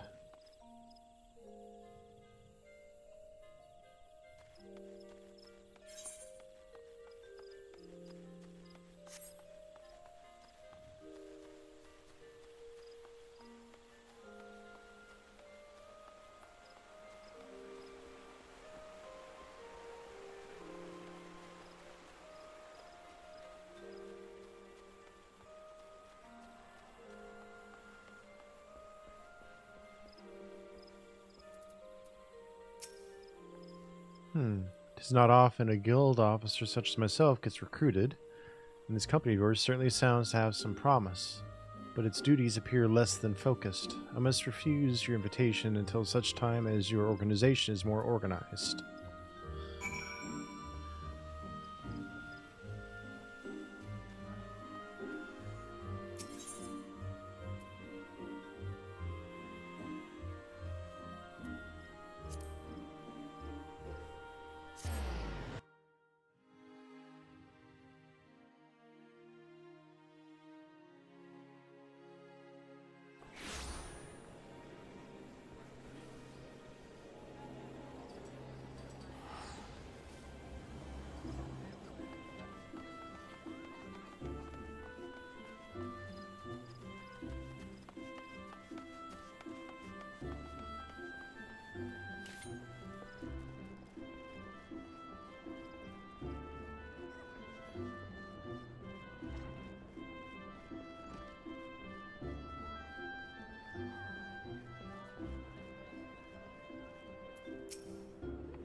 What news, Cornell? For my part, the elder Seatsier was most amenable to our requirements. A former wood whaler and a seasoned adventurer? Our company will not lack for variety, that much is certain. An interesting harvest indeed. Shall we strike into Ul'dah whilst the iron is hot? Let us meet at the Royal Promenade and endeavor to conclude our remaining business. Our journey draws to a close.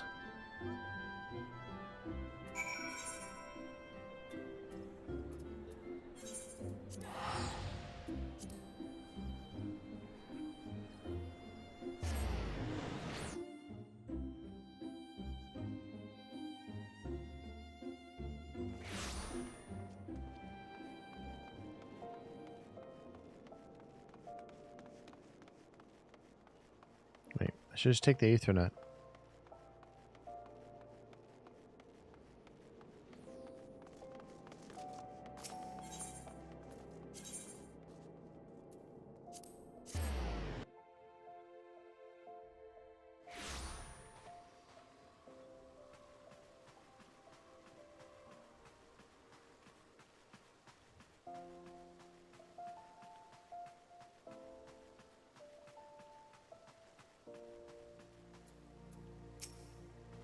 Ul'dah, the Gilded City, where one's fortune defines one's worth. Hope some manner of fortune is with us, and that this final leg proves as successful as the previous two. Might I suggest ascending to the lower level before beginning your recruitment efforts? I do not think the Sultana would take kindly to us poaching her from her personal guard. Let us meet back here at the promenade when our respective tasks are complete. Good hunting, Cornell.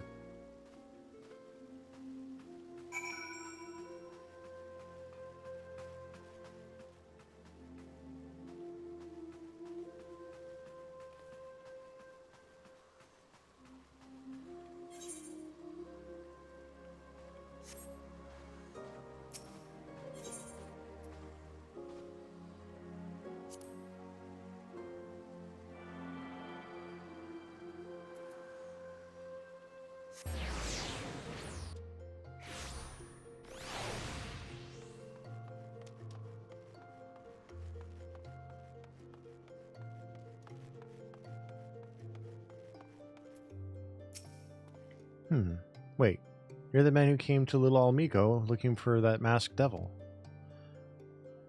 Who knows what might have happened if you hadn't? I'd probably be dead, and a whole lot more of my friends besides. We were such fools. Any road, that disaster really got me to thinking about our homeland, and about the outsider who saved us from ourselves. I realized how easily I had been manipulated, and vowed to make of myself a more worldly man, so here I am. A new company of champions? And you say it will take me to all corners of the realm? Sounds exactly like the kind of opportunity I need. And don't worry, I'm not the same stripling you met in Little Alamigo. I have prepared myself to fight the evil I now know is out there.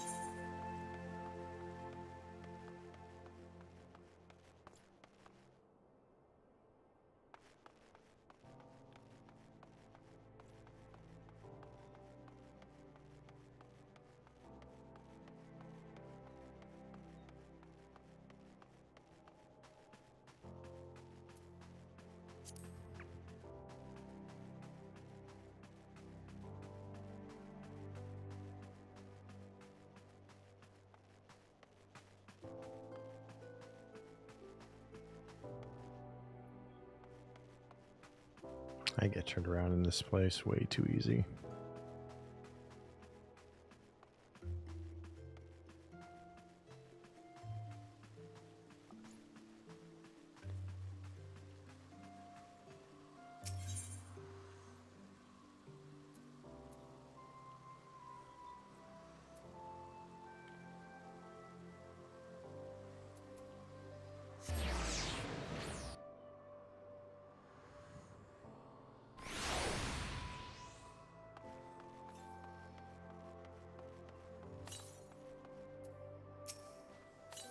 A company that looks to cure the ills of the realm entire?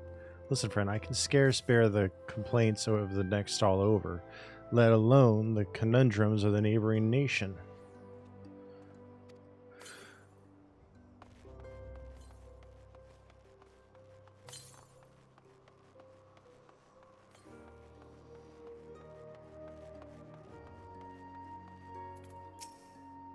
Aye, you'd be surprised what rumors drift down the Pearl Lane. I know of this glorious new company of yours, and just how far I'd go to avoid getting involved with it. Whispers on the street say your organization is funded by a corrupt coin, by syndicate money. If you think you're recruiting for a just cause, then you're a bigger fool than I took you for. That is disquieting.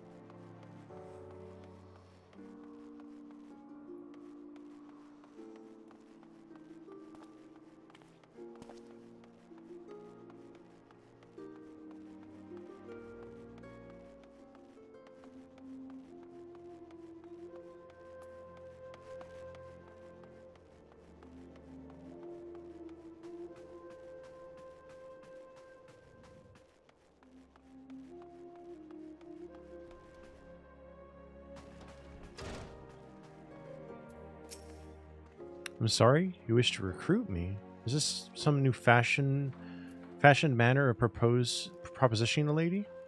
I'm afraid you're wasting your time. This lady has already spoken for. Good day to you, sir. She thought I was hitting on her.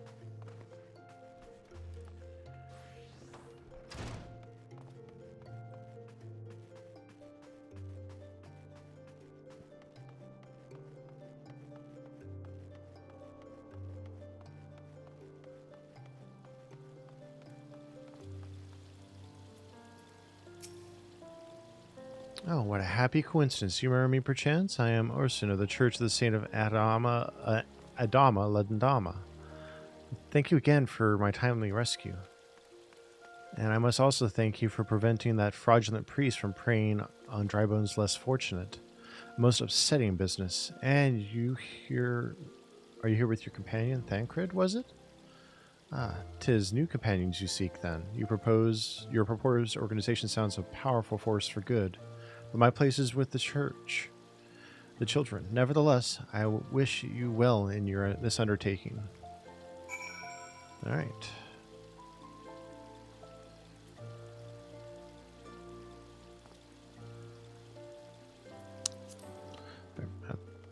For some reason, I think I could teleport to the shards on my own.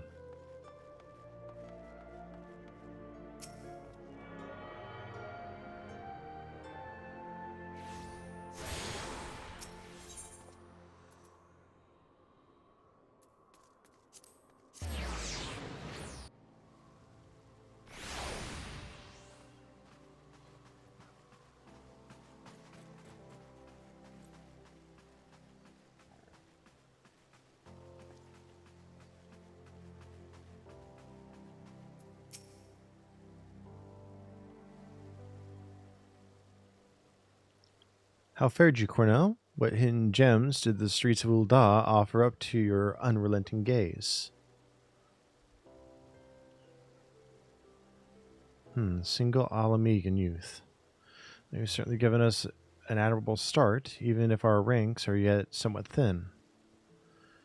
In these troubled years following the calamity, talk of Eorzea's salvation must seem akin to grasping at clouds. But there are those who have risen to the challenge nonetheless, and the hope that inspires these people was born in no small part from the victories you yourself have won. Thank you, Cornell. I will not squander the precious gift that you have placed into my keeping. These recruits will become the foundation of a new beginning.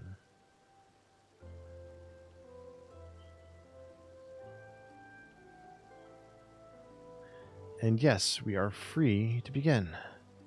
As you have no doubt surmised, the Sultana also graced my trial company with her blessings. Our first wave of recruitment is over, the documents signed, and the finances secure. There is naught to prevent me from taking the next step.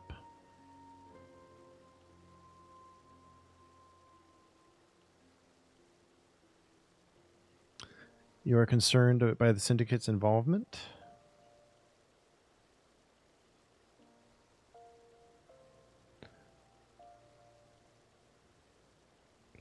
As was I. Thus was the origin of every coin of their contribution carefully scrutinized and recorded. The organization will not be built on corruption.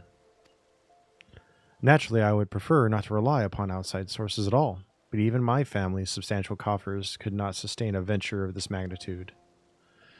And as for the rumors and doubt surrounding this enterprise, well, such things shall plague us until the company has had a chance to prove its worth. It will not be an easy process, but we will earn people's trust one success at a time. Speaking of time, we should waste no more of it. Let us return to the Rising Stones and lay the first stone for a united Eorzea.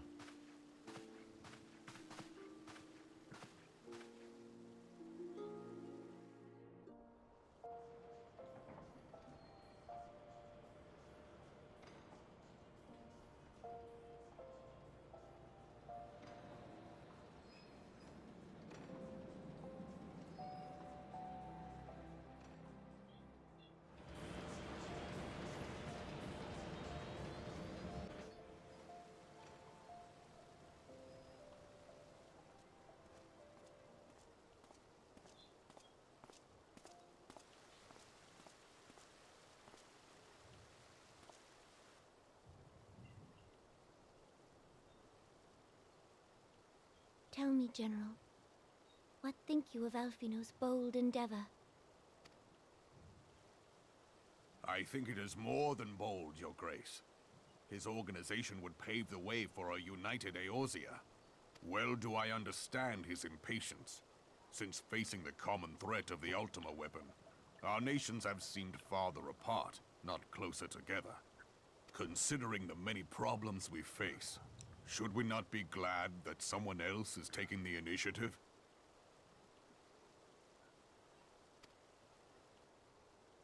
We have all pledged our cooperation, yet the grumbling continues behind closed doors. Ul'dah is not alone in her duplicity. I myself have doubts as to the good this organization will achieve. With the inclusion of the finest soldiers of the 3 grand companies, it promises to be a fearsome military body. But whom will it serve? Even under the watchful gaze of the Scions, it is not unthinkable that such a force could perpetrate a great wrong. Does it not concern you that a significant proportion of its financial backing came from the coffers of the Syndicate? That those... Oops. I have trust in the Scions, Your Grace. They have spared us no end of trouble at the hands of the Primals. If they seek reinforcements, I deem it unwise to deny them. As for their finances, full many gave generously. And though our nobles proffered a sizable sum, their coin did not spill from the pockets of Lolorito and his cronies. And what of the presence of our stalwart adventurer friend in this endeavor? I doubt the Warrior of Light would betray our cause.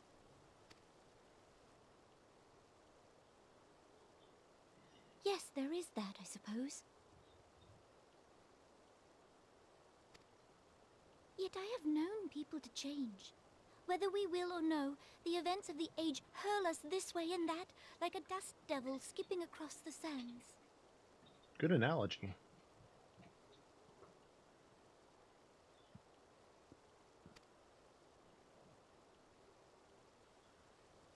Cannot be done about Telechi? I have explored all avenues available to us, Your Grace. But as Ul'dah law now stands, we lack the evidence to convict him of any crime. To arrest him on spurious grounds would only play into his hands.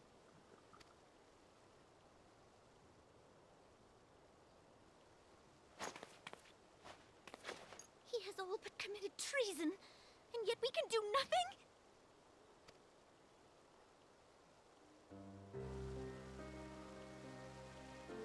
Then what good our government? What worth the royal house? How deplorable this mockery of justice!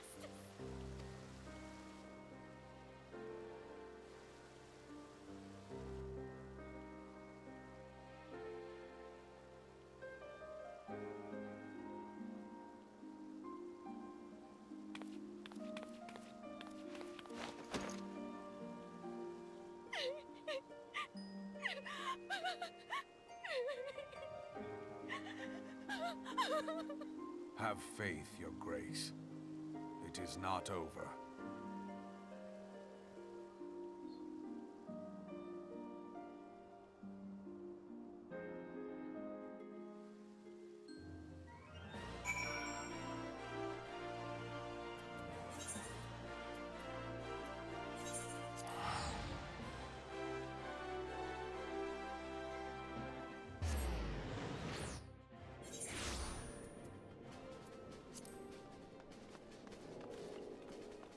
All right, back to base.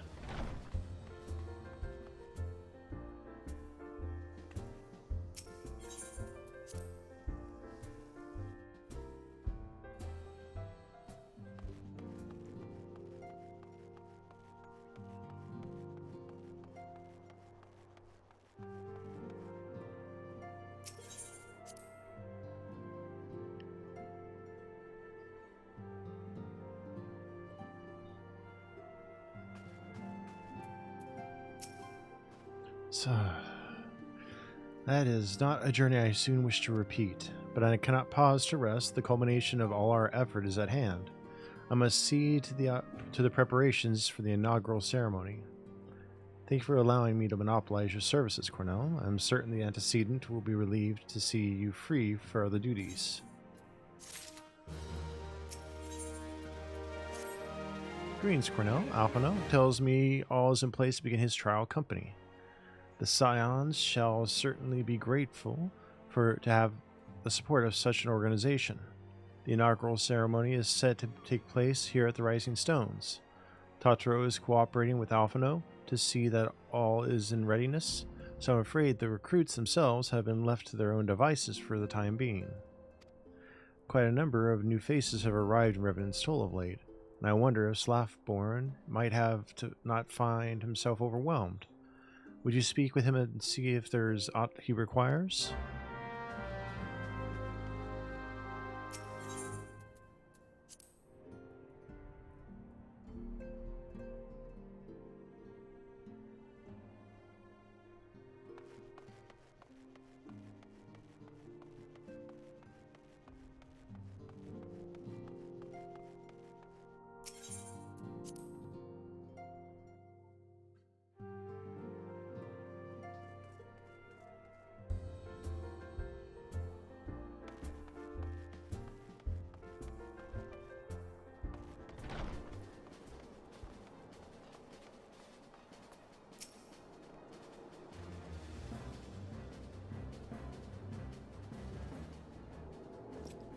What can I do for you, Cornell? I thought you'd have your hands full helping out with this new arm of the Scions.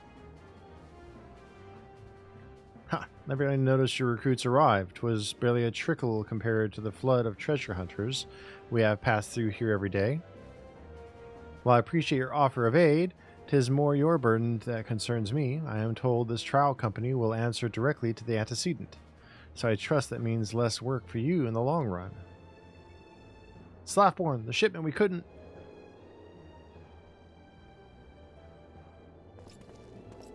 Godswoman, what befell? We were bringing a shipment to Revenant's Toll, provisions earmarked for the frontier effort.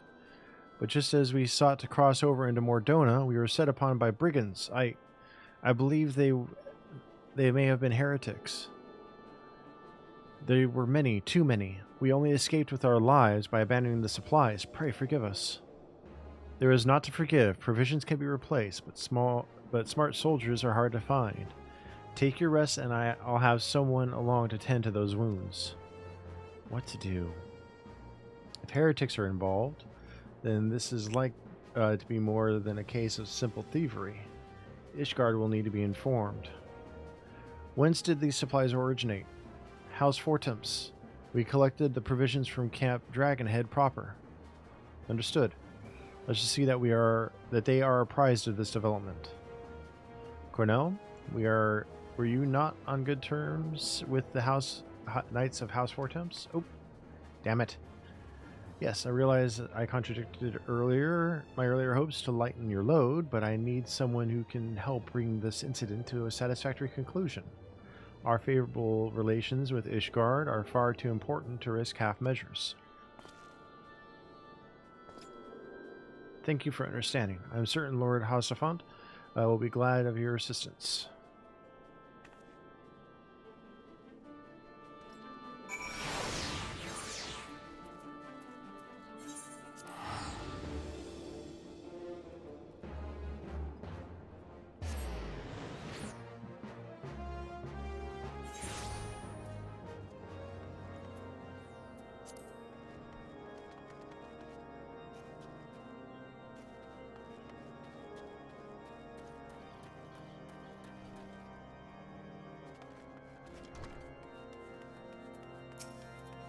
Well, if it isn't my fine friend Cornell Kritz, would you care for a plate of roast caracal? Some mulled wine? No? Ah, I see you have not come into my hall merely to escape the biting cold. Oh, welcome back, Tori. Yep. I was in fact on the verge of opening my urgent missive from Revenant's Toll, and I suspect the timing of your arrival is no coincidence.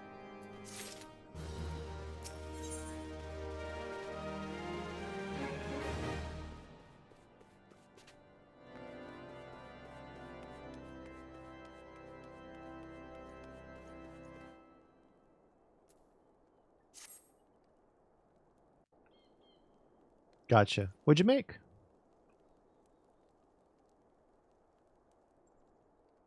The incident with the new frontier hands?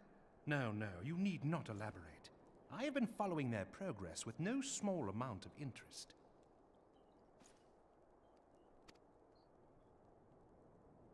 Brave Ooh, it sounds so men and good. women all. They do our nation a great service. The existence of a fortified outpost in Mordona will do much to dissuade the Empire from trespassing on Kurth's soil.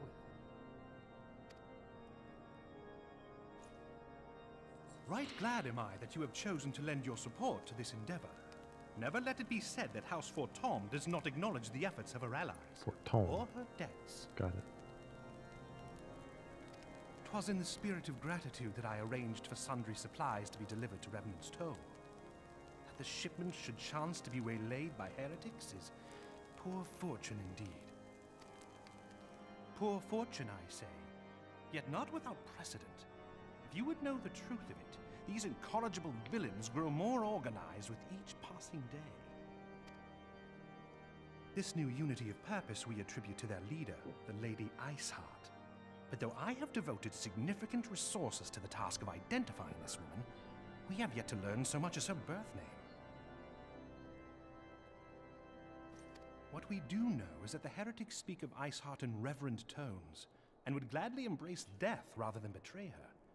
Such loyalty is rare indeed, and I fear to imagine what so committed a collective might achieve. The brigands have not yet been so brazen as to risk direct confrontation here in Dragonhead. Some few of their number have, however, been sighted not far to the west of here, and with ever-increasing regularity. A visit to Whitebrim Front may bring you the answers you seek. Will you brave the snows, knowing what implacable foes may lie in wait?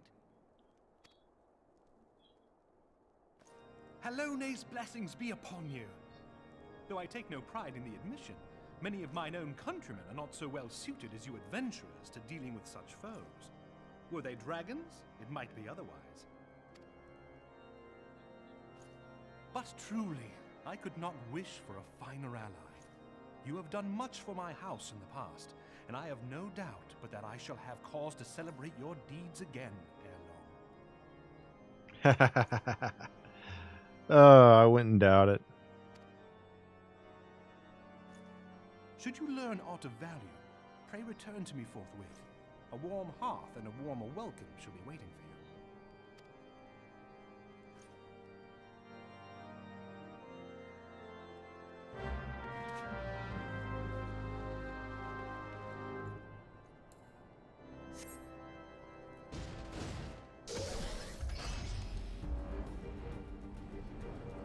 Uh-oh. Let it charge, mini-me. You're okay.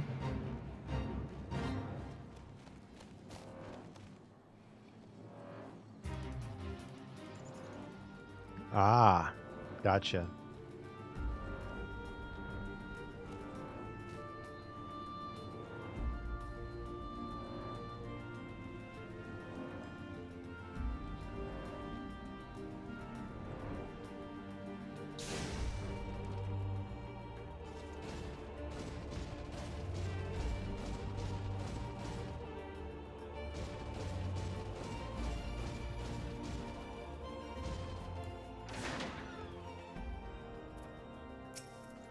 Cornell, is there aught you would ask of me? Pray, speak plainly. I'm a man of action and need no honeyed words.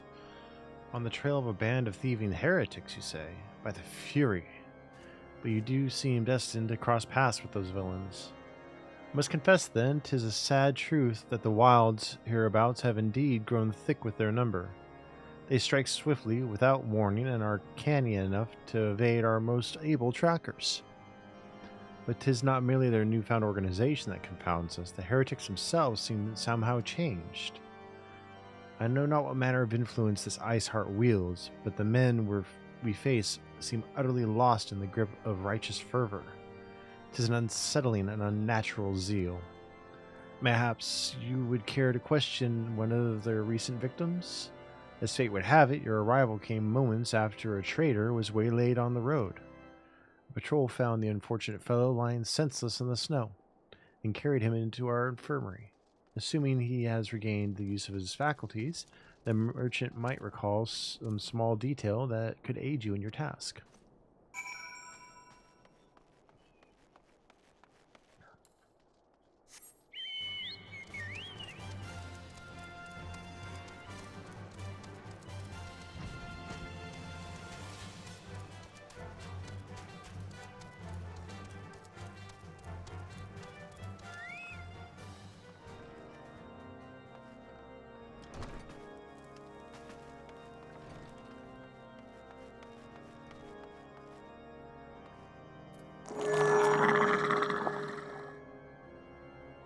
Thank you for the follow. Welcome in.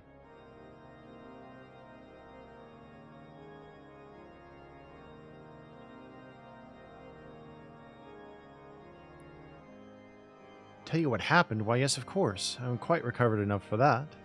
Anything to help catch those cowardly blackhearts.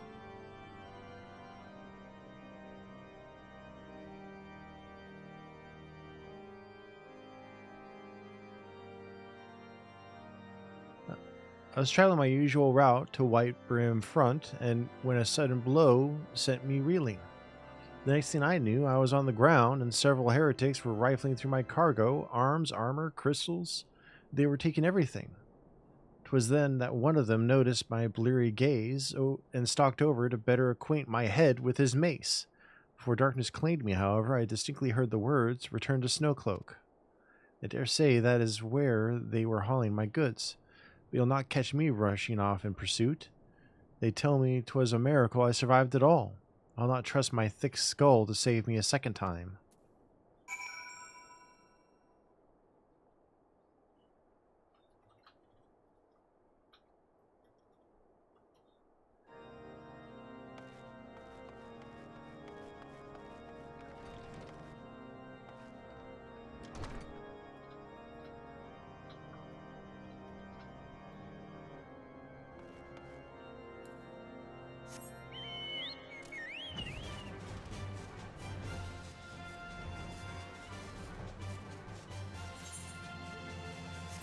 Bum ba da ba da bum bum bum bum bum ba bum ba da dum bum bum.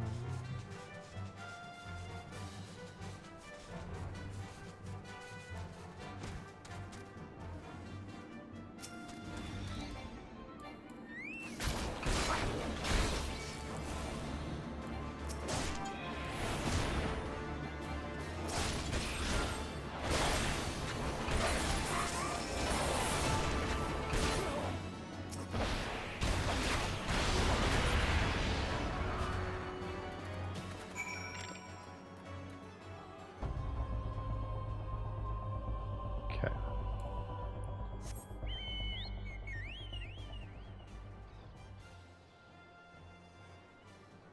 One second, guys. I will be right back.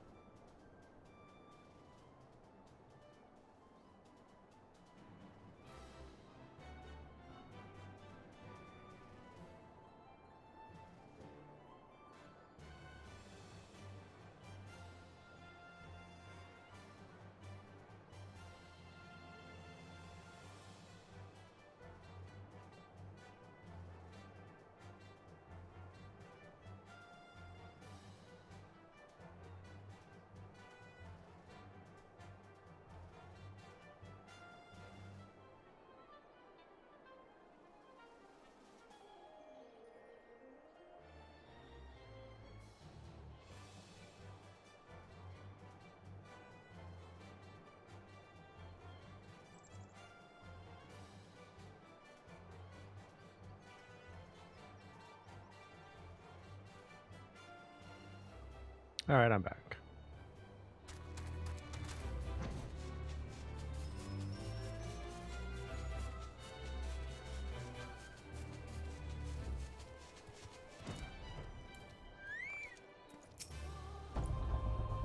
Draw your weapon foul. Wait, I recognize you, adventurer. You come seeking the heretics? We share a common purpose. We are on patrol when we chanced across one of their raiding parties and pursued them here. By rights, we should have had them cornered in this ravine, and yet they are gone, vanished like icy wraiths.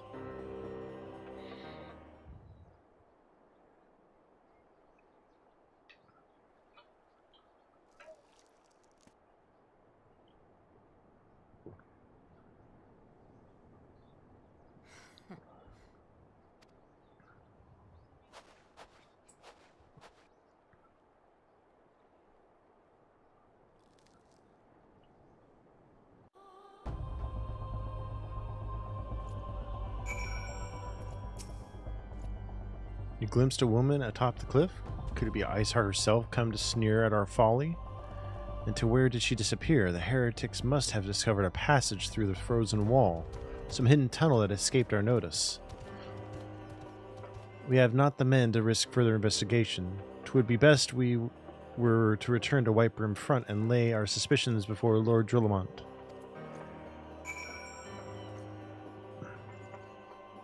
Oh, definitely, Tori. Thank you. Sorry, I was so focused on the game and something I was taking care of, I completely missed your messages. I apologize for that.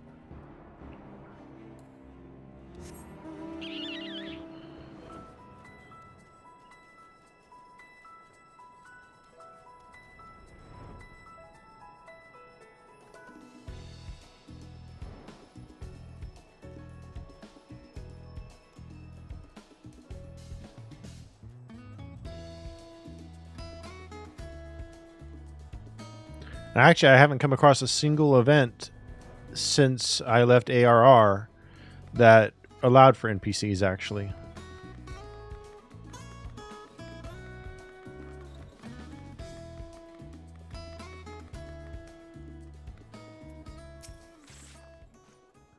Cornell, it appears I owe you my thanks once again. The surviving knights spared no detail in their report.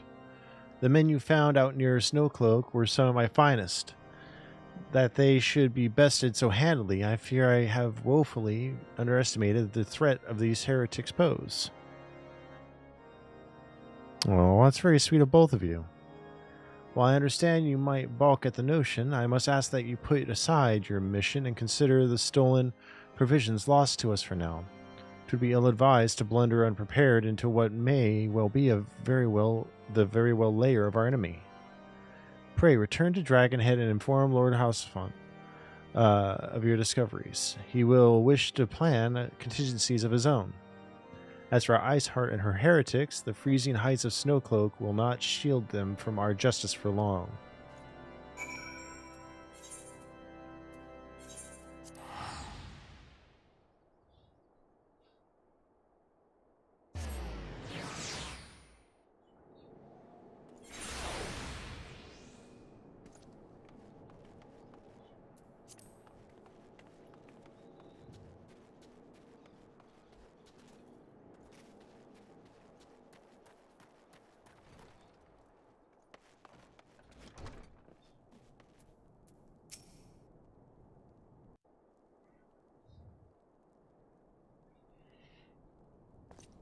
Your return is most timely. Of their own accord, my thoughts had turned to your task and the progress thereof. I confess, my imaginings tended toward the grim and bloody.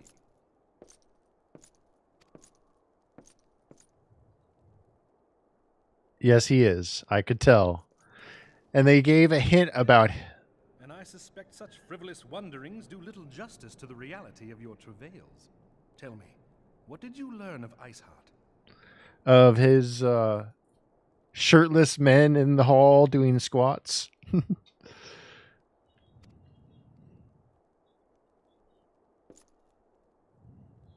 Indeed. And this transpired at Snowcloak? Of all the highlands, that towering wall has borne the worst of the region's brutal shift in climate. So inhospitable has Snowcloak become that we have still to survey the area in its entirety. Could its frozen heights conceal the heretic's hideaway? Putting such considerations aside for the moment, we still know far too little of this Iceheart. That she is capable of commanding such a band of fanatics bespeaks natural authority, and no small measure of charisma.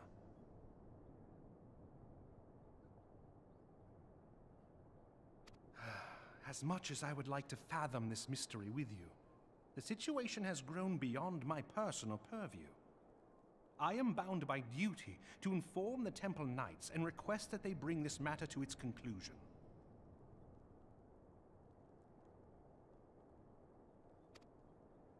Given the glowing reports the new commander has garnered thus far, I am certain that they can be relied upon to take appropriate action. Though Iceheart's true identity yet eludes us, you have provided us with a point from which to begin. Sometimes it takes but a single stone to prompt an avalanche. On the matter of the stolen provisions, I have already made arrangements for a second shipment to be sent to Revenant's Toll. I could not well allow such an honorable venture to be undermined by one miserable setback.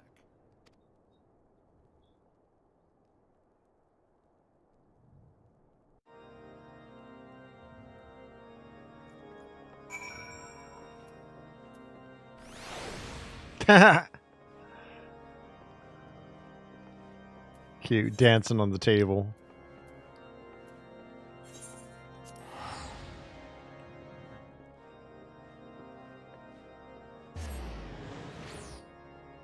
You guys are silly.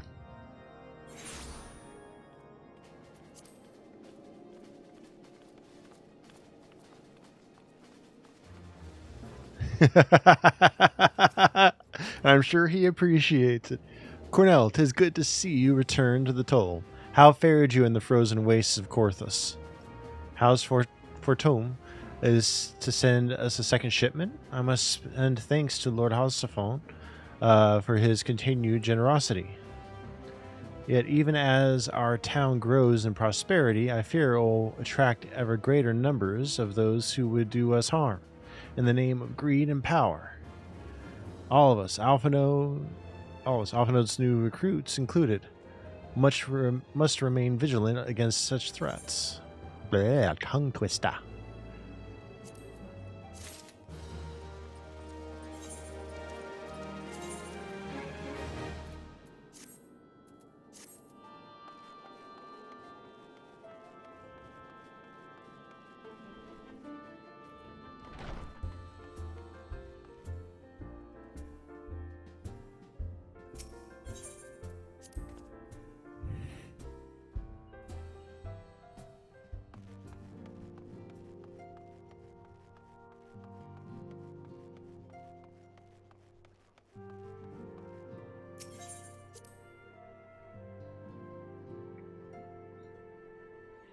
Do do do do do.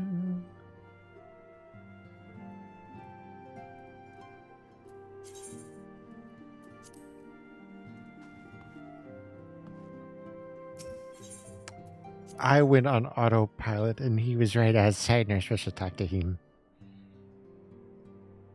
I swear I've aged out of being a blonde. I'm not blonde anymore. I haven't been blonde in a long time.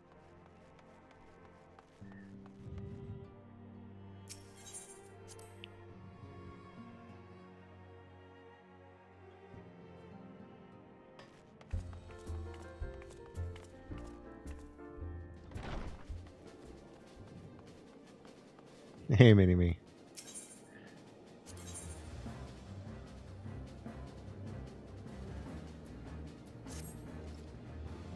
While you were away in Korthus, preparations for the inaugural ceremony were all but completed, although Totoro does yet seem somewhat flustered. I've taken enough of your time. Why don't you head to the Rising Stones and see if your frantic receptionist could do with a hand?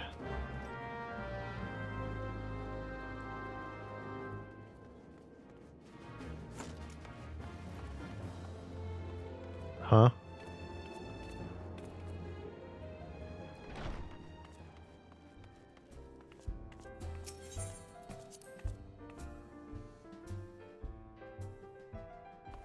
Oh.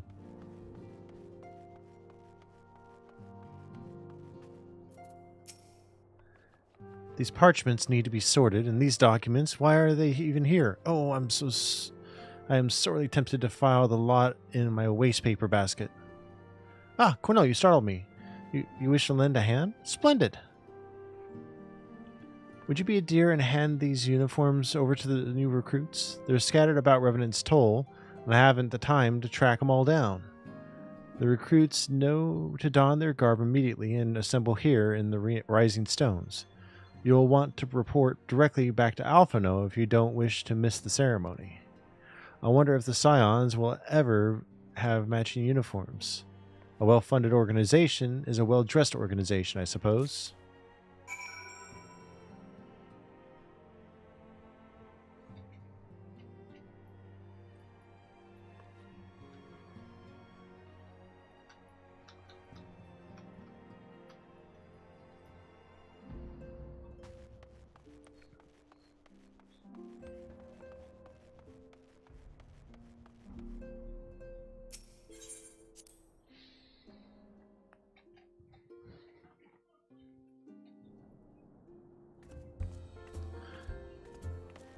Bum, bum, bum, bum, bum, ba, da, da, ba, bum.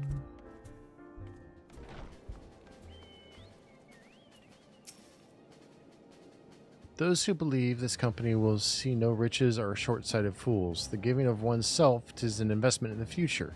Thus did I sign my name to the cause. These uniforms were a splendid idea. Once our organization has made a name for itself, there shall be wealth aplenty in selling replica costumes to adoring masses.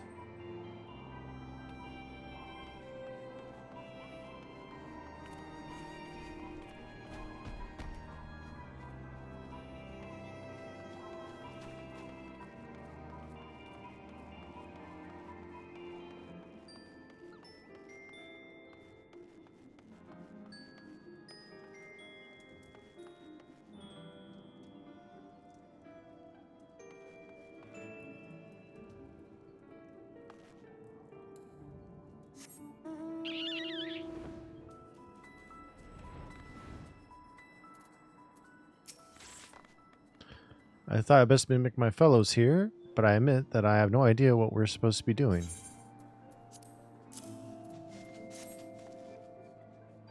Ah, our new uniforms. I'm reminded of my induction into the Wood Whalers.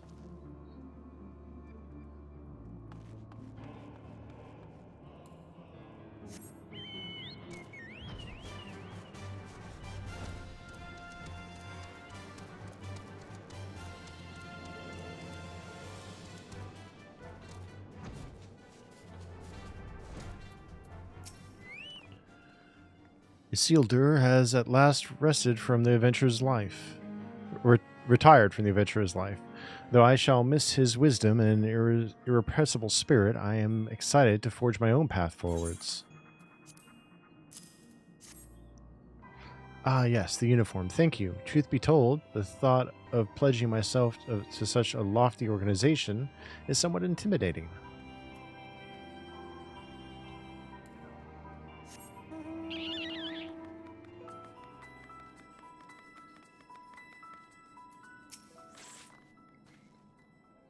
Well, Alamigo could learn much from Revenant's Toll, that this town can be so alive in the midst of such desolation. Never worn aught quite so voluminous. Well, I'm sure I'll grow accustomed to each cloth in time.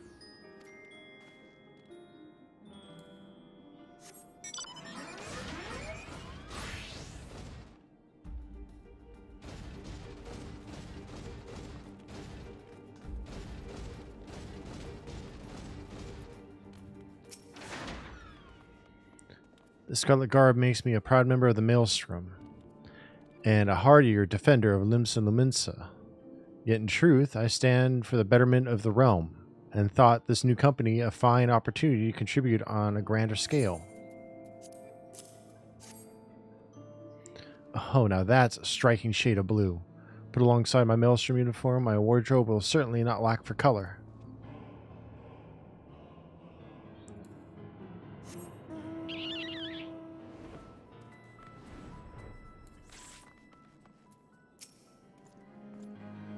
I don't believe we've met. I'm Ilbert, and I will have the honor of leading my fellow recruits as captain. Much did I lose to the calamity, and I look forward to aiding others in rebuilding their lives. The uniforms are a shrewd decision. There is no easier method of creating common bond among what is essentially a band of strangers.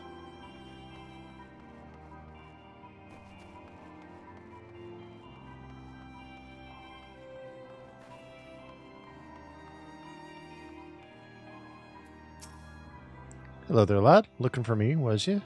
I suggest giving a whistle, but I'm not sure I'd hear it amongst all the bustle.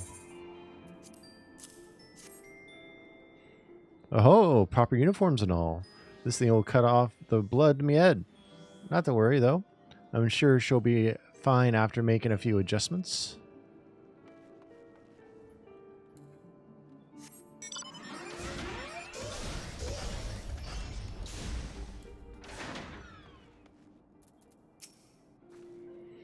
Cornell Critz, gods, I did not expect to meet you strolling about town. The tales of your primal battles were what inspired me to come to Revenant's Toll.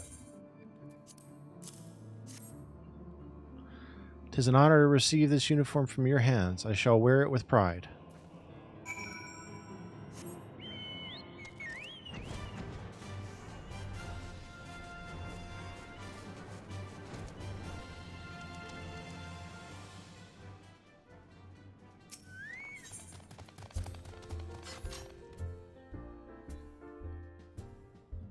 Dun, dun.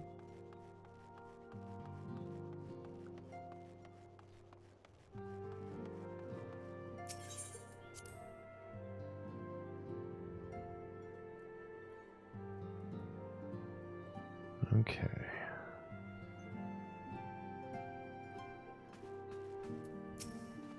Yes, Cornell? Ah, Totoro mentioned you were handing out the new uniforms. I assume you've met the rest of the recruits?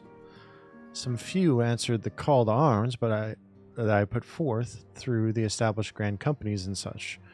We are not yet an army, but there is much a small corps of elite warriors can achieve. Did I mention I thought of a name for the company? 'Tis my hope that it shall soon be known across the breadth of Eorzea. The moment of truth draws near, Cornell. Once the last of the recruits have gathered, I shall make the official announcement.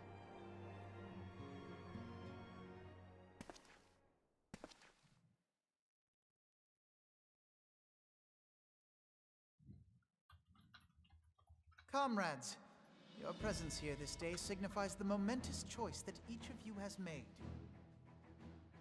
With your strength now pledged to the scions of the Seventh Dawn, you are beholden to no single nation. You stand as the vanguard for a united Eorzea.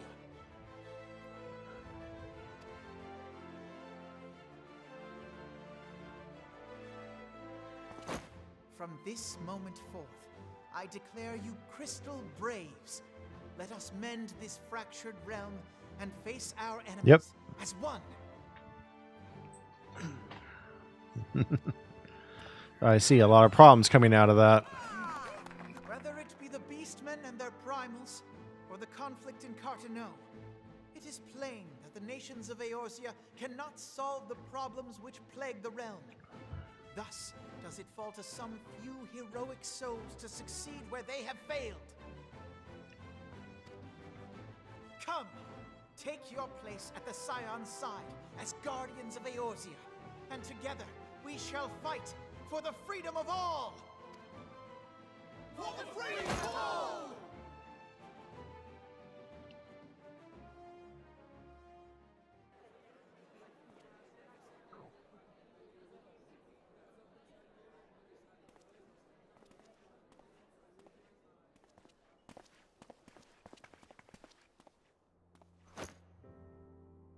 A rousing speech, Alphino.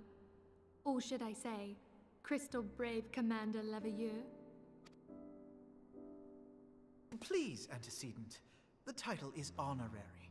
I shall not be leading the troops into battle, as it were. We are of the same purpose.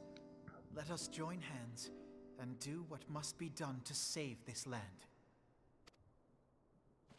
The Scions stand ready.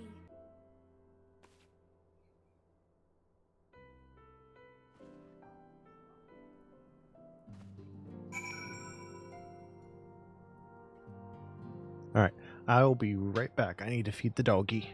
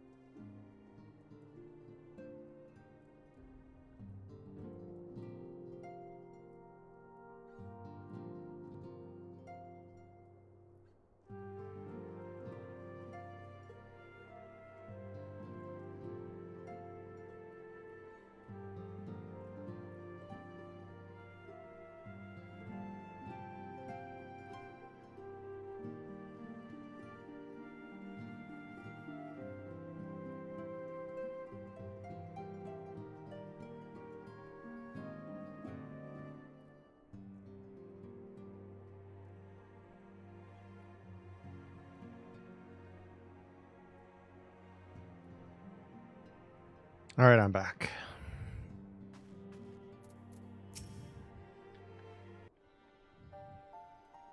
I'm eager to see what the Crystal Braves might accomplish. This shall prove an interesting time indeed for the Scions. Thank you. Yes, I'm listening. So our worst fears are confirmed. The entire Isle. Such power defies comprehension. Truly? Kryl is alive? Thank the 12. I see. pray, inform me if her condition changes. Yes. My thanks. I shall contact you anon. When I learned of the loss of the Isle of Val, I dared not hope that my friend had survived. Yet, by some miracle, it would seem she has. She's still to regain consciousness, it is true, but better that than death. Putting this happy news to one side, we must now endeavor to make sense of the readings taken by the survey party. It appears the etheric disturbance which accompanied the Isle's destruction is of a magnitude alarmingly close to that of Ultima. Could the Ascians be responsible for this devastation as well? I wonder, have you heard aught from the Mother Crystal since the battle with the Garleans?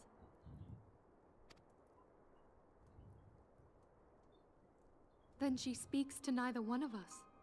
Heidelin's silence portends naught but ill, I fear. Louisoix, I pray you yet watch over us.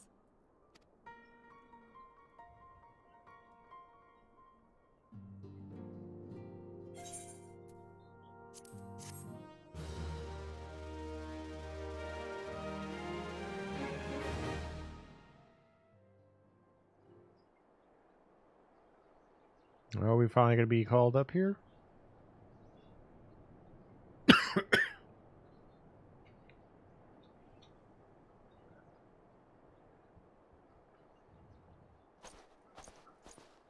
Very good. See that the provisions are prepared for transport. Let us hope that this shipment is spared the fate of the last.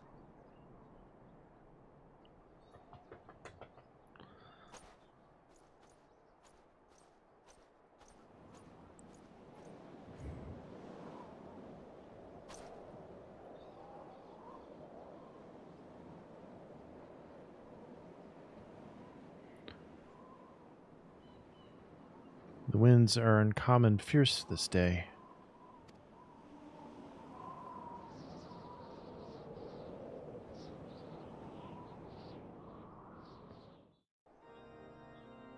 Checking out something real quick.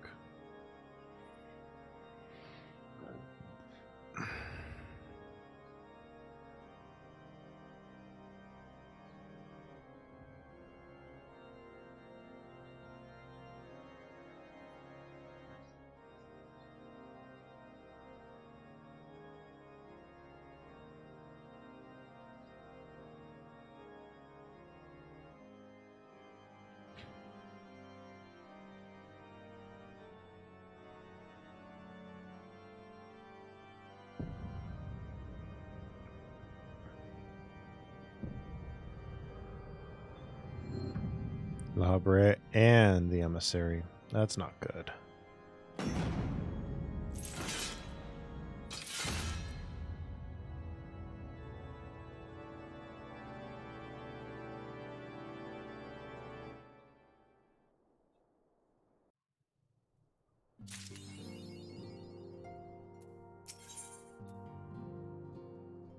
Traitor in the midst.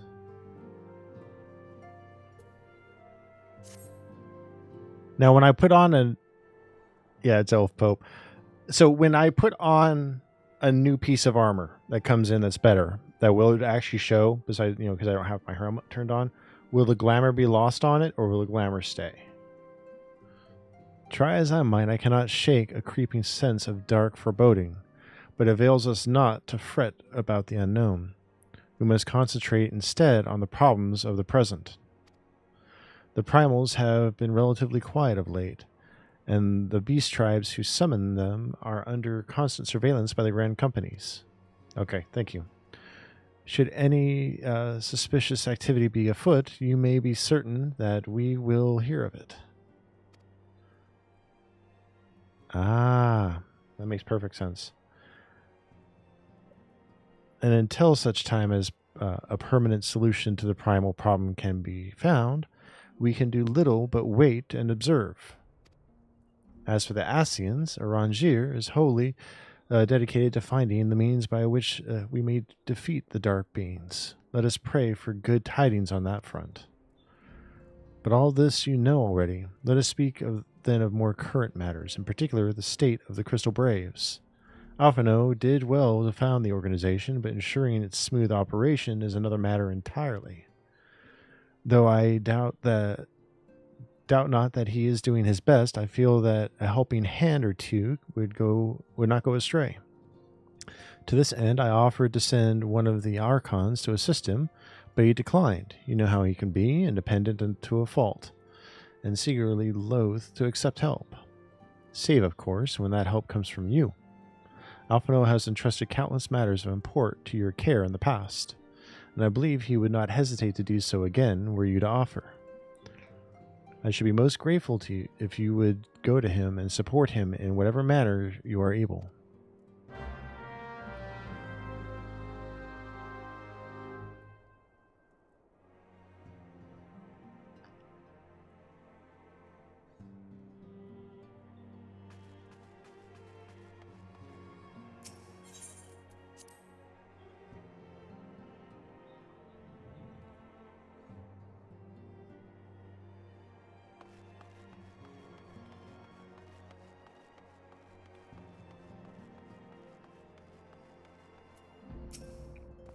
What is it, Cornell? And do be concise, I'm rather busy. You would lend a hand, you say? I see. Well, now that you mention it, there is a matter that wants for attention. Given its sensitive nature, I was hesitant to entrust it to my braves, but the demands upon my time are such that I had little choice. Which is not to say that my men want for labor. Though we are but newly formed, there is already a great demand for our services, and we are hard-pressed to answer all petitions, but I digress. The fact is, I would sooner attend to this particular matter myself, but my presence is required elsewhere. That being the case, I have entrusted its resolution to my second-in-command, Captain Ilbert. Tell him that I sent you, and he will furnish you with the particulars. My thanks in advance, Cornell.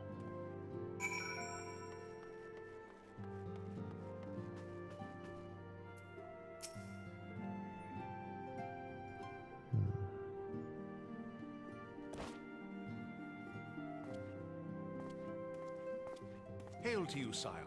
How might we serve you?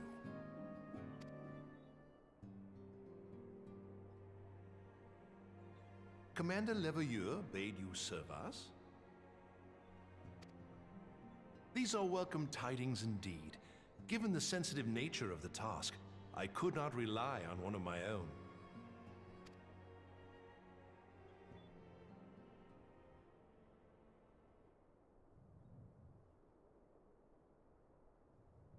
That which I'm about to tell you, I tell you in the strictest confidence.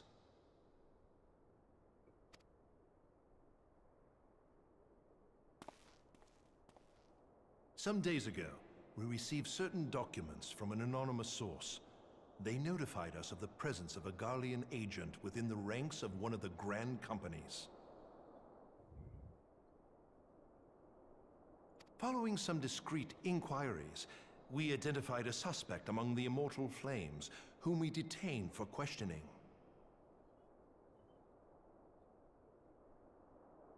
Alas, the man was not our agent. He was but one of many men in the agent's employ.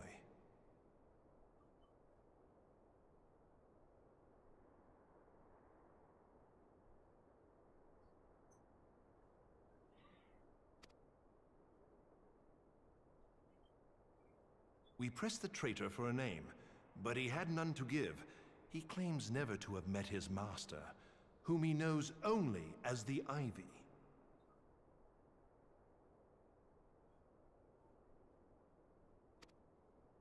He was, however, certain that this Ivy had coiled itself around every part of the Immortal Flames.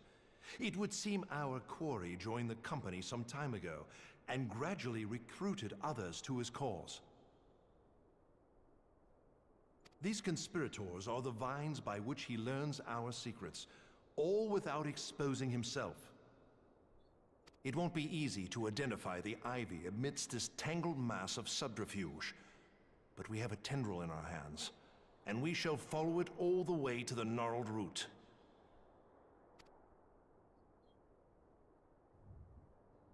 Now, much as I would prefer to proceed with due discretion, circumstances demand that this matter be settled post-haste.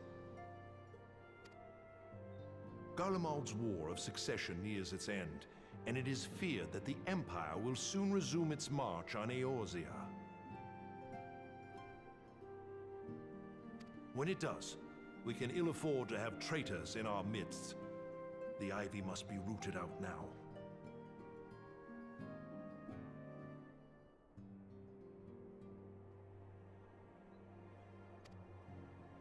We must begin by apprising General Roban of our findings. I would ask that you accompany me to the Hall of Flames and remain on hand to see that things go smoothly. Assuming the Ivy's tendrils are as widespread as we believe, he will be aware that an investigation is underway, and if that is the case, he may well move against us.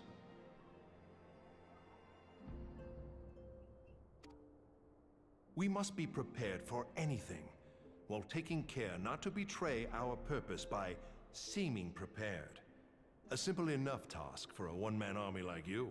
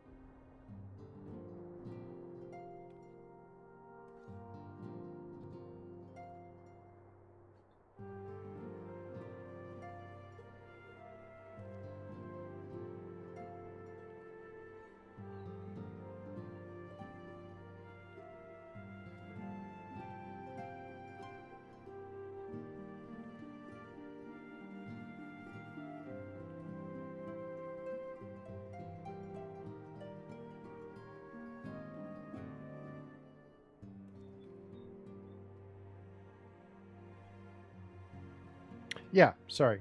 I got distracted. I'm putting together a food order for myself.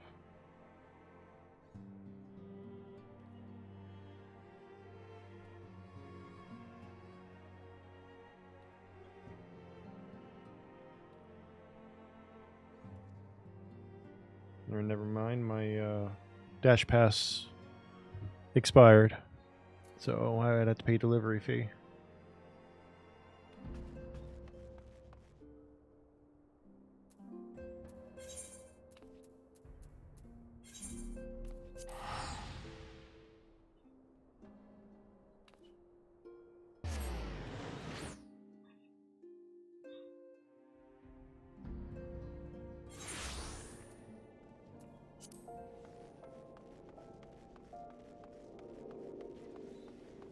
It's all right.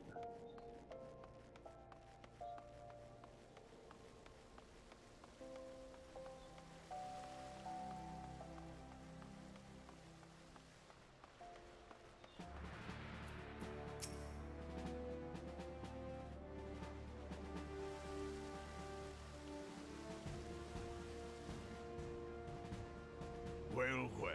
What brings you here, my friend?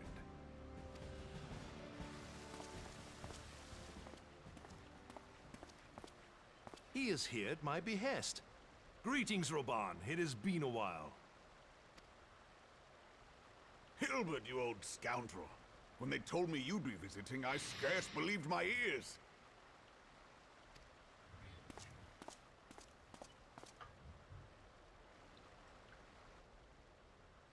But look at you! The honored captain of the Crystal Bloody Braves. Who'd have imagined, eh?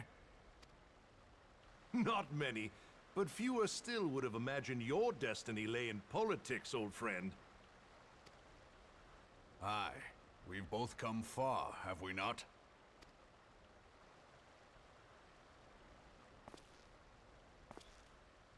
Lest you wonder, Hilbert and I go back a long way. We've been friends and rivals since we were lads. The last time we saw each other, Alamigo had just fallen, so you can guess how many summers it's been. And in all that time, not a word from the fool.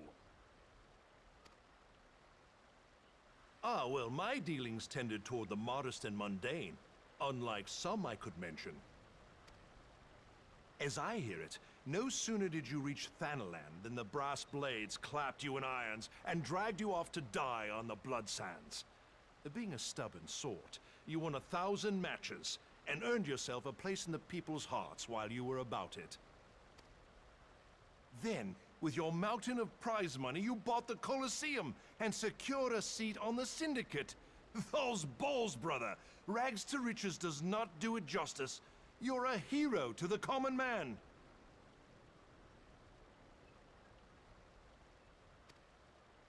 Bah, spare me.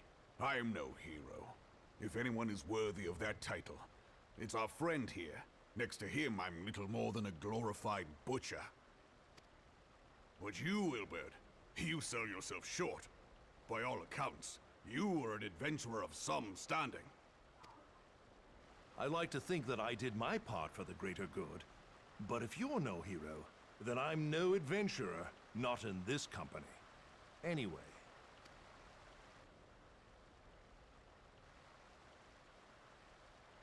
I have tidings.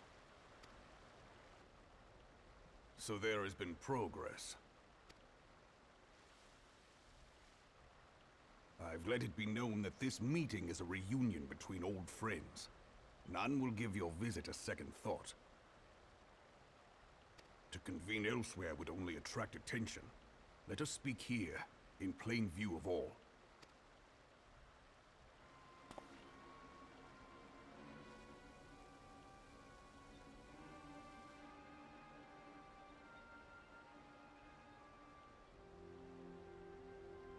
So it is we who have been compromised.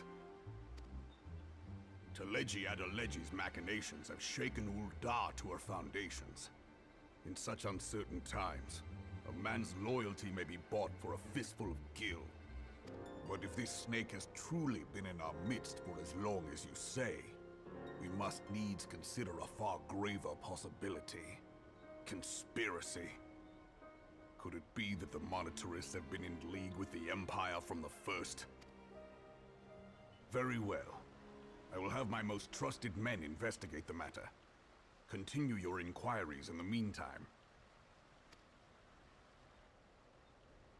It does me well to see you again, old friend. When next we meet, let it be over a flagon of ale. I look forward to it. Let us reminisce of bygone days, and drink to the future of our homeland.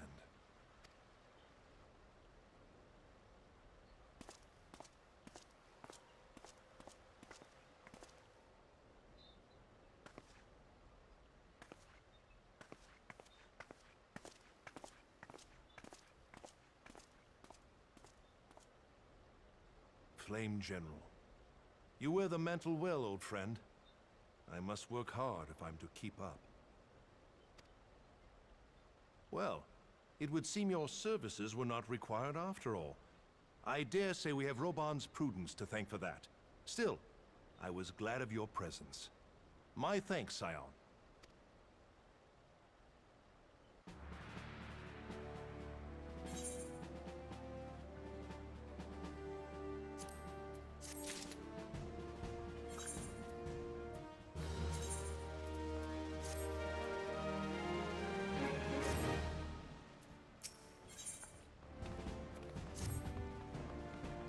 Our hunt for the Ivy begins in earnest, Scion. Suffice it to say, we must tread warily, but one misstep may well cost us our lives. Our business here is concluded for the time being. Let us return to the Rising Stones and report to Commander Lavalier. What did she say? Levier?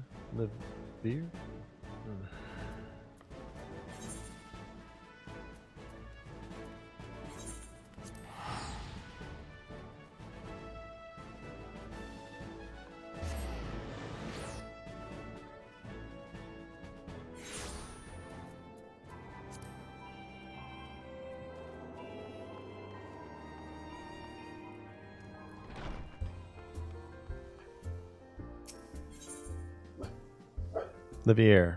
That's right. Thank you, I appreciate that.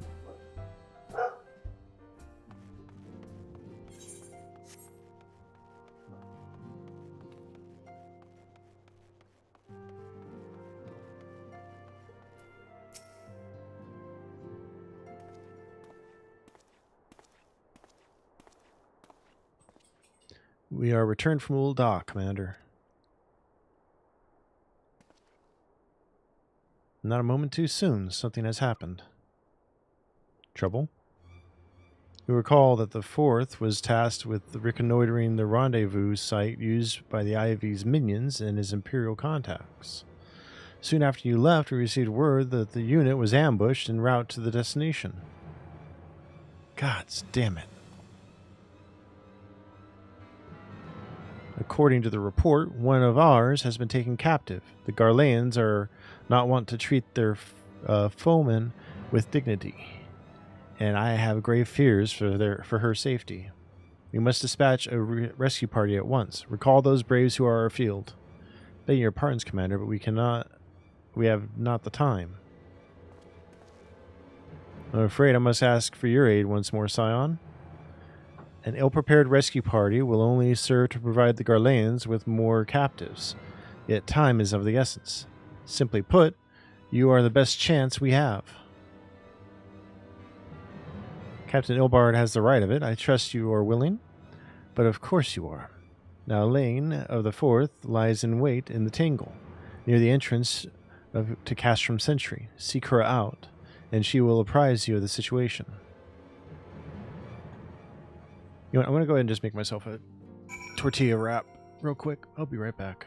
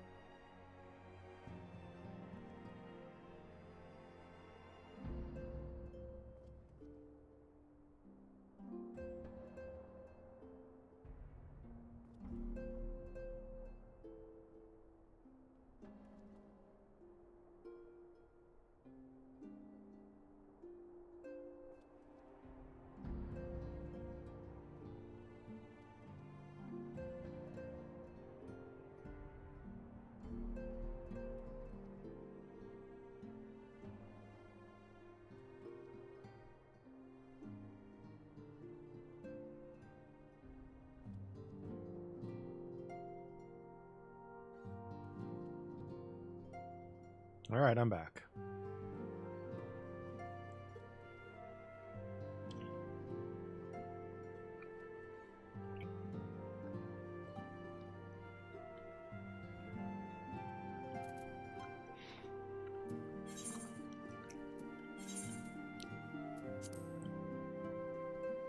Thank you.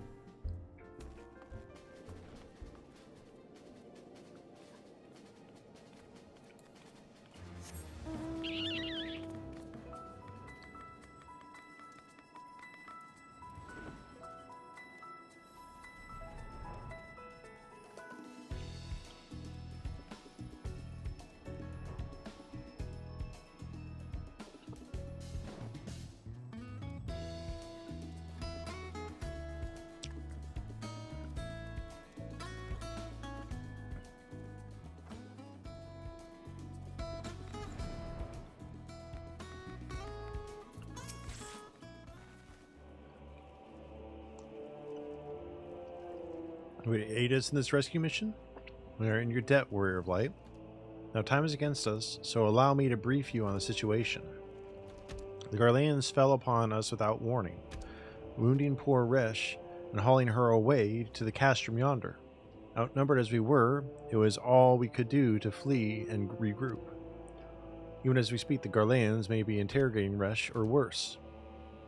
With her hurts, I figured that she will not long survive their attentions.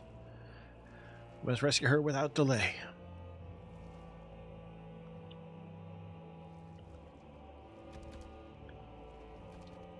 Our order may be in its infancy, but the bond that binds us is as strong as Mithril. None of us will stand by while our comrade suffers.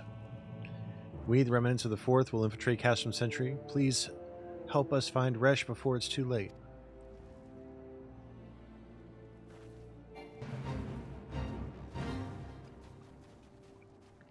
Sorry, I'm eating.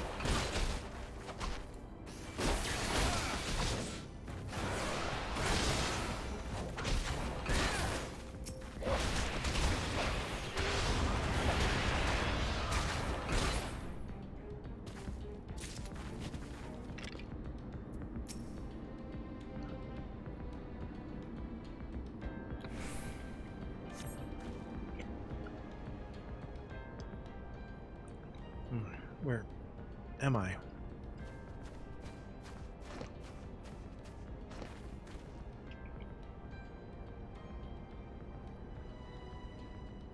I should thank the gods we found you. And thank you, Warrior of Light. Now to quit this accursed place. Resh cannot move with those wounds, so she will need to be carried out. I believe a diversion is in order. Might we trouble you to provide one? Given your reputation, I suspect the Garleans will be only too happy to grant you their undivided attention. If you were to create a commotion within the castrum, we should be able to steal away unnoticed. Let us speak again once we are safely outside these walls.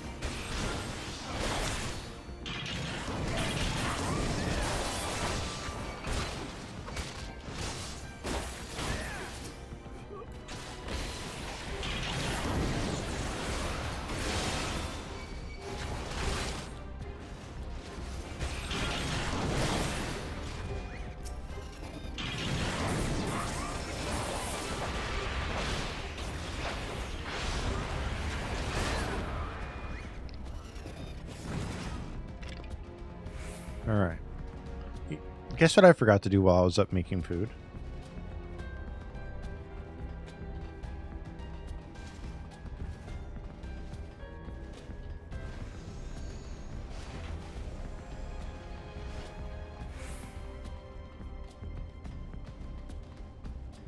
Yep.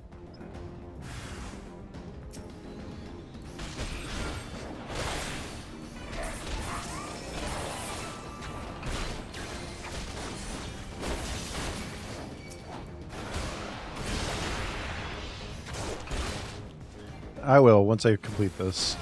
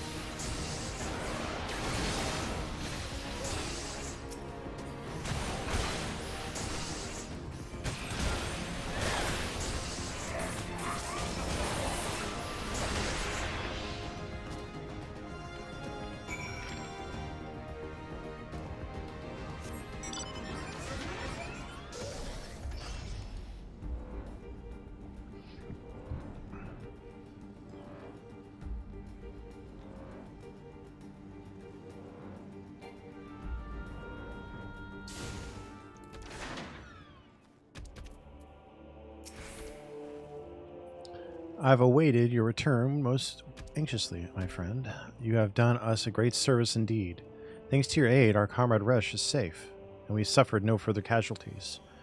Words cannot well express my gratitude. All that is left is to report the mission's success to Commander Levier.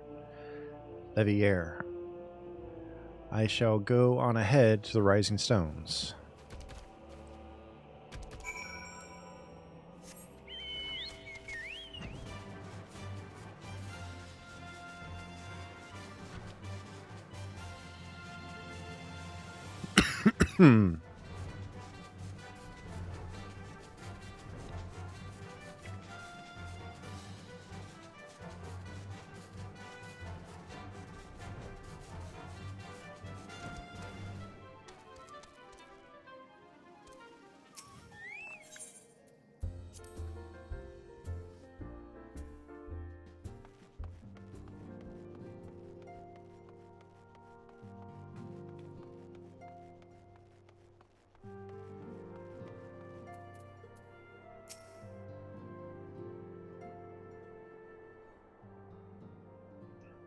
It does me well to see you thus returned, though I doubt now not your prowess.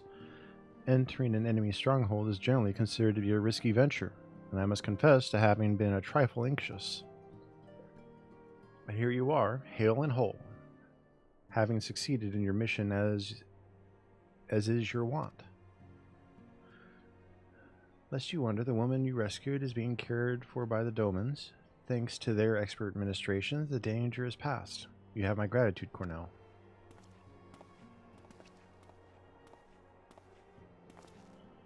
Allow me to thank you also, Scion. Resh owes you her life. We escaped with minimal casualties this time, but we can ill afford to be caught off guard again. The Empire is not an opponent to be trifled with. As you say, Commander, I'll see to it the men keep their wits about them. And it may yet take time, but I will not rest until we have identified and apprehended the Ivy. I have every confidence that you will succeed, Captain. As for you, Cornell, I realize you have scarce caught your breath. I'm afraid there is no rest for the weary. I require that you accompany me to Korthus. I have been granted an audience with an Ishgardian dignitary, you see, and the man expressly requested your presence. Oh, don't look so surprised. You should be familiar with the trappings of fame by now. We shall depart as soon as you are ready.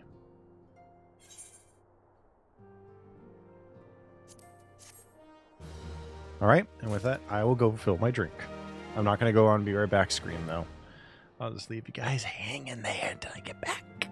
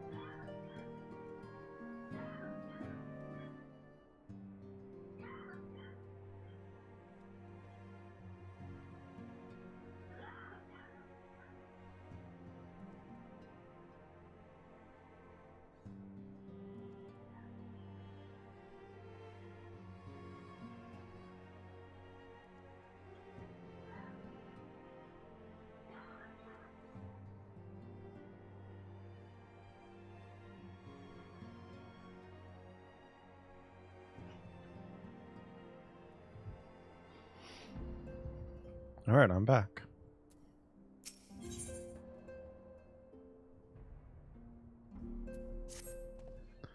We have been blessed with a rare opportunity, Cornell, an audience with an ambassador of the Holy See of Ishgard.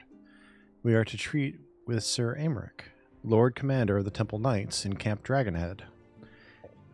It is considered a great honor to serve the Holy See directly as a Temple Knight. Needless to say, their leader wields tremendous political influence. We would be wise to court his favor. For that reason, I consider your attendance essential. Sir Aymeric wishes to meet the man behind the legend. I would not deny him the pleasure of your company. The antecedent should see the wisdom of this plan when you request her permission to accompany me to Korthus. Maybe you feel this be a waste of your talents, which could doubtless be put to a nobler use? If so, I should remind you that more good can be accomplished with the stroke of a pen than the thrust of a sword.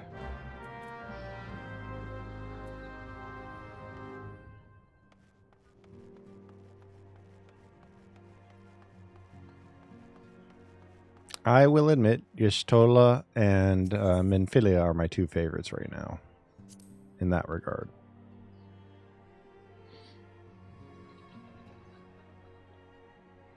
That's only because I haven't ran anyone who reminds me of Lulu from 10 yet.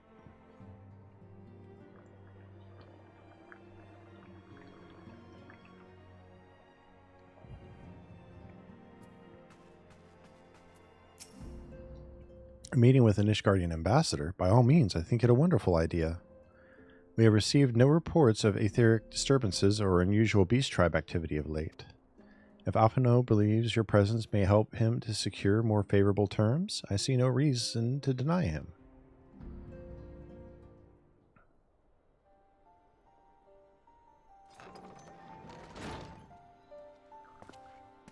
I take it Cornell has explained the situation?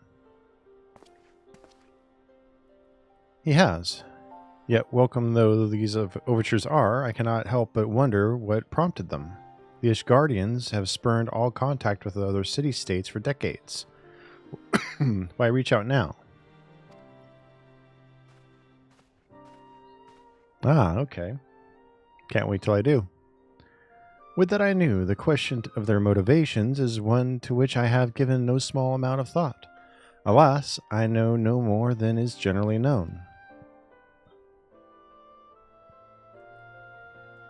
The notoriously reclusive nation of Ishgard, situated at the center of Abalathia's spine, ruled by the Ishgardian Orthodox Church, at the head of which presides the Archbishop. Members of the original Eorzean alliance formed in the wake of Alamigo's fall from some 2 decades ago. Friends of convenience who withdrew from the alliance as soon as the Imperial fleet was routed at the Battle of the Silvertear Skies. Since which time their borders have remained closed to all outsiders. They have rejected every one of their former allies' calls to reopen dialogue, turning a deaf ear to their neighbors' pleas even when the calamity loomed large. And on the fields of Cartano, we brave men and women laid down where brave men and women laid down their lives in the defense of the realm, their banners were conspicuously absent. I have tried to convince Ishgard to rejoin the alliance at every opportunity. I have explained over and over again that unless Eorzea stands united, we cannot hope to preserve our freedom. One by one, our nations will fall, as once fell Alamigo.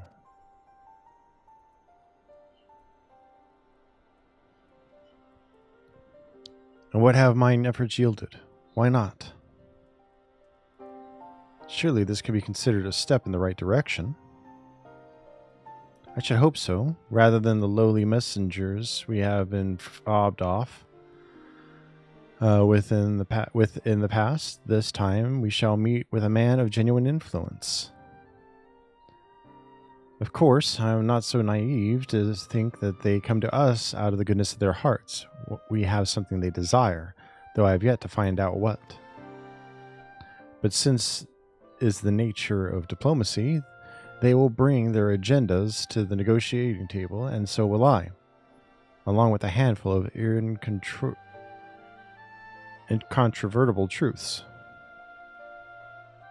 The Empire will soon be at our doorstep once more. Indeed, you may be assured that I will expound upon this point and others. Let us depart for Camp Dragonhead. Cornell, our old friend Lord Housefont, is expecting us. Since our quest to recover the Enterprise, I understand you have further ingratiated yourself with the man. Excellent work. His fondness may prove useful to our cause.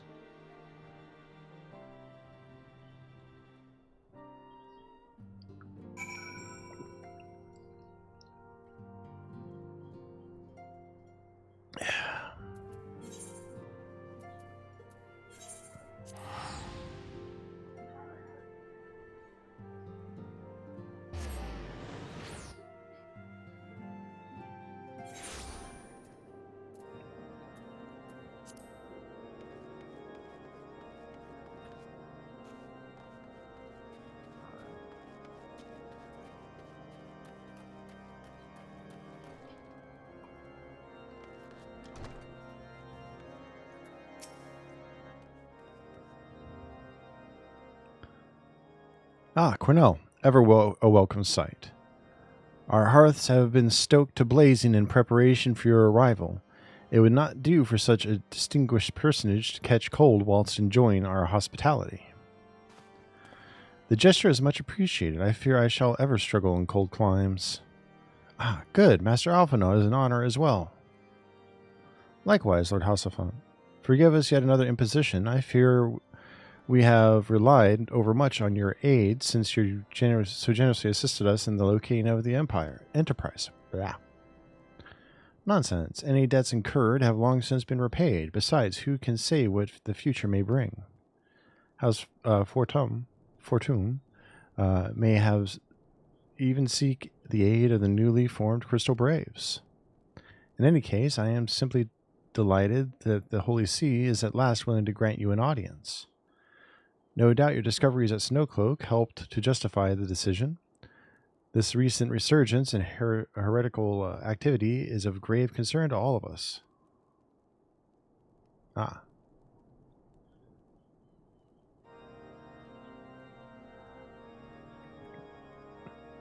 But to the matter at hand. Sir Emmerich arrived in Camp Dragonhead earlier, and I am told that he is eager to meet with you at your first convenience. You are doubtless weary from your journey and desirous to rest a while, but warmed by the warmth of our hearth. But if you are willing to forego such comforts, pray inform the knight stationed outside the intercessory. He will grant you entrance and send word to the other attendees.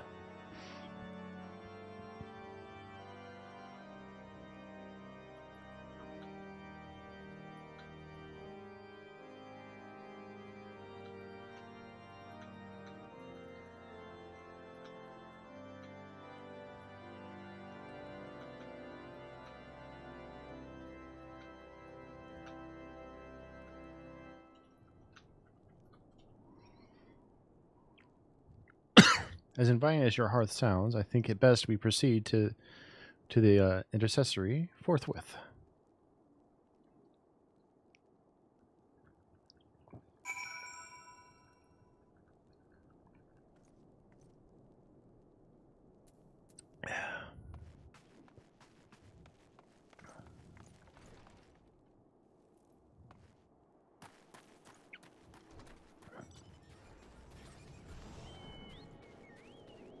I see you two over there. Wait. Down here. Okay. Remember this spot. We have been expecting you, sir. Pray take your ease inside, and I shall summon the others.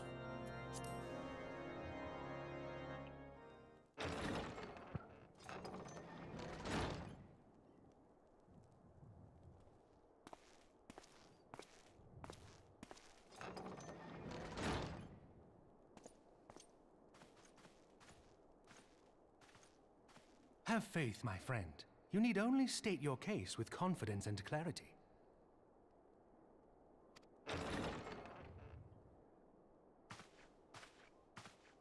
That's great. I'll have to check out Golden Saucer sometime.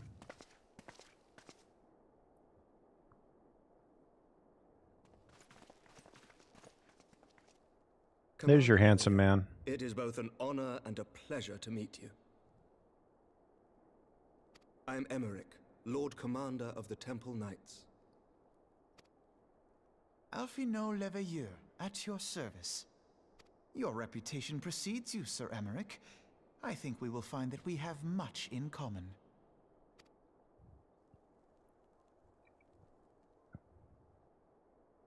Speaking of reputations, yours towers over us all. Does it not? It does indeed, Lord Commander.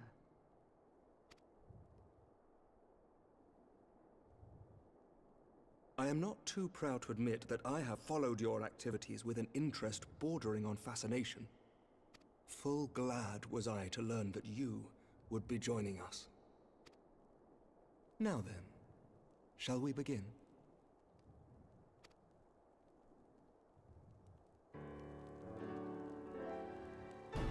We know full well that the Garleans will return in force ere long.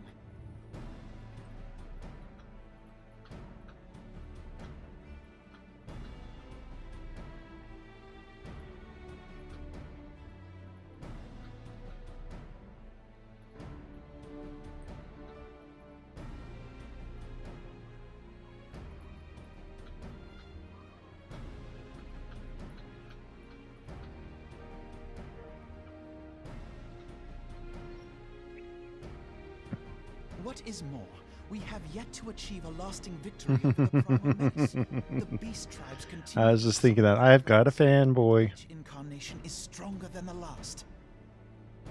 Ishgard is not immune to these threats.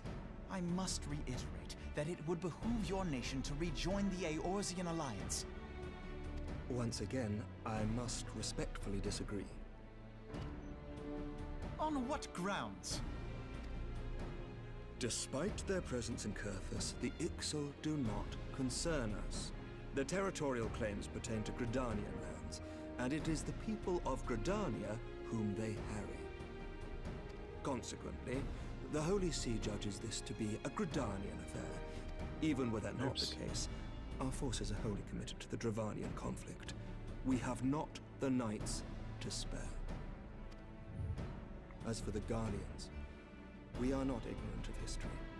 We have observed the rise and expansion of the Empire, and we agree that it is only a matter of time before they resume their campaign in Eorzea.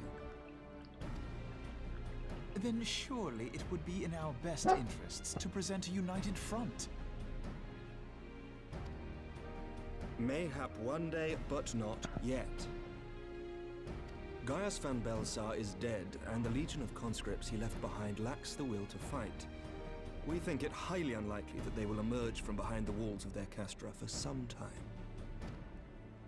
Forgive me, but if Ishgard's position has not changed, why did you agree to this meeting?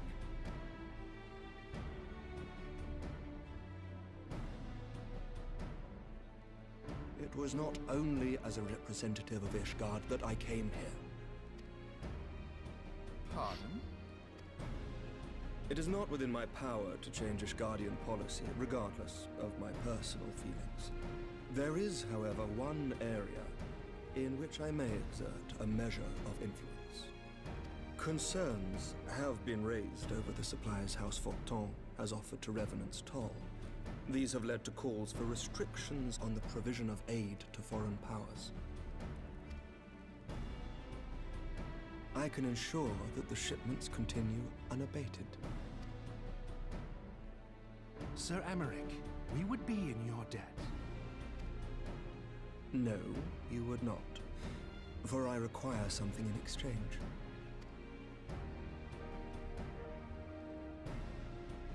Of late, there has been a flurry of Dravanian activity, the purpose of which was not immediately clear. However, our astrologians have since observed alarming changes in the heavens. The dragon star waxes unnaturally bright, and there are whispers that it portends the resurrection of Midgard-Sorma. The fallen guardian of Silvertear Falls? That's absurd. Full many times have I gazed upon the dragon's corpse still wound around the Agrius, and wondered how different our world might be if it yet lived to plague the skies. I do not know, and I do not wish to know, nor does any son of Ishgard. Yet the mere presence of Dravanian forces is not sufficient grounds to send knights to Mordona, whatever our astrologians say. As I told you before, we have not the forces to spare. But we do. So you will intervene on our behalf if we agree to watch over the Keeper of the Lake. Do you accept these terms? I do. I will see that you are kept abreast of any developments. I regret that we could not come to a similar agreement on other matters, but I understand that you are not at liberty to make such decisions. Nevertheless, I hope that what we have accomplished here today will serve to demonstrate to your countrymen that we can work together towards a common goal. Mayhap one day we shall look back on this moment as the first step towards a united Eorzea. Mayhap we shall, Commander.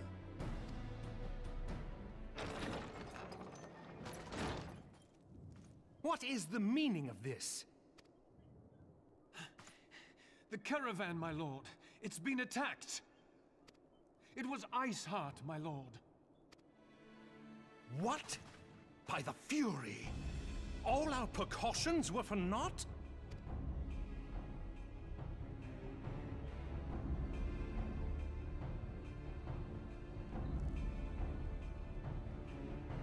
Let me do texture assets, make it to like HD and not so pixelated.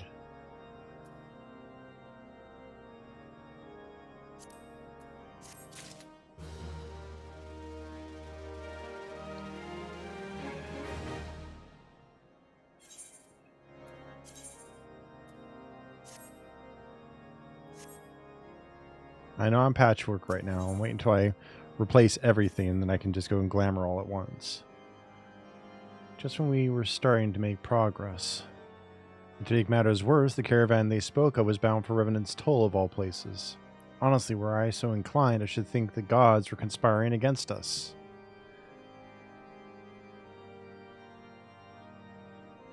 Ah, okay. Then shouldn't I be on the most recent? Or not the most recent, at least up to Shadowbringer? Because I have up through Shadowbringer right now. Happily, however, I am not. Okay. I would know more of this attack. Let us speak with Lord Housefont and find out what he has learned.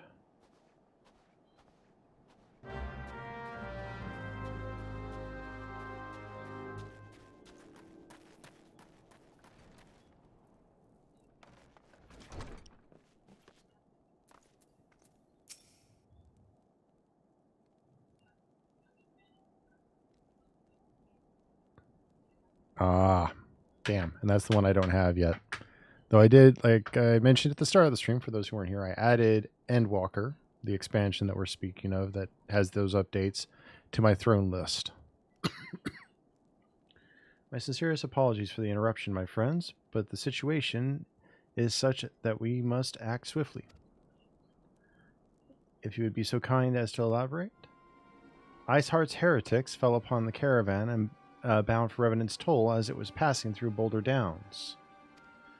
'Twas an ambush, swift and ruthless. In an instant every knight was slain, every crate seized. Then as quickly as they had appeared, they were gone. 'Twould be an impossible feat without knowledge of the route, knowledge to which only a select few are privy, I presume. Quite. We can pursue that avenue of inquiry in due course. It seems to me that examining the scene of the ambush should be our first concern. The trail is yet warm. We must act swiftly, as Lord Housefont said, lest crucial evidence be lost. You have a knack for discerning hidden truths, Cornell. Why don't you go and inspect the ambush site in person? Sorry, I was holding back a cough. An excellent idea. Inform my men of your intent upon arrival, and they will gladly share their findings.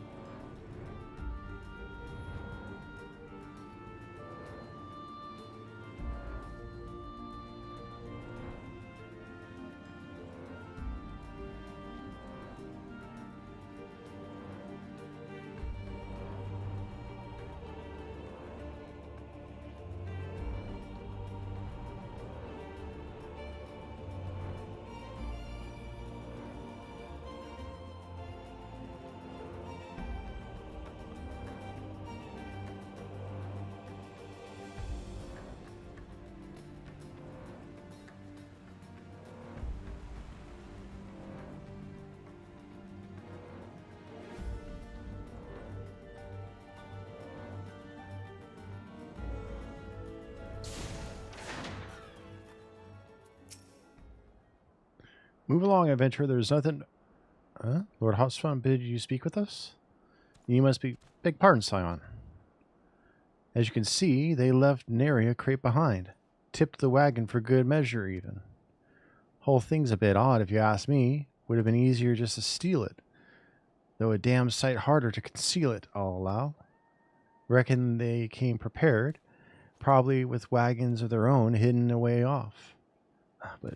pay no heed to my ramblings. Absent of proof, 'tis not but speculation. Might be as the squire receiving care at the observatorium could tell you something more factual. That is, if he's awake. Unlike myself, he was there during the attack. Not that his presence amounted to much.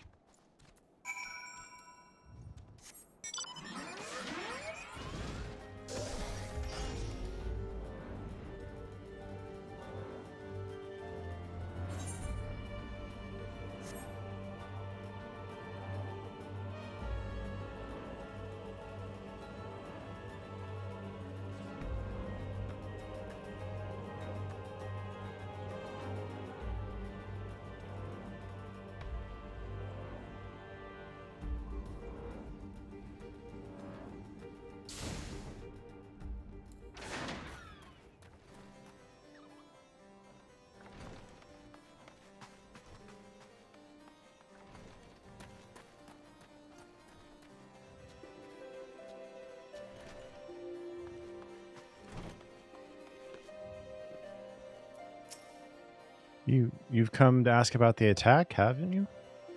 We came upon them before the entrance to the Hall of the Seven Echoes. Pilgrims, we marked them as, lost and ill-equipped for a journey further north.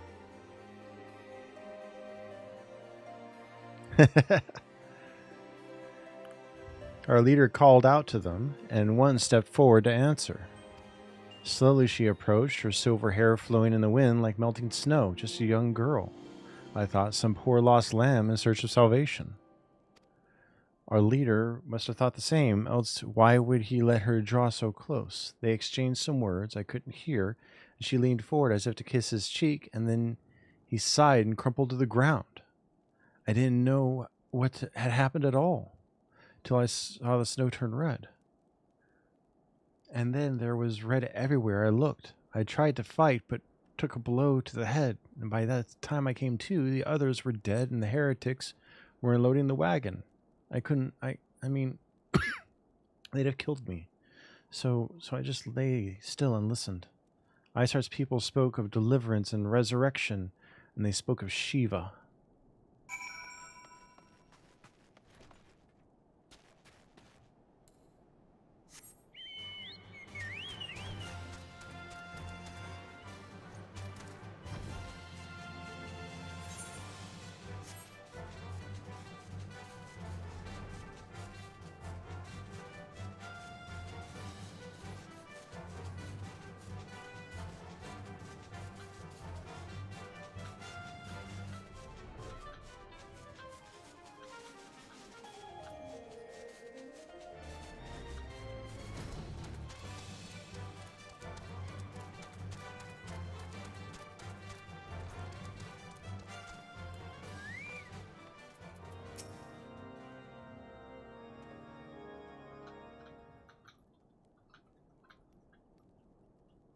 Ah, you've returned. What news have you for us? It seems the Lady Iceheart does not scruple to sully her hands with blood. Who is this Shiva the heretic spoke of? Have you not read a single line of the Entridion, Master Alphino?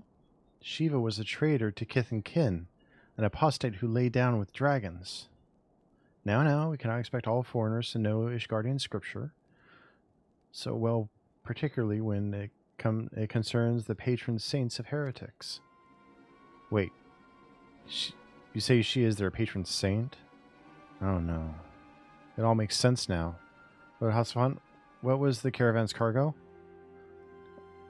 Ah, if I recall correctly, the Diamond Forge had requested a rather large quantity of crystals.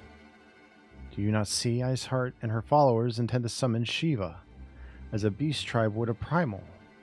Why else would they go to such lengths to secure crystals? Shall inform the Lord Commander at once. Lord Hassan, you would agree that discretion is of paramount concern? Of course.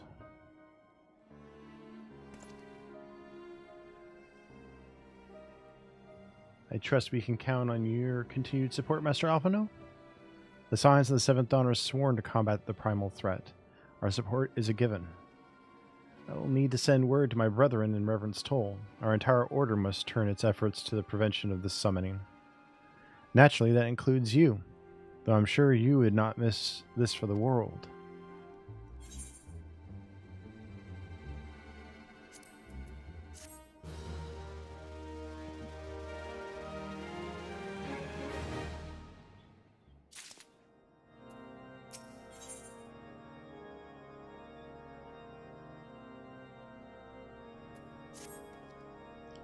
The persistent attacks on our caravans seemed little more than a nuisance at first.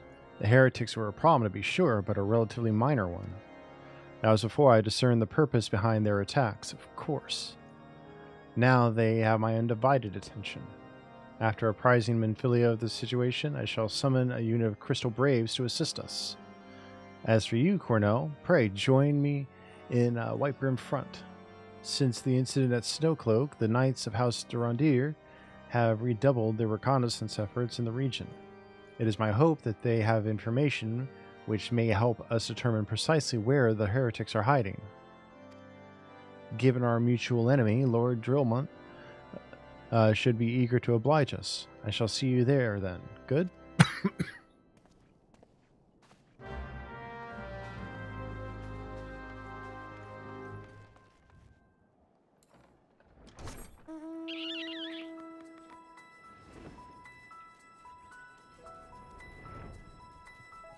I was just starting to take a drink. Thank you for the hydrate.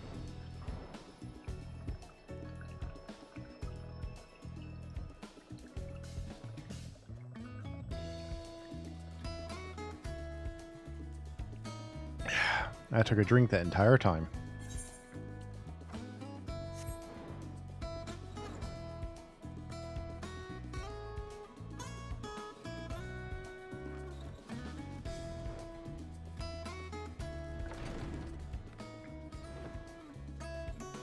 Oh god, I can fly indoors.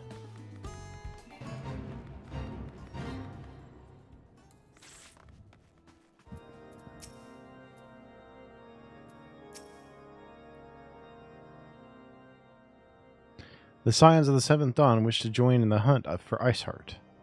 Your assistance is more than welcome, my friends. Considering the report I just received, I dare say your timing could be no better. We are all ears, Lord Dromont.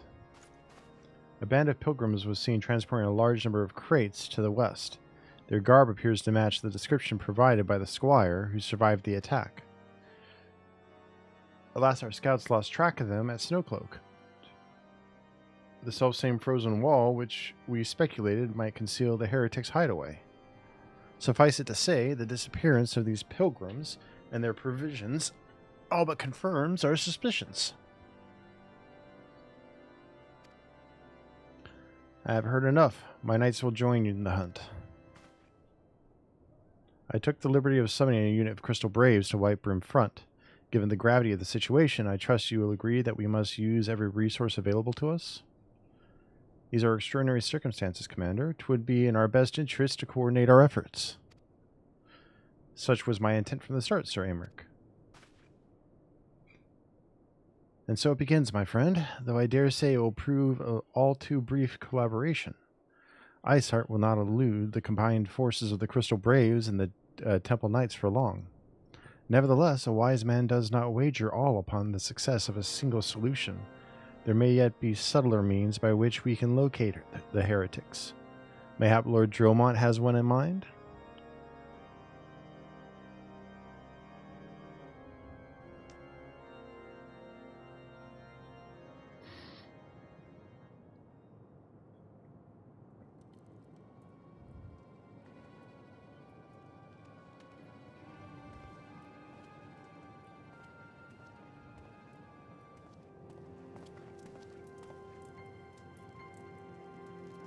Yes, yes, excellent.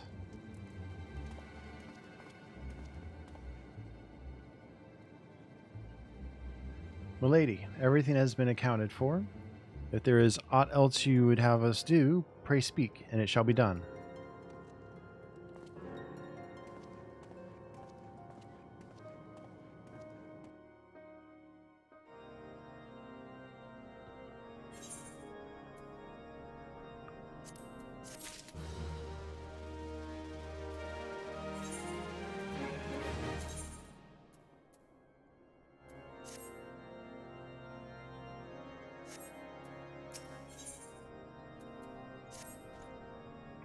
It seems as though we are always one step behind our quarry, ever just beyond our reach.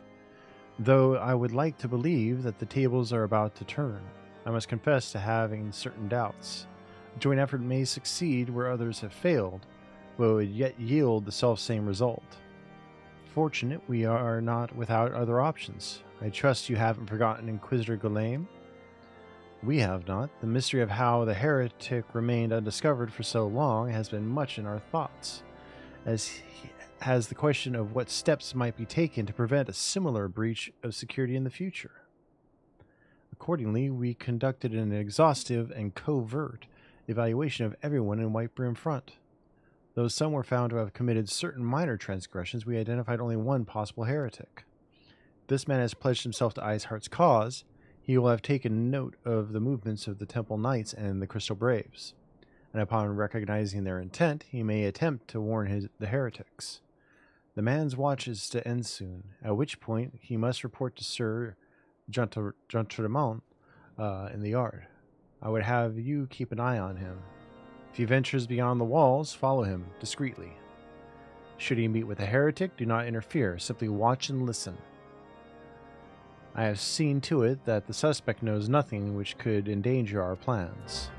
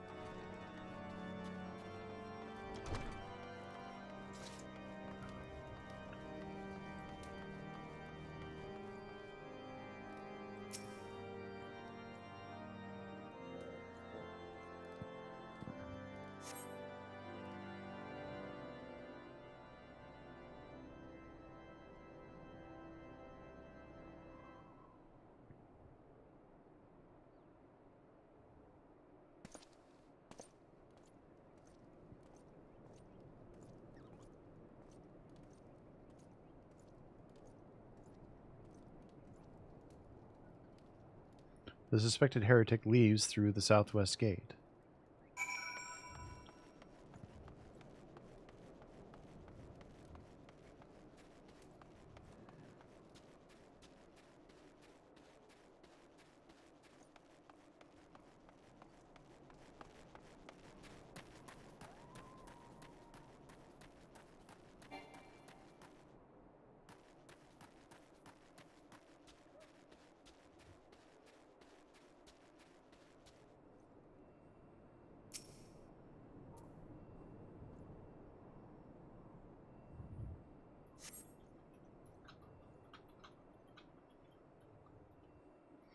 The suspected heretic follows the road east.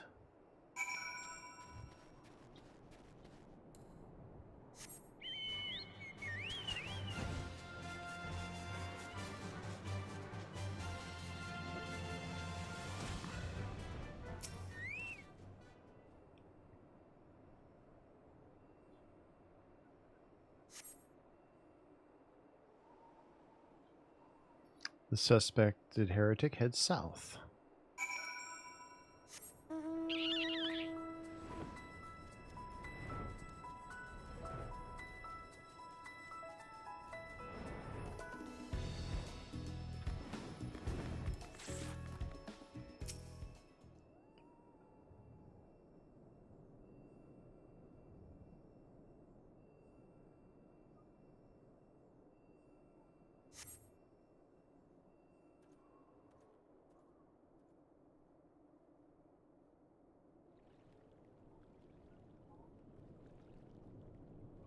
Hey, where in the seven hells are you? I'm freezing my bollocks off here.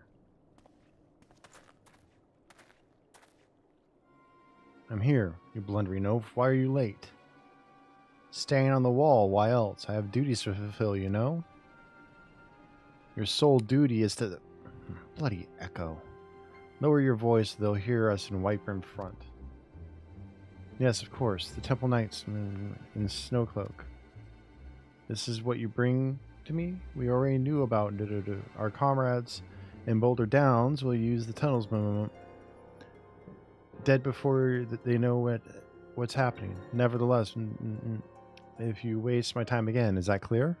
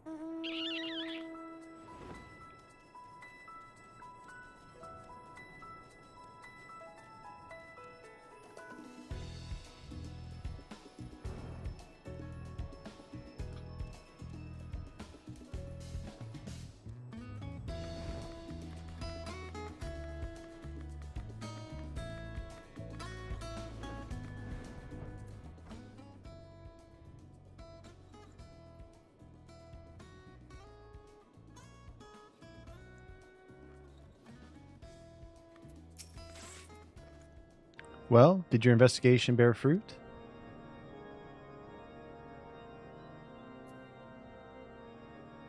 I see. I shall have the man detained at once. His guilt is plain. Would that you could have heard their words more clearly, yet the few snatches you were able to make out are nonetheless enlightening. It would seem the heretics are aware of our operation and confident that they can thwart it. Their comrades in Boulder Downs are key to their plan, which means it is key to our plans that they be rooted out and put to the sword.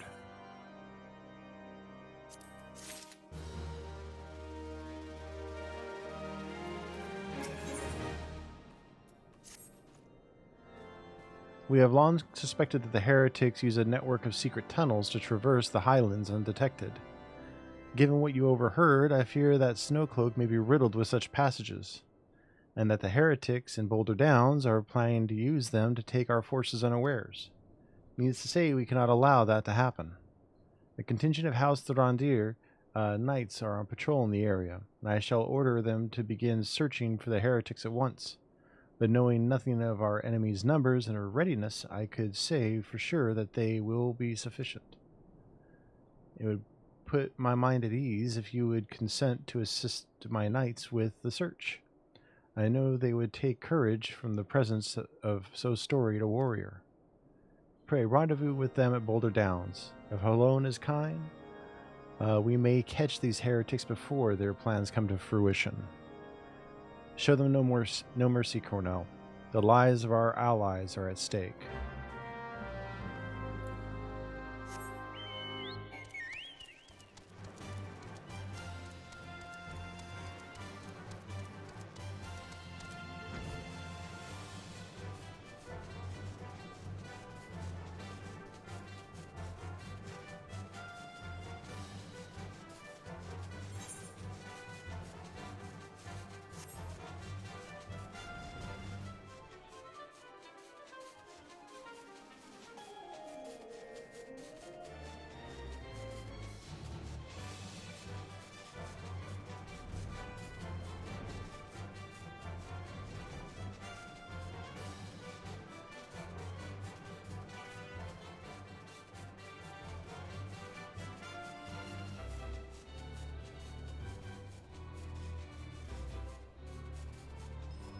So I'm too late.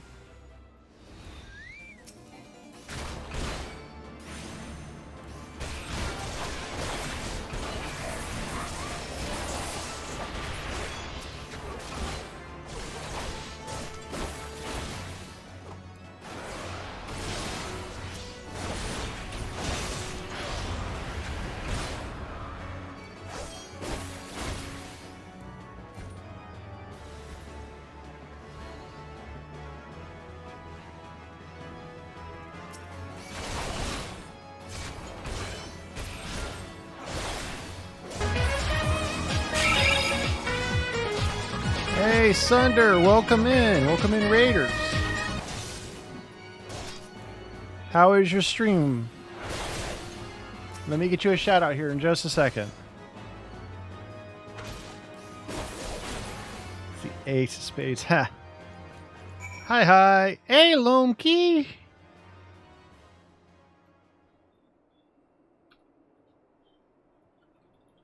You brought them in. Thank you, thank you. Playing Final Fantasy XIV I have as a well. big brain move right here. I have a big brain move. Uh-oh, not that.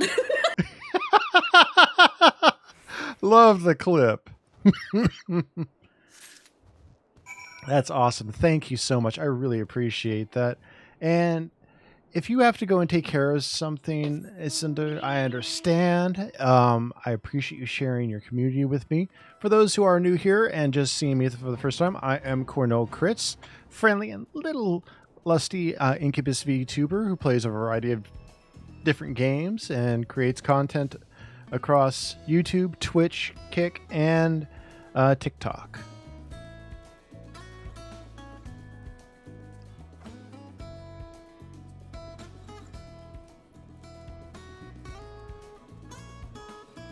So, Isunder, how was your stream? How was your adventures in Eorzea?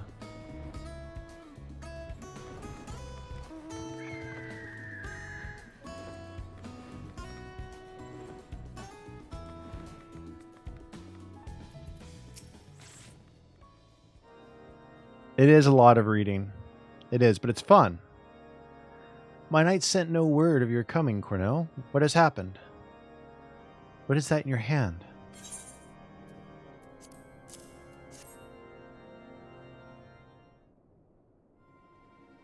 I'm a former WoW player and I'm really enjoying it. It gets more voice acting later. Fair enough. By the Fury, those were veterans with years of service. Now they lie dead in the snow.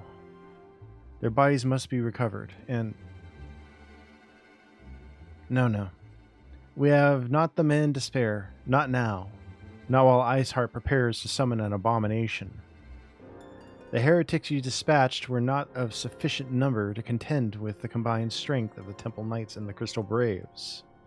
There must be others, and I'll wager they are on their way to Snowcloak as we speak. You guys just saw some? To make matters worse, it seems the traitor you followed managed to pass the heretics something of value after all. The parchment you recovered is a timetable of the guardsmen's watches at our outpost on Snowcloak. The traitor was stationed there long before he aroused our suspicions. Would that we had caught him sooner. With this information, the heretics would know when the watch was weakest. They could use their tunnels with impunity and prepare their ambush. The timetable has not changed, you see. Of course, it will be changed now, but the heretics may already be in position. House Durandir must send reinforcements, even if it means withdrawing knights from the Stone Vigil. I can see no other way to safeguard the lives of our allies. We actually have a budget later. The game before the expansions was made with the remaining budget of the flopped version. Yeah, 14.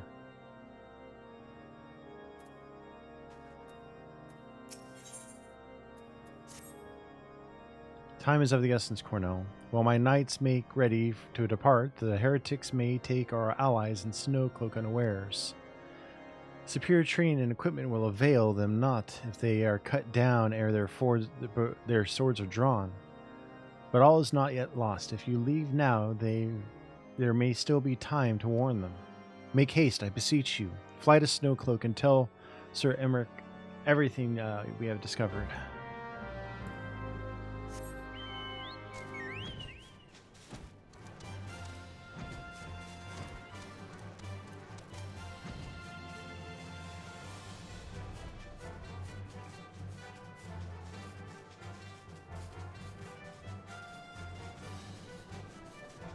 Bum bum bum bum bum bum bum bum bum bum.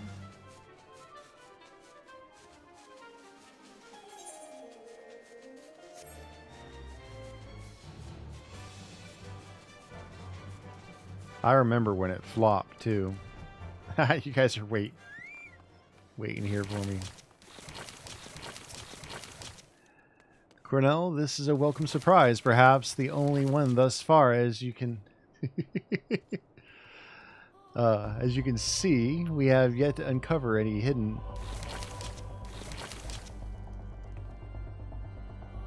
You have my gratitude. Truth be told.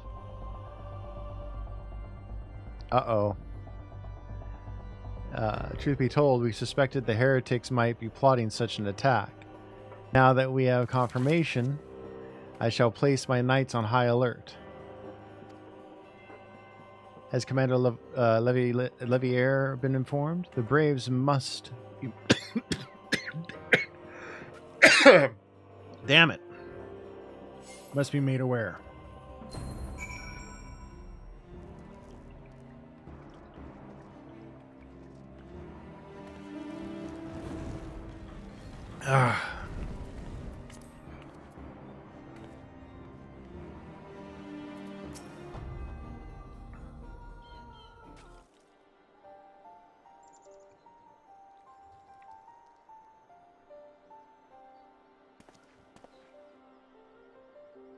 It must be here. I'm certain of it. Why else would they go to such lengths to defend Snowcloak? 'Tis but a pity this discovery comes when our enemy has us at such a disadvantage. Forewarned though we be, the heretics know the terrain far better than we. I dare not think how many are watching us at this very moment.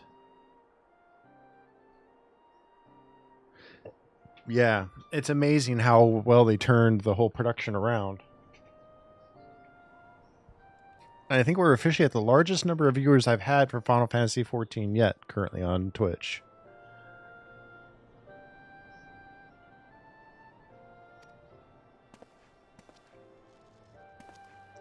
Dungeon should let you run it with NPCs. If you don't want to run it with them, we are available. I really appreciate that. Hey, Sundeer with the follow. Welcome to the channel. Welcome to the couch and to my library. Confound it. This is all wrong. Iceheart has us scrambling to save our own skins when we should rightly be straining every sinew to find her and stop this damnable summoning. Nano Swords also with the follow. Welcome in. Welcome to the channel, to the couch, and to my humble library.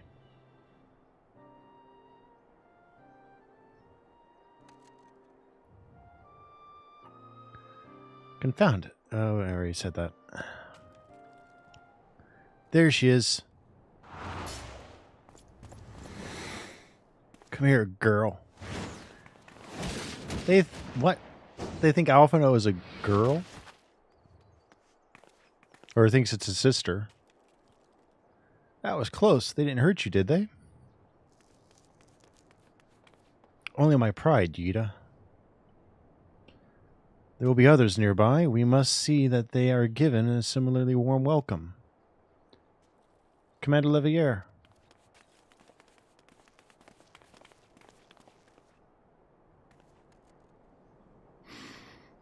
There's been a development, sir. Together with the Temple Knights, we have secured the entrances to some half-dozen tunnels, after spotting the enemy breaking the surface. But that isn't all, sir. We think that one of them may be important. Certainly the heretics near flung themselves upon our swords to defend it. Aha, just as I suspected. Amongst this warren of tunnels lies the entrance to Iceheart's lair. Summon the others. We're going in. A moment, Alphino. The tunnel in question is barely wide enough for 2 men abreast. We cannot say with any certainty where it leads, much less what is waiting for us there. Furthermore, we have no way of knowing how many heretics are still lurking here on the surface. What if they were to converge on this point after we entered the tunnel? For all we know, we could be funneling our forces into a trap. I take your point. If the tunnel is indeed as narrow as you say, greater numbers would be more of a hindrance than a help. Should we encounter difficulty, our own allies would become an obstacle to escape. All right, enjoy your lunch. Change of plans. While we rendezvous with Sir Emmerich and keep the heretics at bay here, you will go wherever that tunnel leads. If you find Iceheart at the end of it, do not let her escape. You venture into the unknown, so see that you are prepared for anything. I suggest you call upon your allies, though not too many, or Papalymo will sulk.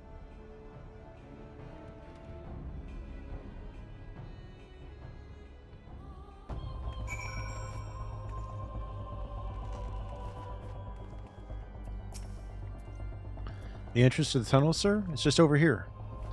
Had we not seen the heretics breaking through the surface, we would have never noticed it. Per Sir Emmerich's orders, we will stand guard outside. Please be aware that even should you encounter significant resistance, we cannot leave our post.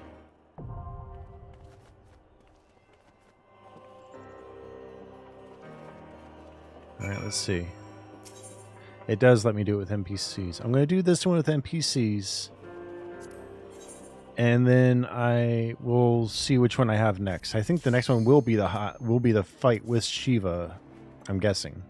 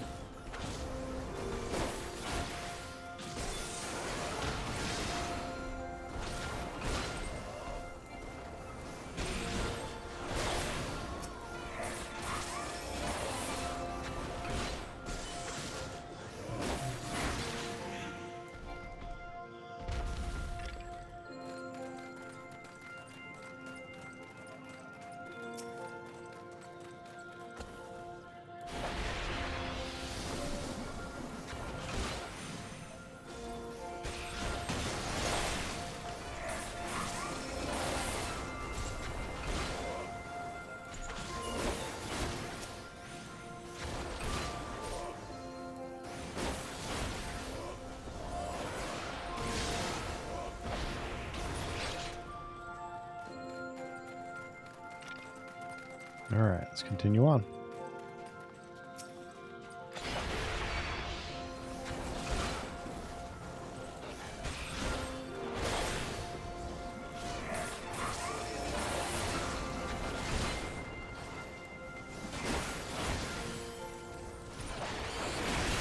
Good night. We'll catch you on the next one. Sleep well.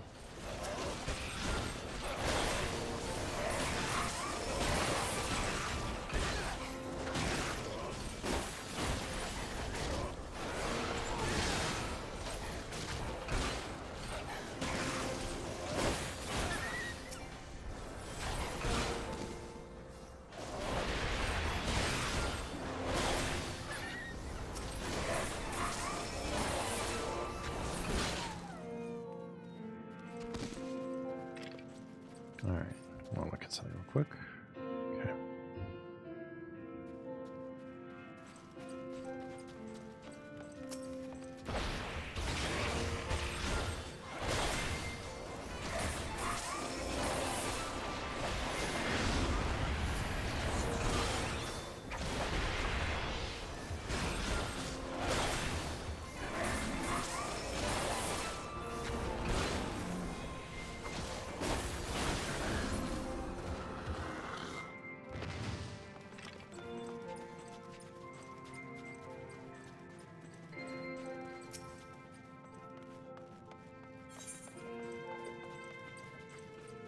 Ah, there's the key. Dropped off the polar bear of all things.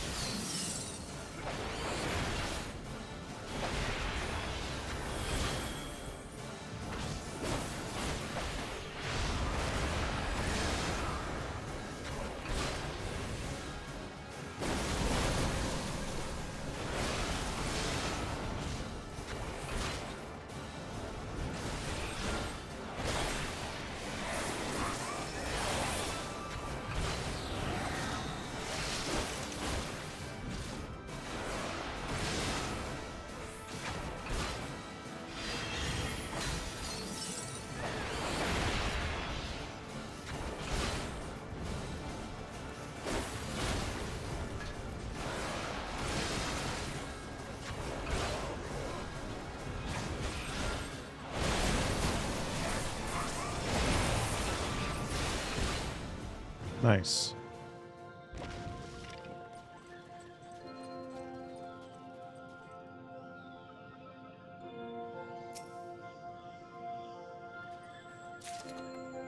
That was weird. Wouldn't let me open it.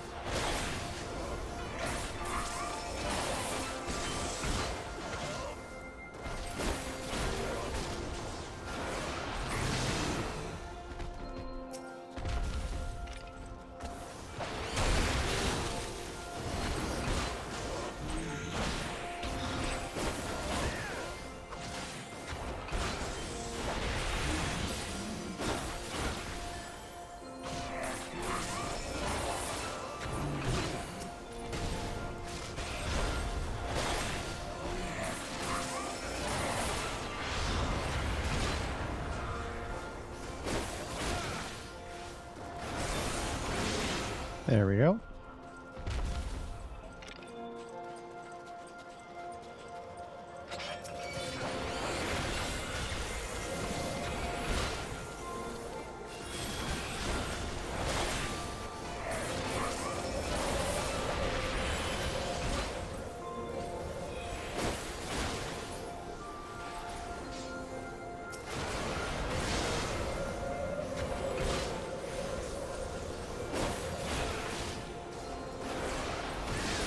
How has the rest of your week been, Lumki?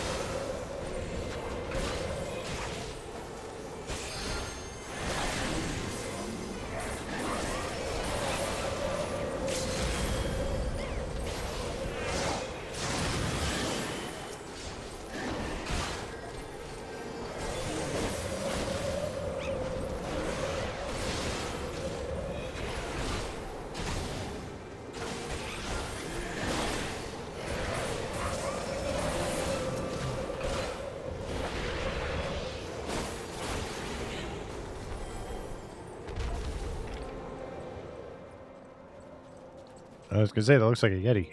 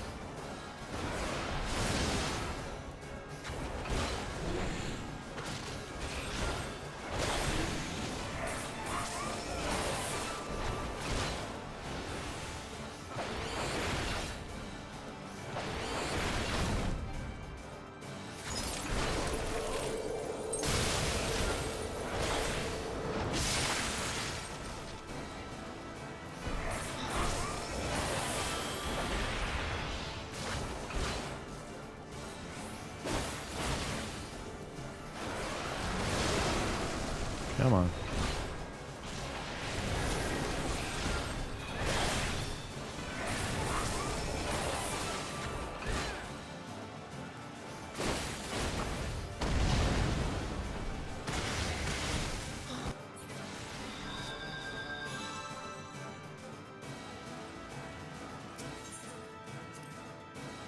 I didn't move right. I got knocked out.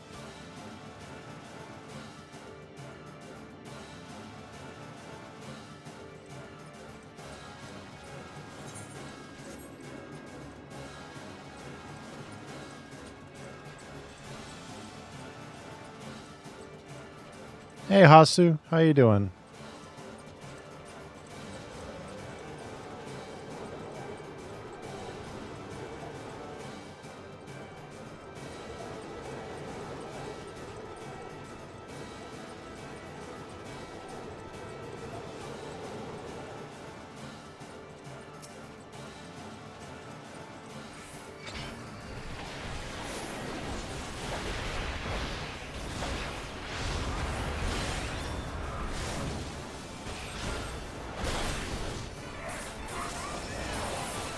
Oh no.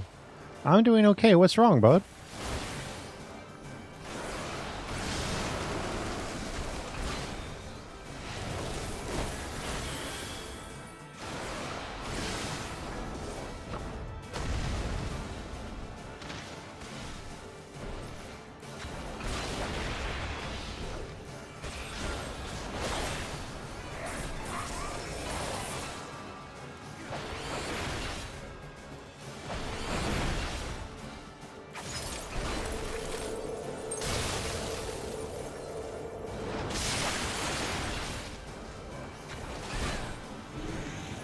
Fair.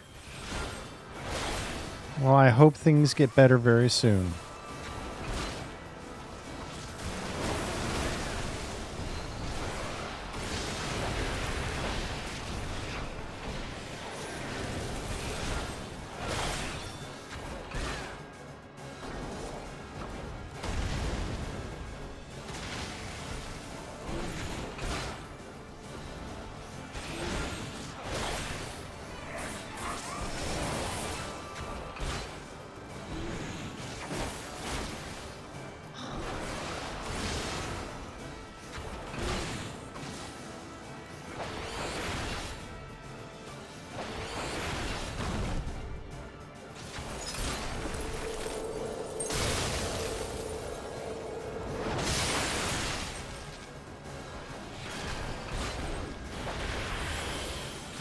Of course.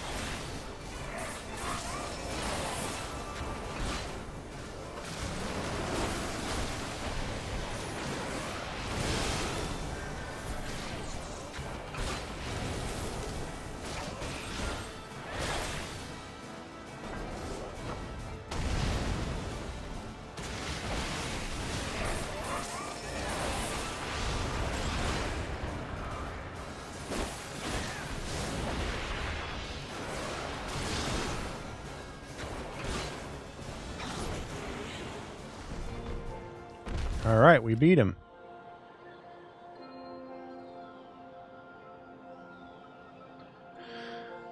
Ooh, 2 treasure troves.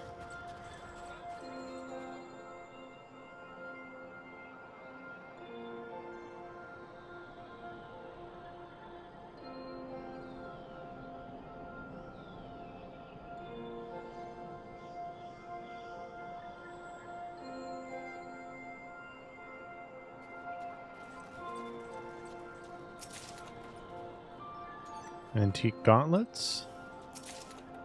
Hero's earrings of casting.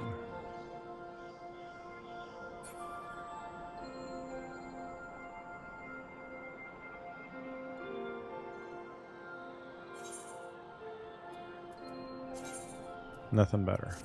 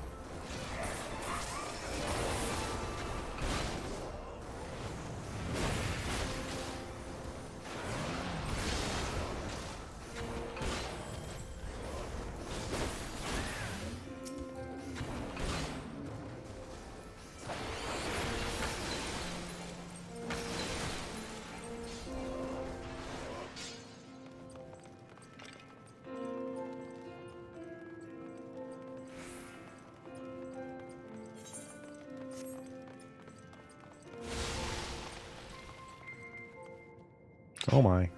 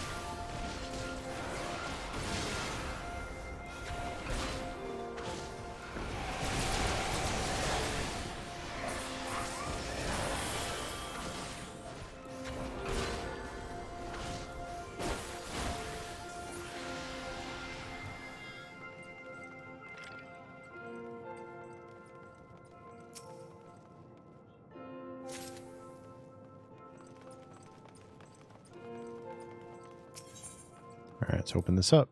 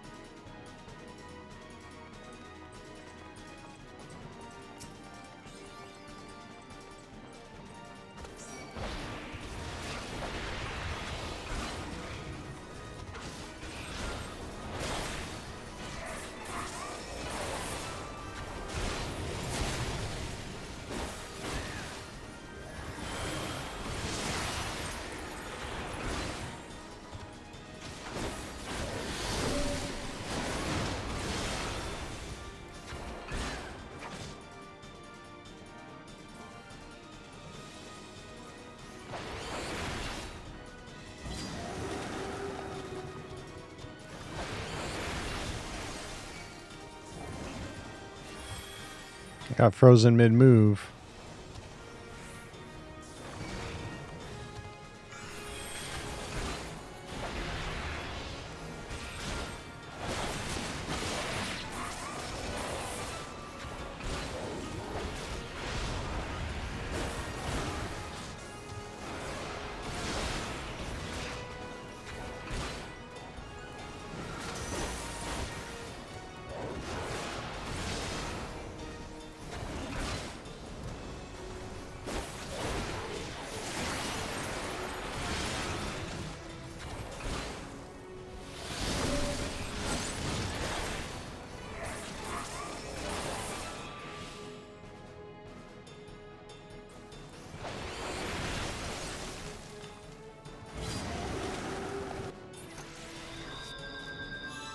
I obviously did something wrong there.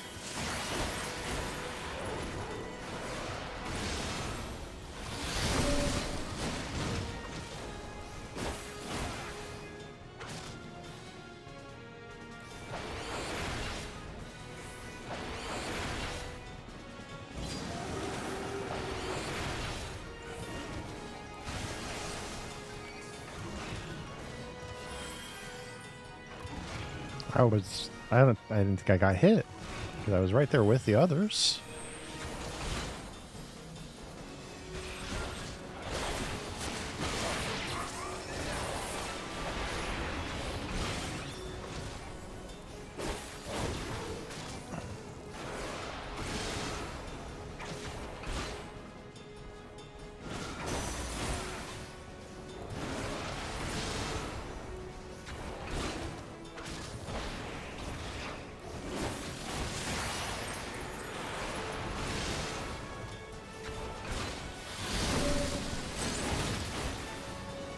I see.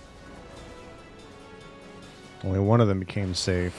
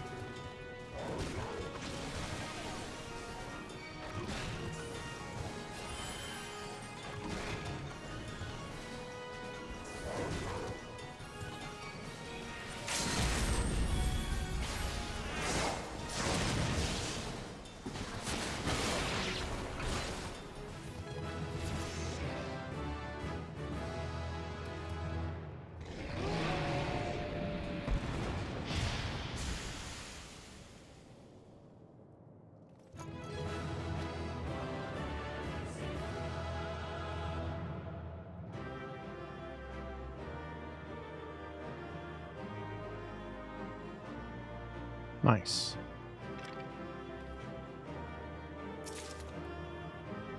Antique riches.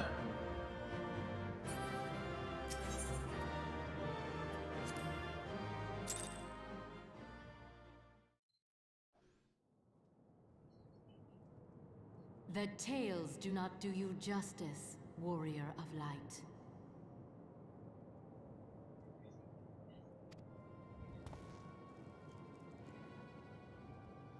Yes, I know who you are, and you know who I am. I was given the name Izel, but I earned the name Iceheart.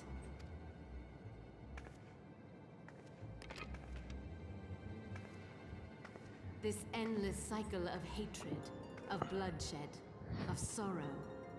You would see it continue, O noble warrior of light. I would not.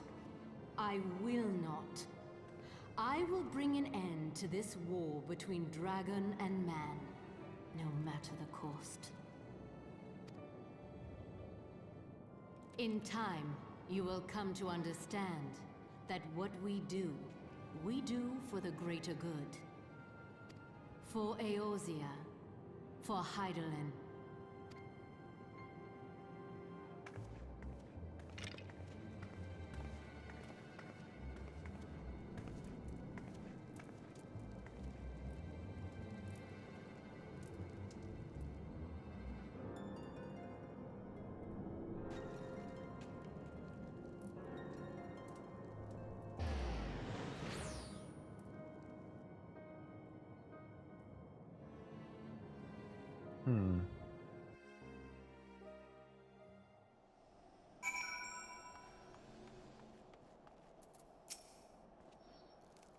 That took longer than I expected. What news, Cornell?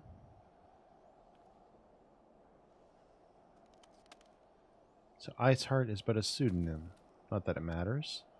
That she managed to escape is regrettable, but from your description of that beast, you did well to come as close as you did. In any case, now that you have cleared a path, the Temple Knights can begin to survey the tunnels in earnest.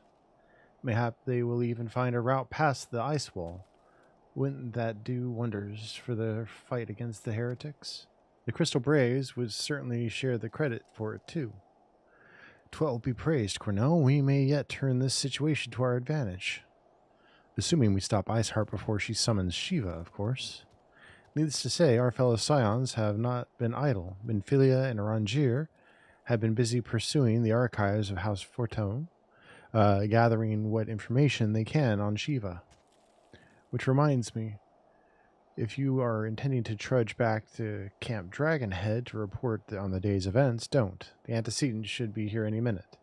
I can only assume some people enjoy subjecting themselves to this cold.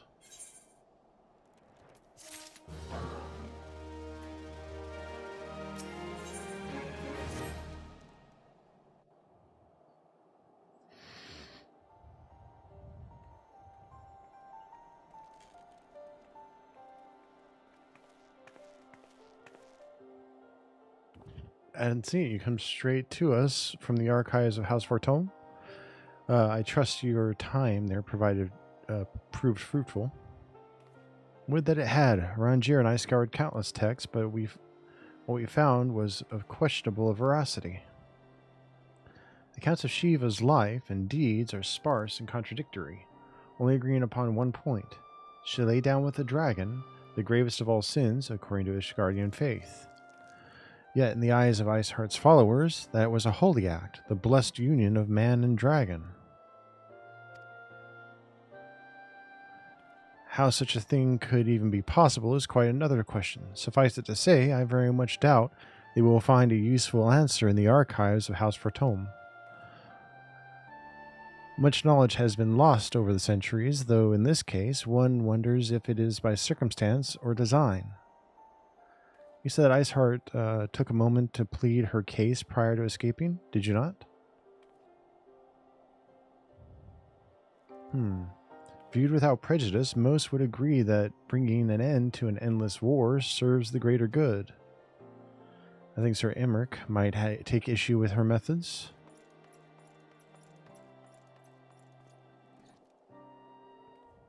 I do not care if a few stragglers manage to escape. Until the sappers confirm the tunnel is safe, the men are not to search it. Yes, Lord Commander.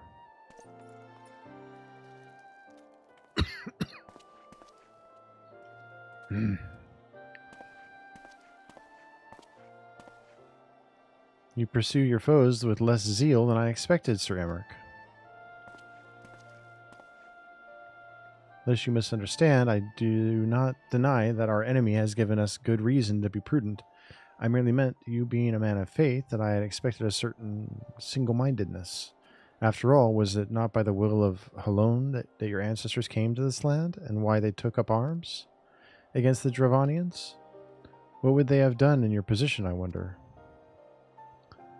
There are those who believe that faith is a renunciation of free will, that unquestioning devotion is required of all who would live a life in service to the Fury. Such righteous fervor may well serve a knight on the front line, less so a leader of men. We are all at liberty to interpret the scriptures as we will. I choose to believe that the Fury would value the lives of her followers over the deaths of her enemies. But I would not presume to speak for the Knights of Eld. 'Twas a different time, nay, a different era, and Scripture tells us only so much. Would that it told us more.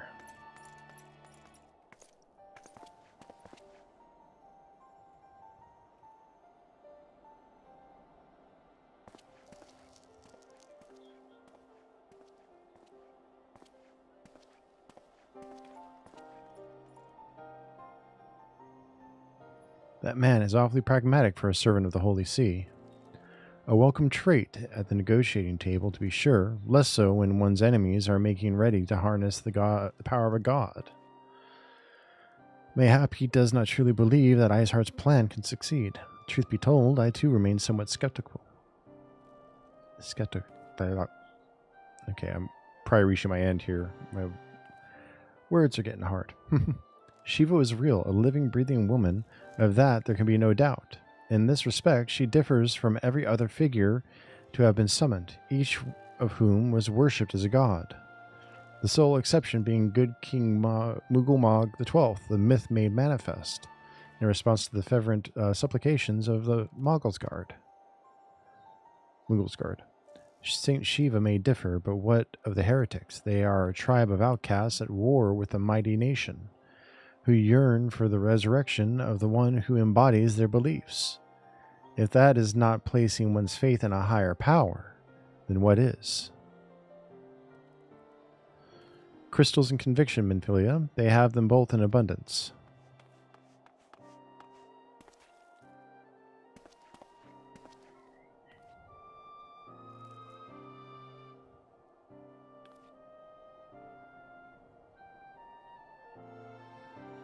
Can that truly be all that is required?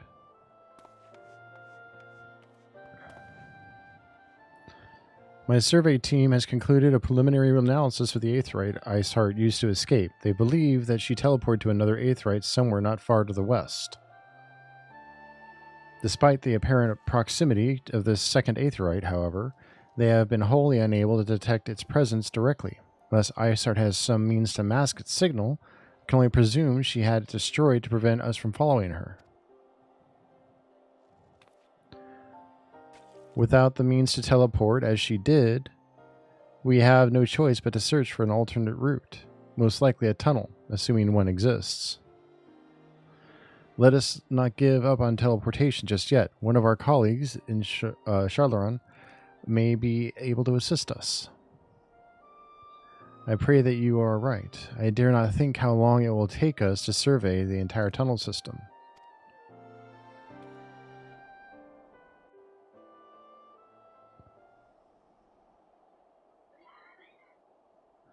While Minfilia looks into our Aetheryte problem, I would like to request your assistance with another matter.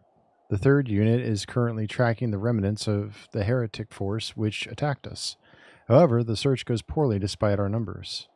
Korthus is vast, and Iceheart's followers have the terrain know the terrain far better than we. Your knowledge of this region may serve to hasten the process. The sooner we capture Iceheart's followers, the sooner we can press them for their leader's whereabouts. Also, though it is admittedly a selfish request, I feel that my braves would benefit immensely from working alongside you.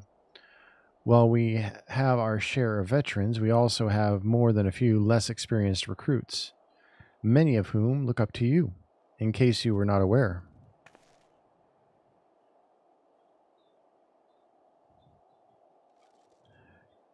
God, I knew you would understand. Good, I knew you would understand. Yuhase can apprise you of the details. When the task is complete, come and find me at the observatorium. Captain Ilberd and I are meeting there to discuss the latest developments in his investigation. The Temple Knights shall hold Snowcloak in our absence. Let us leave them to their work. Ours is more pressing.